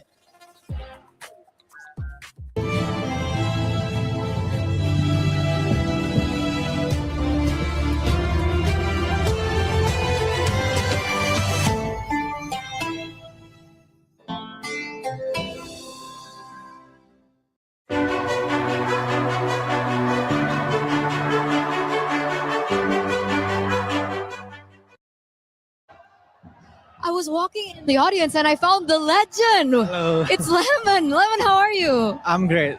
You're great. How's Paris so far? So hot.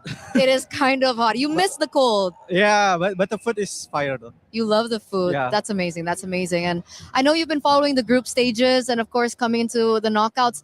Lemon, is there a team that really surprised you this MSC? For me, it's Team Liquid. Team Liquid. It's such a surprise for me because they get knocked out so early, right? Because I hope them meet Indonesian team in the final. Yeah. I think a lot of people were also quite surprised. But were you surprised by any teams in a good way? In a good way, Onyx qualified to the knockout. Okay, so he didn't expect Onyx to qualify. No, it's not. I mean, I do hope them, but I mean, it's such a surprise because they went to the rough path. Yeah, that's true. It looked like they were struggling. I think even a lot of the people out there were quite surprised, but they're here right now. And taking a look at the Indo team so far, what do you think has been lacking about them? Do you think that there's something that they could improve? I don't have a lot to say actually because they did so well in the group stage, right? Maybe in during drafting phase, they need to get through it. Like really think what the comfortable hero for them, and maybe don't make any unnecessary movement in game. Okay, so drafting and unnecessary movement. I feel like I know which player you're talking about right now. But if we're talking about any heroes, like the meta has been so interesting so far. Cool heroes have been popping up. Is there an underrated hero that you want to see here at MSC? I really want to see Xavier. Xavier. Yeah. Oh, you think Xavier could be played? I really love to play Xavier. I mean, he has like good poke, good CC with his second skill. With a good comms, with a good pair with a strong roamer like Cho, maybe Xavier can counter a lot of this hero meta, this hero a lot of dishes. Like. Okay. Maybe Xavier comes through. I hope Xavier comes through. Honestly, I thought you were going to say Kagura. Kagura is so bad. Kagura's bad. But Lemon, do you have a message to Vitality that's currently playing right now? For BTR Vitality, I hope you guys can beat Falcon like in the group stage, and just do your best. Good luck, and don't forget to have fun. Thank you so much, Lemon. It's an honor to be here with you. Enjoy the games because we are now going to throw it over back to you guys.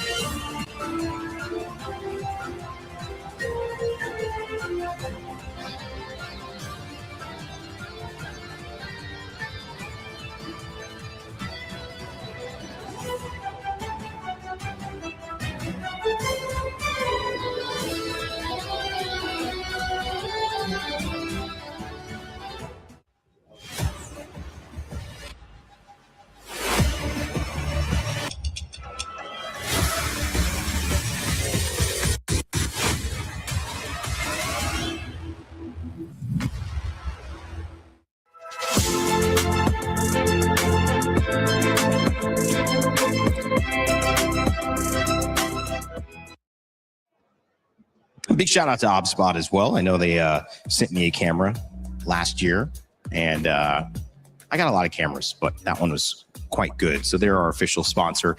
Welcoming Nice you back flex. here to the Lenovo Legion Gauntlet. Oh, you guys didn't get one? Oh man, sucks. Too bad, bro. Hey, just Step up your content game, man. Hey, give me like 1.5 months. I'll figure something out. Are you kidding? No, you guys are excellent. One of the things, not easy to be a content creator and a caster. I got to give a shout out to all the MLBB crew. Not only are they teaching me all these things, they're making vlogs, they're posting, they're building up their socials. It's a beautiful thing. I love it. Not every esport does that, so you guys are awesome. Let's jump back into game 3. It's 1-1. How we feeling? Super Marco there. I want to know how staring Super down. Marco's feeling. I know. Locked in. I mean, like, it must feel bad when you pick up the Clinton and you're going up against Paquito. That just feels bad for any marksman in that matchup. So I feel like that just adds another layer to it. Because I really feel what Team Falcons wanted to do with the Harif ban, as well as I believe the Claude ban, was to actually force the Paquito to go into the gold lane, and then hoping they go to the late game, and then by that time, Super Marco, the Clint will just pop off. But I feel like now they got to respect that, right? Understand that you might go up against Iman with a fighter. Doesn't have to be the Paquito. Could be something else like a Ruby or something, and that's just something that they have to deal with. Because I really feel like in game 1 and game 2, it's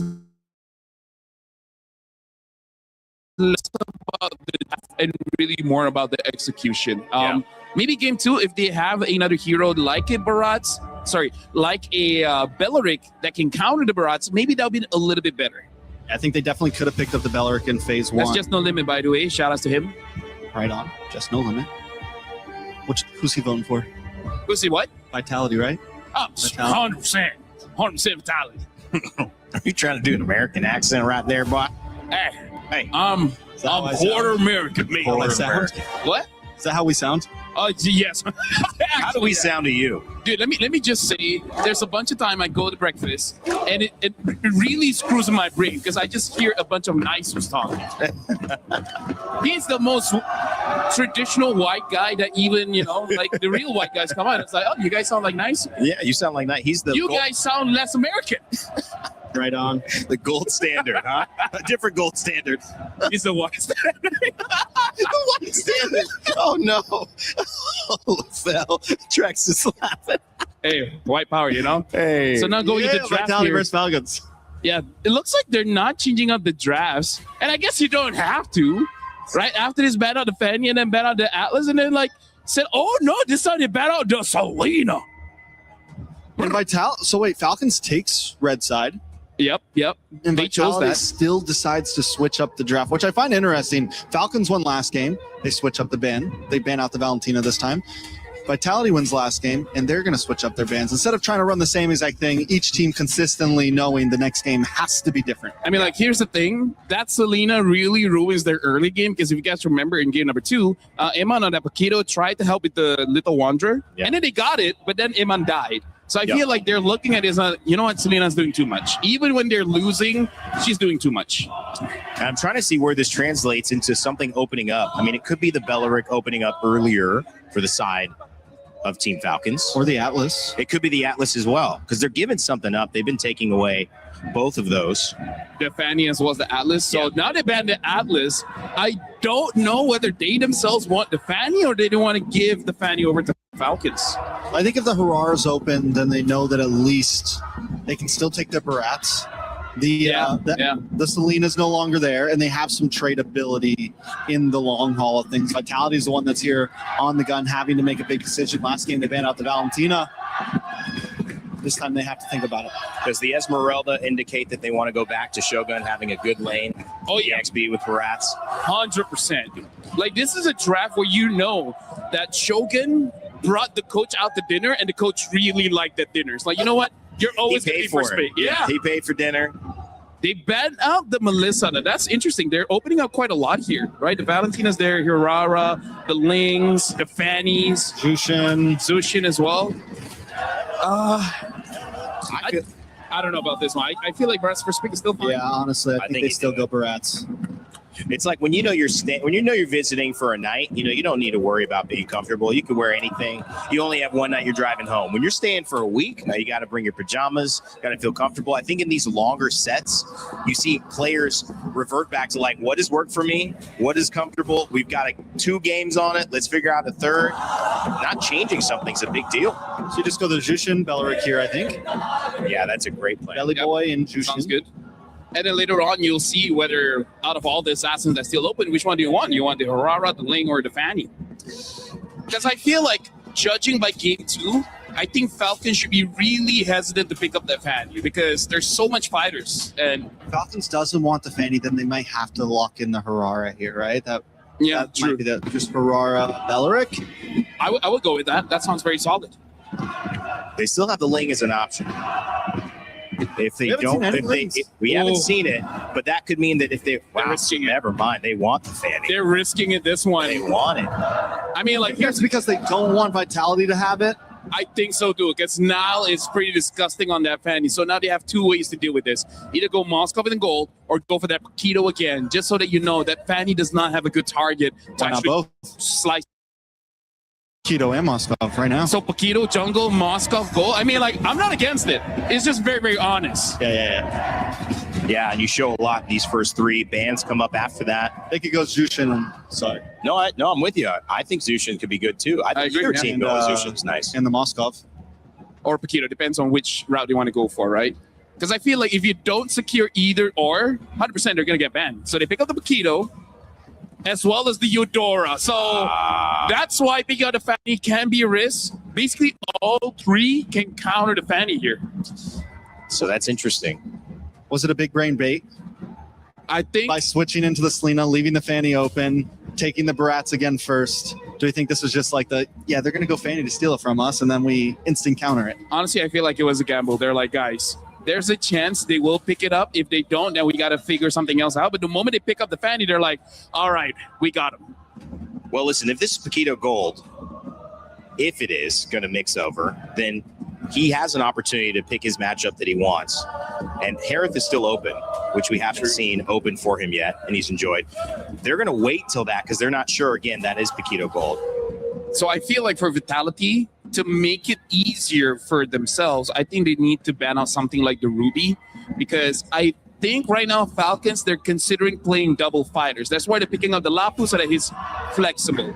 Worst comes to worst, you can put Lapu in gold. Not the best place for you to put him, but it's an option. Yeah, Ruby would be a nice answer to the Paquito and the Barats, those bulky frontliners, something that can just kind of stop them in their tracks and stop the big engage that Vitality wants to bring. Coming into the ban list, Falcon takes out the Harley. I mean, you could do essentially, for those watching and new to MLBB, right, you have that traditional marksman normally in gold. You have the big fighter in EXP. We're seeing the experimentation there with some of these teams either putting a fighter in gold, sometimes flexing them into the jungle as well, but mostly either in gold and in EXP. So you have 2 different styles, but aggressive, CC, team fight focused characters.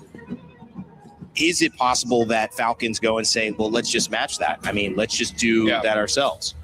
Because right now, based on the bans here, With Falcons betting out that Harley, I think they're opening up just in case they want to go for marksman. So I think the marksman is going to be red 5. They're going to see the entire draft, and then they're going to decide. And then for Vitality, they're betting out the Eve. If they ban out something like the Zushin, it basically shows that they want to gank mid for quite a few times. They just don't want these tanky mid laners to be there, lowering the chance of them actually getting a kill. Yeah, they need to make sure. Well, they got to make sure that Eudora also has a lot of freedom, and something with that much range, taking out the Eve. Selena's already gone. They've noticed that, I think, control in these fights is something that Falcon really thrives off, especially in game 1 when they had a similar draft. Xnay on the Fanny. Yeah. Ruby has to be bad, though. They ban on the Lilia here. Very interesting. Okay. The Ling is still open. Not so sure if this is going to be a game that's going to be good for the Ling. I mean, again, because of this Paquito so flex, we've seen him in the jungle and the gold. It really can go either ways here. But I feel like they should pick up a mid so that they can make the last decision whether they want fighter gold or marksman gold. That makes sense. Open up in mid. I mean, we've seen a lot of different choices. A lot of them banned out here. Maybe even Valentina wouldn't be that bad. It's just that whatever ult you're gonna take, except for the Eudora, you're kind of putting yourself in a very tough spot anyways. Very dangerous. Vexana is interesting. Oh yeah, good. We saw Aurora one game. I mean, Vexana something was a that decent answer to something that Vitality has right now, honestly. That's what a lot of teams have used it for, so it could definitely be a possibility. Farsa. Okay.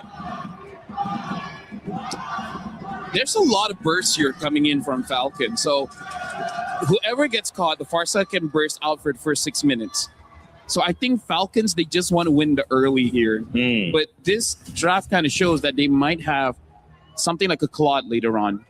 As their last pick? Claude or Moskov, yeah. Both been played. Claude at a 2-win, 1 loss for Falcons. Moskov 1 win, 0 losses. So both good choices for Super Marco in this tournament so far.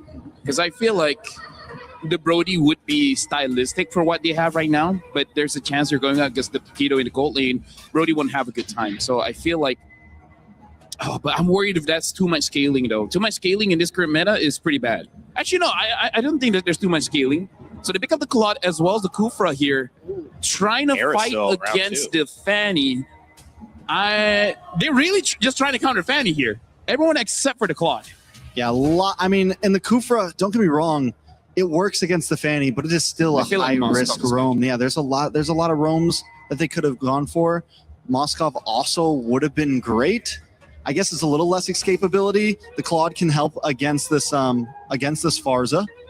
Has the BMI, has a little bit more movement in terms of team fights, and can maybe get away from the Lapu a little bit better. If you want to go double fighters, it's still the Ruby, but I feel like you don't have to. I feel like a Harif or a Moskov should be good here. They picked up the carry. So they just want to make sure that when the Barats exposes himself, they have an answer. So quite balanced here, getting a lot of bursts coming in from the Farsa as well as Fanny, and then having that shred from the carry. I'm liking Falcon's draft here because for Vitality, it kind of depends on both the Barats as well as the Kufra. And the Jungle Paquito was something they lost in game number 1. Can they pull through this time in game number 3 and get a win off of it? Falcons taking it back with a few picks. The Farsa, the Fanny. Excited to see how it goes. Well, Team Vitality and Shogun been feeling pretty comfortable with that Barats on the stage the 3rd time around. Will he get kicked out? Need to find a new place to stay? We'll find out as we send it back over to Gideon and Brigida for game 3. Game 3 begins, and already we are anticipating who is going to bring it to the next level here. Who's going to take another point over the others? The score is 1-1 as we jump on in to the land of Dawn. And Brig, I don't know, these compositions, they're like Digimon. They just keep evolving. You don't know when it stops. You don't know when they have figured out what is the end goal. Yeah, if there's one thing that evolved, we're no longer on all flickers. We at least see 2 Purifies on Team Falcon's side.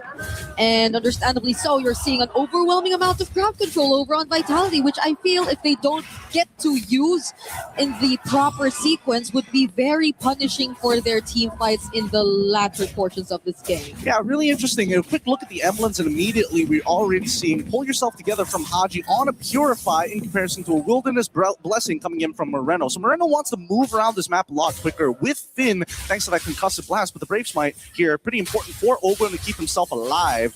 As we see the first couple of interactions, it's just about control. It's about how much we can control this lane and minimize the rotations. Yeah, Finn and Moreno are required to really work together, I feel, especially as because the nature of a Kufra, which I feel like is the reason why we don't really get to see him recently, is also because of the fact that once you go in, there's barely any way for you to disengage, and it's pretty much like you have to at least get a guaranteed stun or set for you to make sure that you get to maximize this hero to its fullest potential, because if not, it will be very easy for Falcons, considering their lineup too, to just go in for the punish. And that's a quick rotation you're seeing from Haji.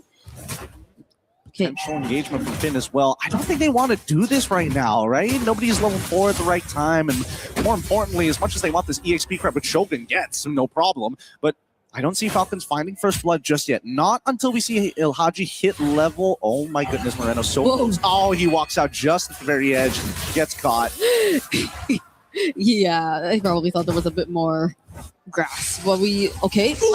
Oh, it's not even the Tyrant's Revenge that catches him first. It's just gonna be a Detona's Welcome from Shogun. Shogun's really good with the Detona's Welcome. It's actually kind of crazy, but here comes Haji.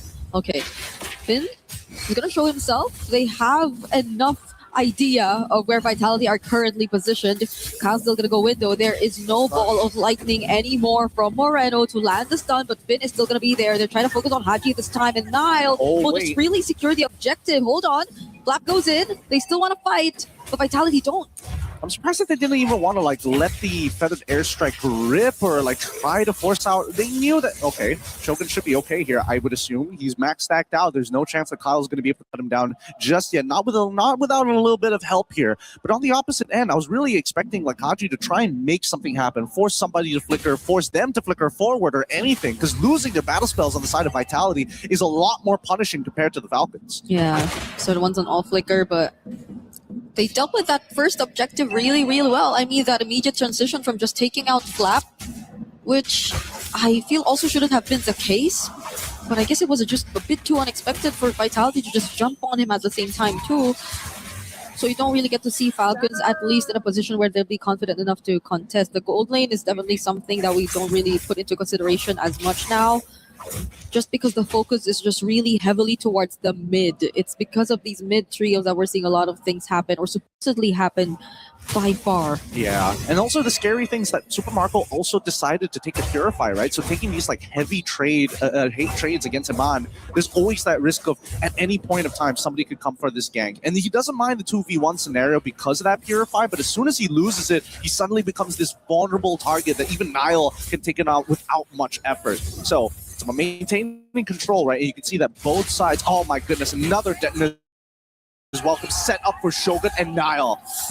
It's not a good start for Flap, at least, and I don't think Vitality are paying too much attention towards Super Marco too. They acknowledge the fact that yes, this is a carry on Purify, but I think they're just really trying to double down on shutting down the EXP laner for Falcons, which I think would allow for so much more openings and entries here for Falcons. But considering that he hasn't been able to farm up, Falcons are just not confident enough to fight against Vitality, especially in these objectives, which Flap will still decide to show up for, but it's a 2-level gap you're looking at between him and Shogun. Yeah, this should be a no contest unless they're able to get like a big fat all coming in from Owen. I mean, he's thinking about it, right? He sees all of the members there. This might be the angle to try. Whoa, that was just a flicker set up onto Owen, and they immediately burst him down. The Detona's Welcome catching Kyle, but he still gets to secure the retribution nonetheless. This is Falcons clapping back, a cutthroat 2, finding 3 in the process. Kaji flying in towards Moreno, doesn't have the feathered airstrike, but Falcons are able to turn that around. That's so sad. He was a pixel off the wall, but at least the Falcons will be able to try and convert this to something even more. They get mid-tier 1. Let's look at this replay one more time, because again, great engagement, right? But the Detona's Welcome, as you see just here, he eats him mid-air, flickers backwards, and misses the wall. Puts him right on top of the turtle. He thought it was going to connect. Honestly, really well played from both sides here, but big ups. And Ogwin knows, it's like, hell yeah, they messed up. And that's great, because now this is going to drag out a little bit further. And with a 1.5k lead, Haji is starting to come into a position where he can legitimately start threatening the members of Vitality. Moreno in particular. He might, if he can force Moreno to flicker early on, this mid-game might be where Falcons really shine. Yeah, Moreno, I think, has been very difficult to catch as well on the Eudora, but that pretty much put Falcons back in the game. That's already a lead over to their side. Oh, okay, Finn is going to spot them here. Eman should already know that there's a potential gank. Are they willing to trade top tier 1 for this? They're probably going to send Kyle up to the top side, right? As soon as they show, the wave gets cleared up here. Yep, he makes his way over to the top side. They already know this. Shogun is communicated. Nile ready to push. Oh, that was a lot of damage from Nile. And that was just Nile. I definitely think that could have been a kill angle there, but I think even now recognize there's not a lot of people here.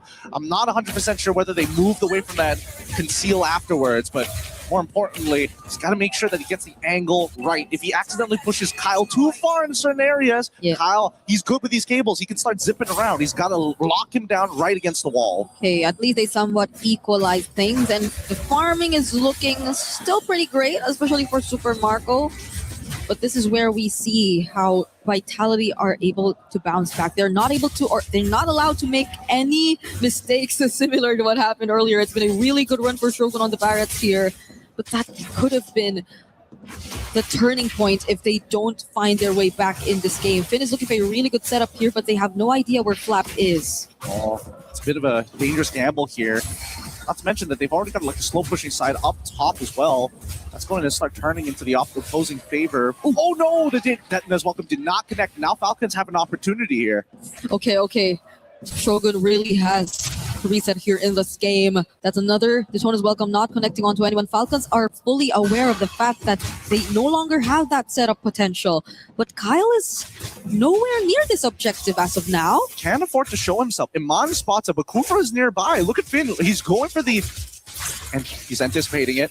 Oh, he's waiting for it. It's good. He catches Kyle. Blazing duet from Eman, and the bouncing ball prevents him from actually getting to Cable out of there. Great call. Great call. Made sure to use everything to ensure that Iman was able to get this kill, and also the bouncing ball to keep him in place rather than letting him move around. The order of these skills matters so much, and now Vitality, they need to take advantage of the scenario. Okay, that's the Daytona's Welcome with a Cyclone Eye. Slight reposition with the damage from Nile. It's a bit too much. Haji using the defended airstrike. Finn tries to tank the damage, but it's an outplay. Nile, it's a turnaround. Falcons actually take him down. And Super Marco is able to find one more. Beautiful play coming in from Haji as well. Feathered airstrike, Purify as well to ensure that he makes it work.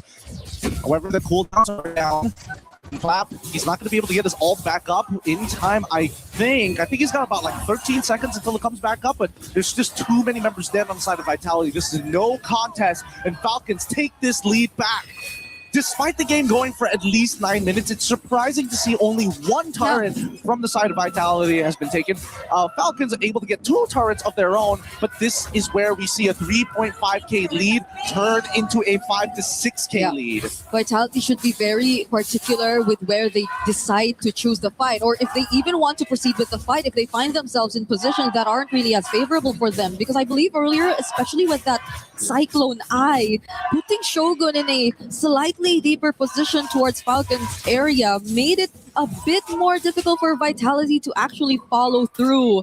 And so with that, it was another clear punish from Falcons, and it's a huge win for them because goal lead, map control, everything's just now all over to their side with just that single play.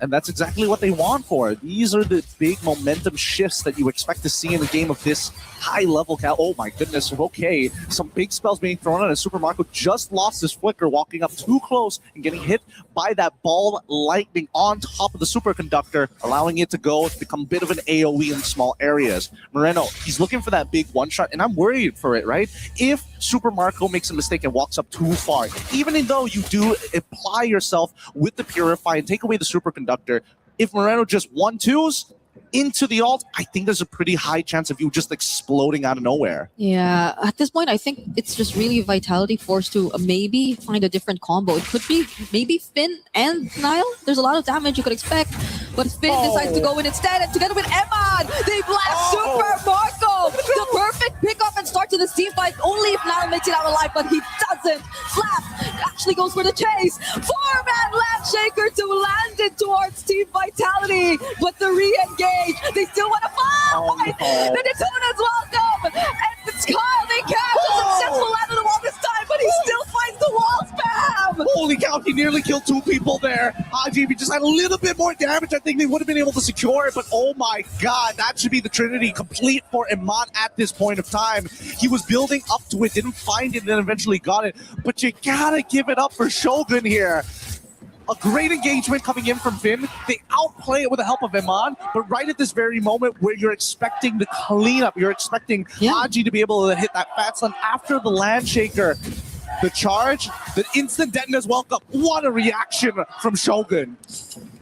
And this time it landed, but with that very brief amount of time that Kyle got, it's so crazy to think that he was nearly able to outplay at least 2 members of Vitality, as you mentioned. You do want to put him close to the wall, but that's also something he wants. So Yeah. at the same time, you maybe should position yourselves away from it. It maybe should only be Shogun near the wall if ever you do try to go for that exact same setup later on. Hey, that's the truth of it all, right? Sometimes you just get overly eager and forget how big some of these abilities actually are. But Haji is now starting to become a legitimate problem, right? Iman, he's got to be careful. Every time he uses that BMI, which is why what he's doing every single time he drops it down, he walks up forward, hopes to get a reaction, and then takes the BMI away, begging for Falcons to say, hey, one of you have to make a move first. Emma will get his flicker in 10 seconds, though. They will be ready to take on this fight. Same for Moreno. Oh, Finn. Kyle already flies in, though. Finn charging! Kyle secures the objective now. The left away now gets bursted down by Super Marco. Shogun looking like the next target. The Donuts welcome out. Finn trying to run away. Emma blazing do it just to make it to safety, but he fails. Vitality are just scrambling to get back to their base. Falcons are dealing a bit too much damage. It's a little too much to handle here. Big mistake coming in from Finn. Unfortunately, tries to go behind the pit to intercept, but ends up hitting nothing. He's still holding on to his ult, and so far, they need a defense. They're going to pull it first. Pull it down to the bottom side. It's just Finn and Shogun, but they're just being torn down to pieces by Super Marco on the carry. Moreno gets jumped on by Flap. 3-man stun, but Falcons are in the base. They take this game 2-1. Nothing too surprising in this game. We knew that this game would end with a big bang at the very least. Unfortunately, that came out of Vitality's side. A single misposition on the Lord ended up their entire backline was exposed. This is why I was thinking maybe Cho would have been a better option rather than the Kufra. It follows the same protocols and yet has that single target lockdown. But I think for the side of Vitality, they want to be able to fight on a dime. They want to be able to consistently get in.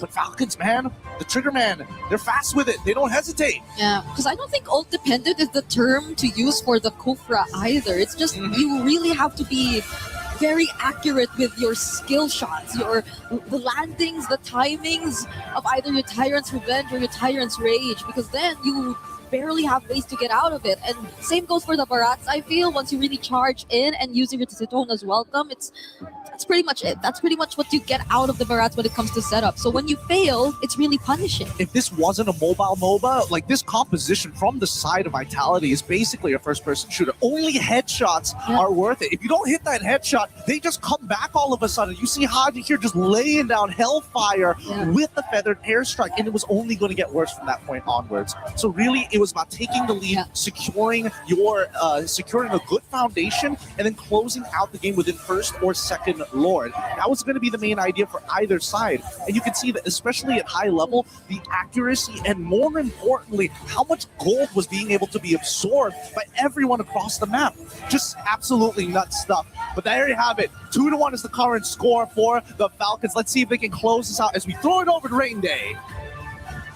Well, there's a lot of things to identify there, but one thing was for sure. Team Falcons PH excited and alive here at the Lenovo Legion Gauntlet at EWC 26. MSC has hit its most fan-filled match of the tournament so far. And we welcome you back to the panel to give us a deep breath after all the MLBB we have seen. My name is Rain Day, and I'm joined by Trex and LaFell. Guys, that was, just dominance, I think, on the side of Team Falcons, but a great response to the comfort pick of the Barats, how to handle that draft. I think there was moments throughout that whole game that either team had some chances. Some mistakes were definitely made by the side of Vitality, but man, both teams just with insane plays. Haji, definitely the highlighted player for me throughout that game for Team Falcons.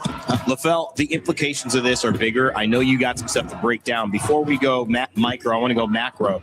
Team Falcons, that energy that we're hearing, it is a result of the fact that they still need a win to start their club championship title race again. And so this is literally the game that stands between them having a chance to do that in MLBB or having to wait until another game shows up. Yeah, and honestly, like I feel like they can do it because right now, Vitality, they're making one bet macro decision, which is they're overthinking it because they honestly have enough counters towards the Fanny, but then it seems like they try to double down by putting more and more and more and more, but you really don't. Like, how many times have Shogun caught the Fanny mid-air. I feel like at that point, you don't need any other counter. You know that Shogun can do it. So I feel like for the next game, Vitality cannot overthink their draft. Sometimes the simple answer is the correct one. Well, I like it. Go ahead, Trex. No, I like it. I think it was definitely an idea. And I think one of the things, Finn, on this Kufra, it was maybe supposed to be an answer to the Farza, but I feel like they lost sight of that. And every time we saw these big dives, because you're right, Shogun had the Fanny. Fanny was handled. Kyle wasn't the major issue there. Towards the end of that game, they needed someone to jump on to Haji, and nobody ever really got there. Didn't die. And the problem is, there's a whole lot of heroes that can do it, right? It's not just the Kufra. The Cho could have done it. A Grok could have done it. Heck, even if you go Glue, even Glue can do it. And they don't, well, the carry has an answer towards the Glue, but meaning to say there's so many other roamers that can deal with the Farsa. Sure, I feel like the Farsa will still be okay, won't be that big of a problem, but still, this is something that you have to look back into and be like, Kyle is good, but you have the rest of the team you got to worry about. Well, I mean, this one is not just a big game in terms of regions in MLBB. It's not just a big game in terms of the club championship, which has millions on the line, $70 million on the line here overall at EWC 26. But it's also big because in this specific matchup, getting to the semifinals earns you at least $150,000. Third place at least gets you $200,000, guys. So you're essentially doubling the amount of money you're making, and it's already a lot of money. LaFell, let's talk micro now. I want you to go into what you prepared for us on that telestrator. Trex is getting his arms ready. I know, Trex. But you get to work out while you're working. I did shoulders today. Yes. Hey, I'll make it quick. Because here's the thing. The only real thing in this draft that you have to pay attention to is this both burst heroes as well as the carry being the Shredder. Because for Falcons, I would say the biggest win condition for Vitality is actually the Barats. So if you can deal with the Barats, then you're good. And they have the carry to answer for that one. And here's the thing, Trace, you even saw in that game how many times Vitality started fight. But then Falcons just win it because you have to capitalize on mistakes. What do you need to capitalize on someone else's mistakes? That's right, damage. You need a lot of damage. And because of that, this Farsa is going to be super huge because every single time you start a fight, hey, guess what? Your damage dealers are dying. There's nothing much that you can really do. We're going to be looking at, honestly, just two clips here. And this one, something that I do have to speak about is damage is pretty king here, Trex. Okay, now why are you staring him down, man? You took the mic from now him. Take the mic, my guy. You know, it's like, all right, let the man do his thing. Look at this. We're gonna look at how Shogun. All right, we're gonna see. Oh, okay, this is actually more difficult than I thought. All right, we're gonna look at Shogun here and how Shogun can actually deal with the Fanny just by himself. Look at this and look at the Farsa as well. I didn't thought this job could be difficult, but you guys are proving it here. We're gonna be looking at the Farsa, and the Farsa has so much range / damage that they can deal with Moreno as well as kind of Finn here. You can see how the Fanny gets caught by the Barats. But just one tiny mistake here is that huge mistake. Well, yeah, huge mistake where you can see the Barats miss the wall, making it so that, you know, basically the Fanny can still basically the Fanny can get the turtle as well as the kill. And then later on, astaghfirullah lazim. Hold on. Okay, you know what? That's it. That was our sponsor break. Thank you so much, EWC, MSC 2026. Gidia, we're so happy for you. You know, at this point, TLDR. Has anyone thought about getting a mic stand? The Farsa has so much damage, it denies damage dealers. Damage wins. Big damn. Oh, Big damn. Man. Great words of Naisu. That was funny. That was good stuff. You guys are funny. That's why you won all those talent awards, huh? Yeah. Oh yeah.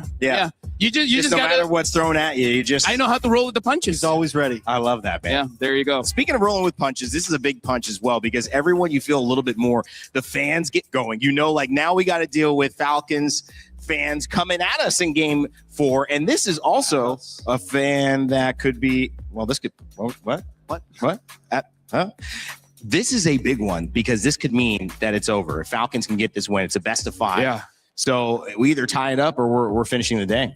This is where the pressure is on, right? Yeah. Before it felt okay. Now it's, if Vitality does not win this, they are gone. They are out. T-crush. And it not even that. They have to win 2 more. They got to win 2 in a row. And no one's been able to win 2 games in a row. So at this point, as first team to win 2 games in a row, either Falcon here or Vitality You're next, right. takes this all. You're right. So the question to me, and I think for many of us, Shogun, where do we prioritize this? Because it's worked once, it hasn't worked twice, but it's been balancing on a knife's edge. What do you think? I feel like Shogun has been small. I feel like he's looking pretty good. It's just that you need to make sure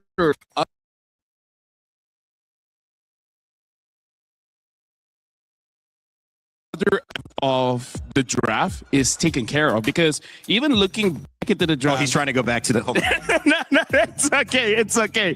It's just that they don't have the right.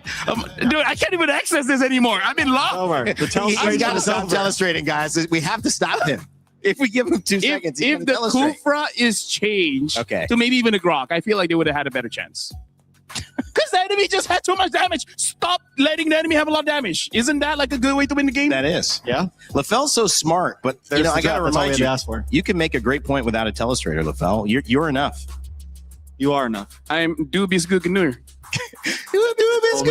Don't get copyright struck here. We want to keep this VOD up, guys. Either ways, right now, what you're seeing here is the draft coming in from Vitality. Now has a lot of damage. Moreno also has a lot of damage. The only real problem is that Ogwen on this Belleric is able to exhort most of them, giving a lot of time for Haji to deal with Moreno and then Nile. And once they're out of the picture, and here's the thing, you don't have to die to be out of the picture. You just have to be close enough to dying, and then you're just not going to do much by that time. Even if Eman is full build, he's going to have difficulties because when he gets close, that carry is going to shred him anyways. So this is one of those drafts where Team Falcons, they have very little margin for errors anyways. Even if they make 1 or 2 mistakes, it really is no big deal. That's how good the draft was. Well, you guys said you wanted to see Cho. Well, I know somewhere you could see Cho. Maybe if you check out that Street Fighter and MLBB crossover that's live in-game right now.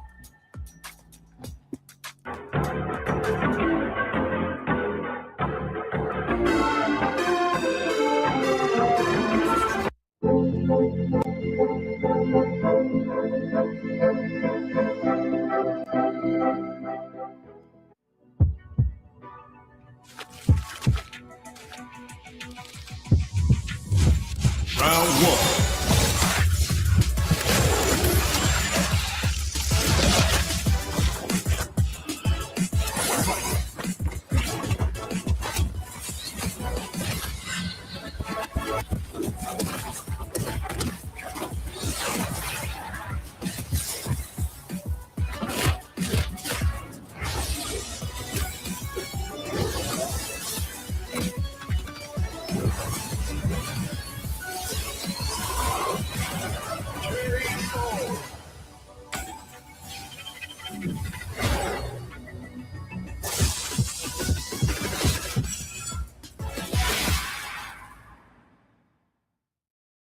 Thinks he can come in here and play my game. Let's go. He knows nothing. Let's go! Tyler Wine, you're done. Raw energy. House of blow the house down. Play is in our DNA. Whenever we let it out, it becomes our superpower. Now imagine an entire city being built to supercharge it. Kadir City, powered by Play. Welcome back to the Esports World Cup here 2026. It's MSC, which is the big moment here internationally for MLBB before their M series later on in the year. This means that for many players, it's the first time they've been out of their country. For many players, it's the first time they've competed internationally outside of their region. And when that light shines bright in these big moments where it's do or die, they're untested because that moment has been rare in a lot of different ways. These two teams may be some of the most experienced, however, that you can see, whether they're representing the Philippines or Indonesia. They come from histories and pedigrees of success. One of them is going to move on, and one of them is going to go home, ending maybe a potential club championship opportunity. One continuing, potentially go back to back to back, or become a new champion. I mean, like, here's the thing. This is already living up to the hype of the Crunchyroll story, because a lot of people, based on what's going on during the group stage in scrims, people are looking at Vitality to be the one to dominate this matchup. But just like Drake said during our pre-show, the thing about teams from the Philippines is that they adapt very fast. Give them 2 days off for them to just focus on the game, right? They can figure out a way to deal with all this nonsense. And looking at this, they have figured it out. Yeah, what's insane about it is during groups, both Team Liquid and Falcons felt like they were scrambling so much in the draft. Felt like they just were trying to kind of figure it out very quickly. And at this point, Vitality seems to be the one always on the back foot through all of these drafts. Even the games that they won, they just felt kind of always reacting, always trying to find the answers, never really the ones making Falcons guess their decisions. And right now, Falcons have one more ban here. In the previous game, they banned out the Melissa, making it so that the draft was super open, eventually picking out the Fanny, and really working out well for them. But interestingly enough, both Vitality as well as Falcons, they are very happy where they're at, right? Falcons does not want to leave this red side, and Vitality really does not want to leave this blue side. But now match point here. Falcons just need one more win. Vitality, whatever draft they're going to go for, this has to be their very best. I like your point before that. I don't think we've ever seen 4 matches in a row where it has always been the same blue side, same red side. Vitality's comfortable with it. Even after the win of, even after the loss of Falcons, they still chose red. I think Vitality wants to run it back right now. So we're going to run it back. We're just not going to pick up the coup for this time. I feel like just and I'm going to hit the wall. Belleric +1, and then you're good, right? Well, at this point, Shogun and Barats go hand in hand. It's like peanut butter and jelly. Peanut butter I do and Barats. love butter. It's like Barats and Denna. Yeah. It's like two peds in an aircon or something, right? Like it's like Trex Lafell and Rain Day. Yeah, that's right. There you go. We're perfect brothers. Or like Belleric and Fanny. Oh, 3 American brothers, right? Yes. Yeah. It's like Same Belleric family. and Fanny, who are also a response on the side of that. We see the Hirara picked up as well for Nile, and the Eudora again. So they are running it back. They are saying this is exactly the same first 3 so far, Except for the Hirara. The Hirara. The Hirara. Last time it was the Paquito. That's right. The It Hirara was the got banned in Paquito. second You're phase, absolutely so right. Thank you for Vitality that. wants to bring it a little more aggressive, I would say. I like it. I'm not against it. The Hirara, we haven't seen much Hirara versus Fanny games. And now, so this is already a bit of a difference here, but they still got to be careful in case something like a Farsa does come in, because I feel like as long as they pick up a roamer that can help out this Hirara and actually stay in the front lines, I feel like they're in a very good spot, because that's one of the problems where you leave the Barats all alone in the front line, he's just gonna get crushed. Unless now you make the difference where you ban out the carry. If you ban out the carry and maybe even potentially ban out the Moskov, then I feel like this Barats will be safe. He won't be countered just as hard as he was in the previous game. Well, knowing the opportunity of that Farsa getting banned out, they lock it in first phase. This means no Lapu for the side of Falcon. They are going to have the range. They are going to have the quick rotations, but Vitality will at least have a bit more time to adapt and think about how they want to answer this Farsa. Because Haji, yes, there's a lot of counters to a Farsa, and it's one of the reasons why it has gotten kind of pushed out of the meta. But a good mid laner, someone like Haji, will still find the positioning, will still find the timing of those feathered airstrikes. It can still always be a problem on this hero. I mean, like, that's the good old question every pro player has. Like, oh, this hero, what's the weakness? Like, oh, you can get caught. And it's like, oh, so as long as I don't get caught, I'm good? Exactly, right? So he's just like, hey, as long as I'm so good that they can't catch me anyways, I have no weakness. Now, is that a Lapu ban? Yes, that's a Lapu ban.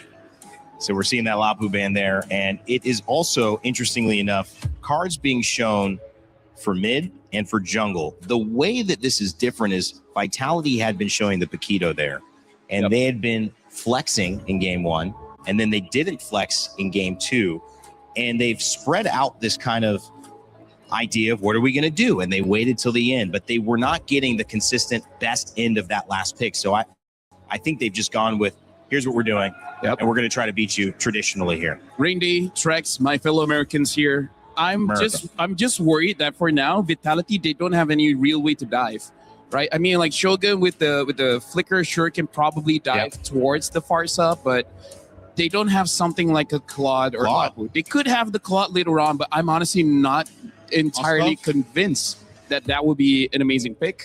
Because right now, it looks like the Farsa is going to be undisturbed. Why not, though? Why not? Which one? Claude. I just feel like going up against this Fanny and then potentially whatever pick he has later on is just that he goes in, he's going to die instantly. Because if you show the Claude and the marksman isn't picked up, you can pick up something like a Clint and basically do the same thing what he's been doing against the Melissa. They won one time with the Claude. They're 1-0. So it's something they're comfortable with. But is it a bad matchup into the Fanny? LaFell raising some questions. Falcons might pick up the Paquito here, honestly. Wouldn't be a horrible take. At that point, they might be overdoing it on the burst damage. They go for the Uranus instead, something a little more sustainable, something that can take those big Eudora ults to the face, something that can take the damage of the Herara to the face. Vitality now needing to pick. You mentioned Grok last game. This game honestly wouldn't be bad. Or Gatot could be another possible answer. You get the taunt onto the Fanny. Because right now, you don't need to support Shogun anymore. You just need to support Nile on this Herara, right? So just have someone that can be with the Herara and then either give a revitalize or just create enough heal so that it doesn't become a problem. Because right now, Falcons, they have the Uranus. Uranus can penetrate you, and that's going to be a problem that I don't see them solving just yet. So the Cho's up. But is that too much single target ISO? Do you want to... I mean, is that not worth it because you have... I feel like it's still worth it. I feel like it's still worth it. So they do pick up the Cho as well as the Moskov. So far, very clean drafting coming in from Vitality. Nothing too crazy, just MSC standard. They got stuff off the board. Cho has been banned before. They got the Barats, Eudora, also, and Herara, characters that have been banned. Moskov, last pick. You could tell that Vitality feel confident about this one. But Team Falcons with a response. What do we do here? And we're looking for the Hanabi. Oh, baby, baby, baby. CC immunity. I mean, it showed up in MWI. It worked out. And in this game, I think they're banking on Super Marco not getting touched at all. And even if he does, it's just going to be the Cho. So this will be a good front to back for Falcons. And it's up to Vitality to break that. A lot is on the line here. And Falcons definitely looking for a mid to late game spike. Maybe they get an early game advantage. Vitality, on the other hand, just needs to find those pickoffs like they did in the previous game they won. Well, it's up to Team Falcons to close it out and move the Philippines into the semifinals of MSC. And it's up to Vitality to push us to one more game. We're going in for game 4 this time. It's Gideon and Brigitte. Game 4 begins, and we already know this is match points for Team Falcons. They are one step away from actually getting more club championship points, but more importantly, deeper within the tournaments here in the MLBB category. Moreno, I'm surprised that he's got a sprint rig. I'm just as shocked as you are. It was the first thing I had to point my finger at looking at our monitors here, Gideon, because what do you mean? It's the first time you're seeing a different battle spell from Vitality, and it's not a Purify. Yeah, I mean, Moreno, I don't know whether this is going to be the play or not, but without a flicker, it still has to pull yourself together as well. So does that mean, what is this opting for? Like, Kyle now has a direct target on Moreno's head as soon as that ball lightning comes out of it. Yeah, well, there is such a huge job for Moreno to accomplish in this game, at least. You know he is going to be the main source of burst damage. There has to be a way for them to get those shields out for Super Marco, but First Blood immediately...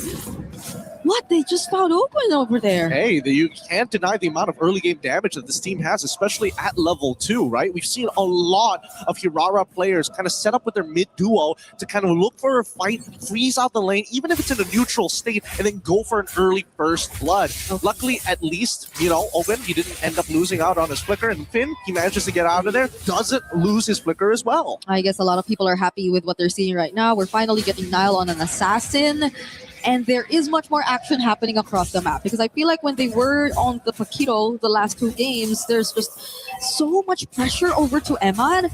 which I feel like now is a bit more alleviated considering the fact that their damage is a bit more spread out. There's also Moreno too on the sprint, who we're yet to see in action, but we're looking forward to that since Vitality at least have a better grasp of the early game this time alongside this Cho too. Yeah, now Falcons were looking for a couple of conditions in the drafting phase. One, somebody that doesn't really quote-unquote disrupt this Farsa as often, and also making sure that you're protecting your gold lane in a winning matchup. And I think Super Marco on this Hanabi, as long as the wave's in the right position, you know, can get some free harassment. His first turtle should go over to Vitality side, but you can see they're just trying to bait him into something, right? Come on, get into these fights before you're level 4 is the only time we can actually punish you. Ooh, there was an SOD towards the purple. I thought that were actually going to steal away, but okay. Kyle will still secure nonetheless. That was already Moreno trying to burst down Flap too. Not much in terms of team fights just yet happening across the map at least. Oh, Purify forced out for Flap though. Yeah, Super Marco also losing his Aegis as well. There could be a potential gank angle for Finn if he wants to flicker on top of Super Marco. He's very vulnerable right now,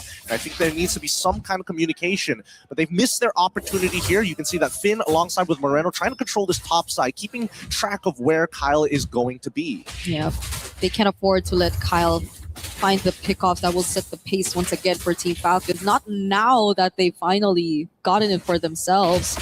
Shogun's been somewhat taking care of the XP lane surprisingly well though, even despite the matchup considering to be a Barrett's Uranus. That's why we're seeing a lot of these motions from Vitality going towards the top side of the map. They don't want Flap to have that moment. Oh, the kick! Oh, Radu Dryad connected perfectly. Kyle with a thumb throw, but it's Moreno who finds him first. It's going to be a 1-for-1 trade so far. Jungle for Rome. That's really interesting. I thought that Haji would just instantly spam the feather. Wait, hold on!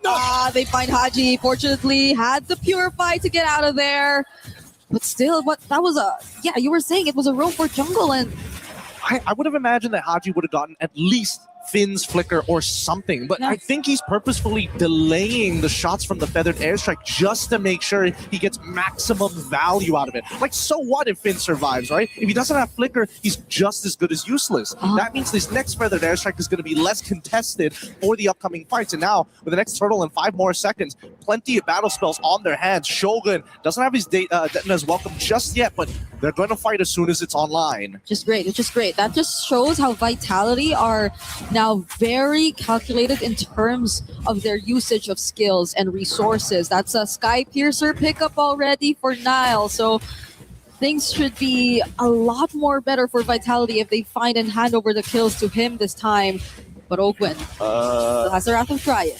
Flap zoning out to Kyle. Really the objective of the way of the dragon is going to land onto Haji. That's a Piercer stack for Nile. Wow, Vitality say you get to have the turtle for free. We're not going to contest it, of course, but we want to go for Haji knowing that his battle spell is down, and now they catch Ogwen. Ogwen again as the Belleric, the stun. It's a 2-man stun. Now connects to Flap as well. Kyle goes flying in. He finds him and cuts thrown on to Moreno too. Those are 2 crucial members that Falcons get, however. Yeah, and the fans are going back and forth. Nobody is happy with the trades, but Falcon win out big time on the trades because we also get Super Marco breaking this tier 1 at the same time. The SOD connects, all the Guambo combos are there, and even Iman getting into this fight ended up getting him killed. This is the worst possible scenario when you want your insurance to grow. It's really sad if you got to pull it out early. And all the while, Super Marco has just been farming. He's just been pushing the waves. He's been staying here down bottom, but it's not like there's much attention put towards the bottom lane by Vitality either, because we were already talking about how their rotations were mainly focused towards the XP lane.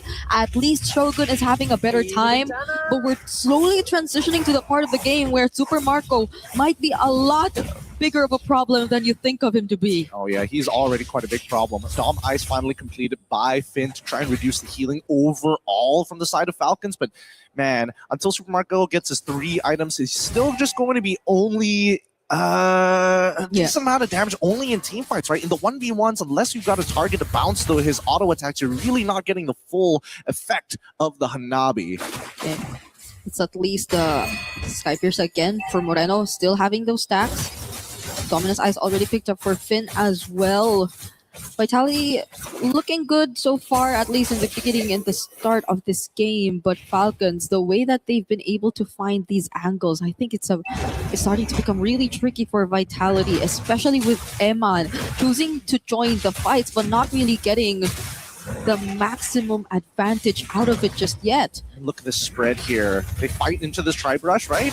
Where's the kick? Nope, they're not going to do it just yet. They're holding it. They're really tunnel visioning on that one priority target. This is allowing people like Super Marco to show up. He's not supposed to be a split pusher. In these cases, he's supposed to be a team fighter, and yet here he is. Yeah, I think Eman and Super Marco at this point have just swapped roles. Run! Ooh, Super Marco running away. AG's already used. The burst from Nile is going to be enough though, but can they find the trade on Nile? The answer is no. Eman going in. Ogwin and Shogun not landing the Daytona's welcome, so Haji still gets to pick off Eman. That was such a weird sequence of events. Haji, again, a little bit slow on the reaction time here. He was waiting for the invulnerability, but I think he was anticipating it for too long. He should have just let it rip to force Nile to use the abilities. It's 3 shots to 2 abilities, and you can keep track of how many times he has that invulnerability if you see the little swords underneath the health bar. It's tough to keep up with. I know a lot of people have been struggling with this new hero.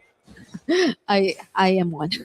I struggle too. Sometimes I forget using Hirara that I have combo abilities. Mechanically and understanding, anticipating all these combos and the abilities that can come out of this hero. But Falcons, at least for now, again, they're able to somewhat be not as pressured. They're not forced, or they're not reacting to what Vitality want to get out of them, especially when it's in terms of forcing out really important utilities. And even now you see the pressure is just constantly towards the bottom side of the map. Kyle flying in, tries to find Moreno. Wow! That's a sprint used right there. Is that how it's supposed to be? Yeah, hey, he survived, right? If sprint makes me live with 1 HP, okay. I'll take it any day. But I don't think he's going to get away with this for very long. And honestly, getting pretty lucky there. We've been able to... Oh, hold on. Okay, Finn, no, he can't. He can't. Moreno was also just zoned out by the fettered airstrike alone. I've never seen so many people just anticipating this Predator strike come out from Haji. Everyone's just looking at the tablet, just hoping maybe they do something now. And I think that's the big issue, right? Whoever makes that first move is going to get punished. And if Finn doesn't catch that Feather Airstrike at the right time, he's got a lot more that he has to do. He's got to figure out a way to kick Kyle in the middle of the fight. Yeah, it's just tough. Like Vitality, at this point, you really want to see them get to coordinate and layer down their skills well enough. But who should be the heroes to do that first? Who could you expect to primarily be the ones trying to set up and really layer down their skills together? Because at this point, Finn, Eman probably not. Moreno, there is a bit of a lack of damage if they really want to go for the front lines too. I mean, just now they also use the Thunder's Wrath, but it's not enough to really take down Flap on the Uranus. Yep, it's really just a stat check, right? And Flap, he doesn't mind. This is why it's so annoying to deal with. Oh, hold on. Okay, now they're going to try and burst him down. Flap still has the Purify, though. He's not using it at all. Doesn't need to. They're not reacting to what's happening, to what Vitality's doing against them. Okay, now we see Eman joining in. Super Marco 2 nearby and within range, but the Wrath of Dryad is just going to allow Falcons to flawlessly take this objective for themselves. Super Marco with the free hits, Kyle with the cutthroat, already on a killing spree, and Shogun falls down next. 3 members out for Vitality. Beautifully played by the Falcons. They understood neutral control is so easy for them when Owen just has to stand and press 1 button. That's literally, he just stood there like a tree. It's like, nah, you ain't walking out of here. The Wrath of Dryads is just a little too good. Unfortunately, it was on Vitality to force a play out to get the timing right. And as much as Nile can try to use his iframes, closing the distance is half the problem. And Ogwin has way too wide of an AoE to completely ignore. So let's look at this replay one more time, right? Just keep your eyes on Ogwin. He purposely takes 1 step over the neutral line to drop it down, to give them no opportunity. Even Shogun with the anti-CC wasn't able to catch Kyle mid-cable. Just so perfect. He barely had to go in for a surprise Wrath of Dryad. It was just really a perfectly timed Wrath of Dryad alone. There was no flicker sacrifice.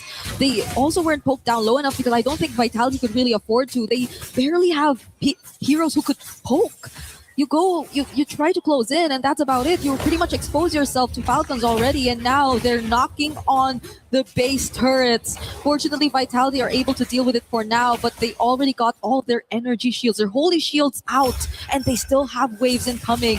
2 conceals already dropped down. Ogwen still not using the Wrath of Dryad. Finn trying to look for an angle. Daytona's Welcome finally committed onto Flap, but again, he's still not using the Purify. I'm telling you, he's gonna hold it until Kingdom Come. The next, by the time the Rapture comes, you'll be like, yes, Lord, I have the Purify. I've been holding it this whole time. Oh my goodness. He's not dead, and that's the important thing. He's 1-0-3, so really no use for it at this stage of the game. Oh, no. The biggest problem right now is who the heck can deal with Super Marco? Oh, that's a problem. That's the biggest problem. A Wrath of Dryad Flicker combo under the turret of Vitality, enough to take down Nile. Falcons don't seem like they're doing much just to take what they want. Well, you see what I mean? Literally, there's nothing they can do. As long as Super Marco has that Aegis, he's walking around as if he's got Purify, and Vitality recognize that. They can't suppress him. They can't lock him down to the point at that stage. They need Moreno to close this, but he has the sprint, so he can't. Oh, Shogun. Oh, Shogun. Not even Shogun can handle this Hanabi anymore. Okay, Ogwen will fall though. Lightning Truncheon pickup from Haji, and they will settle with just 2 base turrets taken down. At this stage, Vitality, they just have to play to scale until we see Iman actually, I think that's his 4th item at this stage, so he should be in pretty good strength. Trinity already complete, I would assume, as well, if he's getting a Malefic gun, but right now, the odds are not looking good. Somebody needs to clean that long lane. Yes, someone has to deal with it, but Vitality, they're all here. They want to contest. Eman's the one trying to at least poke down the Lord for now. They're trying to hunt down Kyle, but Flap is onto Shogun! Oh, Nile falling does not look good for Vitality, and it's just Kyle flying in! He finds a double, can't be a triple. If they find Eman, here's Spear of Misery to save him for just a bit, but it's just Eman, Gideon! Yeah.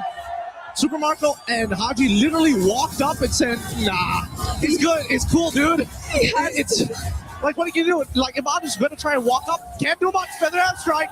He can't even do the defense of his life. Not against Team Falcons, not in this scenario. Team Falcons, after losing the first game, will now make it to the next stage here in the knockout stage. Oh.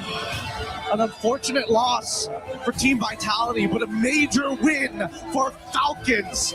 What a game that was. The most eccentric members obviously happy with their performance, but you can tell some people were stressed, and Marco finally, a sigh of relief. Oh my God, I don't have to deal with E-Man any longer. Winning your quarterfinals last game on a Hanabi. Woo! It set the precedent here for what MSC and future MSCs. I don't think people are going to forget this one. Now we lose another representative coming in from Indonesia. But this game was beautiful to watch. Every moment calculated, every second timed to the millisecond. Even the adjustments in the draft, the choices that they repeatedly made, but failed to actually make work. There were so many decisions and risks that were taken in this series, but it all boils down to this.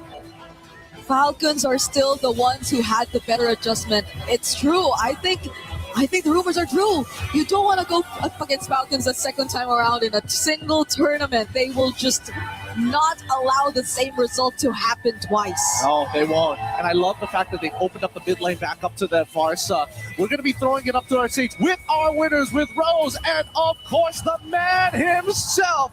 Give it up, everybody, for Team Falcons. Flap. Team Falcon Philippines does it with a 3-1 win, eliminating Team Vitality from MSC at EWC 2026. And up on stage, we have Flap, the one and only Flap. You guys got a revenge win. You guys are the hope bringer of the Filipinos, the last hope. And of course, you guys denied a potential Indo Grand Finals. How are you feeling after today's win?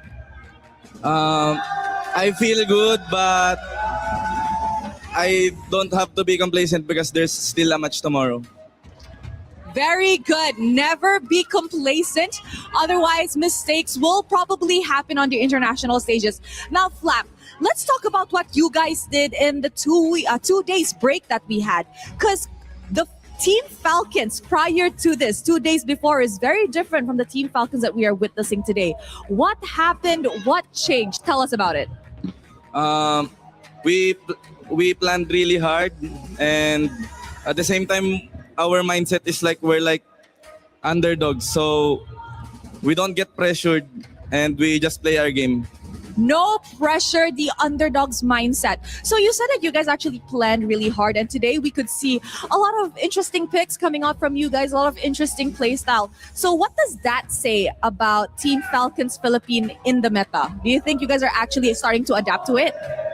Yeah, I think we're good at adapting, especially on tournaments like this, because we really need this.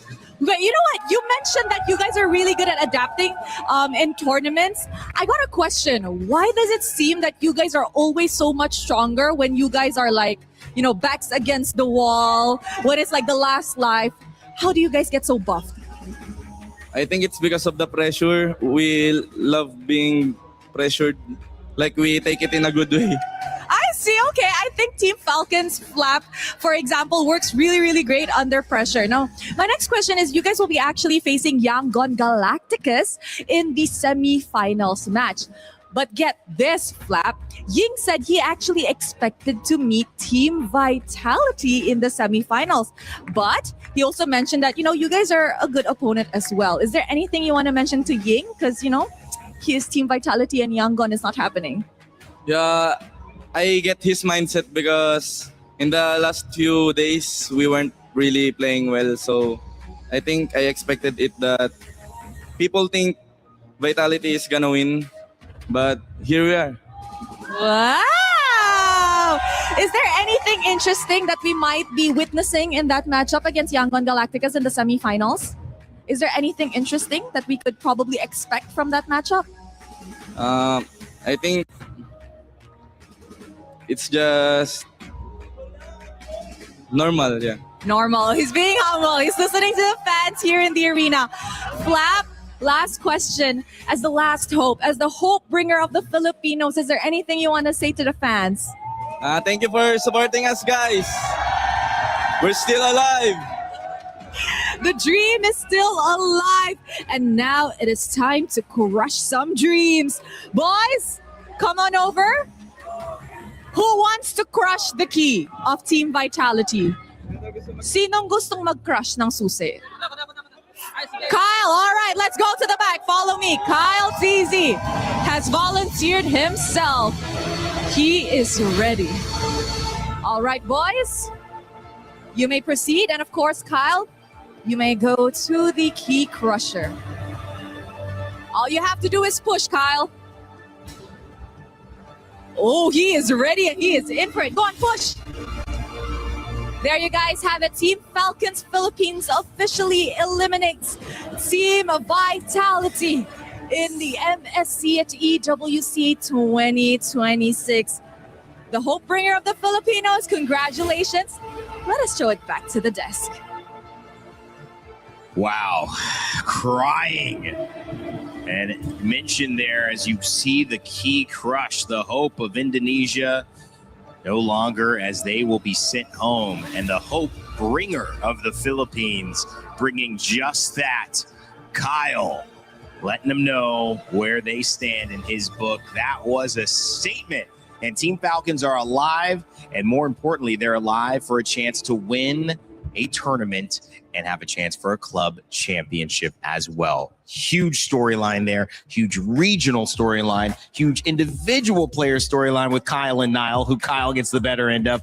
Incredible stuff. Trex, Lavelle, the fans have been going crazy. They're behind us. We love you guys. Put them over here. Team Falcons, one thing you got to say about the Philippines, man, they have some amazing fans, and they're well-deserved in getting this win. It was Team Falcons PH onus on them to find a way to get back into this after suffering those earlier defeats, and they did, Trex.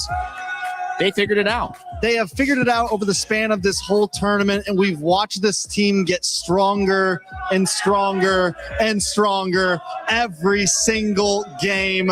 I mean, even in that match there, after taking the loss, they come back, they lose to Selena, they still find answers repetitively. And that's why you can just never count a Filipino team out. I was talking to Leo the other day, and he said, if they wanted us out, they should have knocked them both out in the group stage. Yeah. Because now they have to feel the wrath, and it is true. Yeah, and honestly, like, this is also pretty big for the organization because Vitality was top 3 in the club championship, but now they're not going to get any more points. That's right. Falcons, here's the thing. They were able to take down Vitality, so what's really stopping them from going all the way to the grand finals? Right? Because once you go to the grand finals, I think that's where a real challenge is going to be. It's either going to be Aurora, it could be Spirit, Vamos, or maybe even Onyx. Well, I think one thing for me that stood out, and tell me if this is tracks for you guys, Super Marco, and obviously the Hanabi at the end. I mean, that was just ridiculous, Trex. But he all series was such a bright light for them because they didn't have to pick around him. He could play Clint. No one's banning Clint. And, he could just play whatever and almost carry. No matter what you put in his hands, he's going to feel comfortable on it. And even that Hanabi pick, it was always key to the draft, right? You have these high crowd control, Detna's welcomes coming at you, all these things. What do? All right, yes, Hanabi isn't too flashy, but the CC immune was clean. He could never be a target. It just goes back into that bulletproof Marco. You can't take him down. I mean, here's the thing. He only really felt pressure in the lane game number 2, and that's it, right? Yeah. The time he went up against the Paquito Gold lane, he's like, okay, guys, I'm having a tough time. You're right. Game 1, no. Game 3, no. Game 4, no. So I feel like them picking out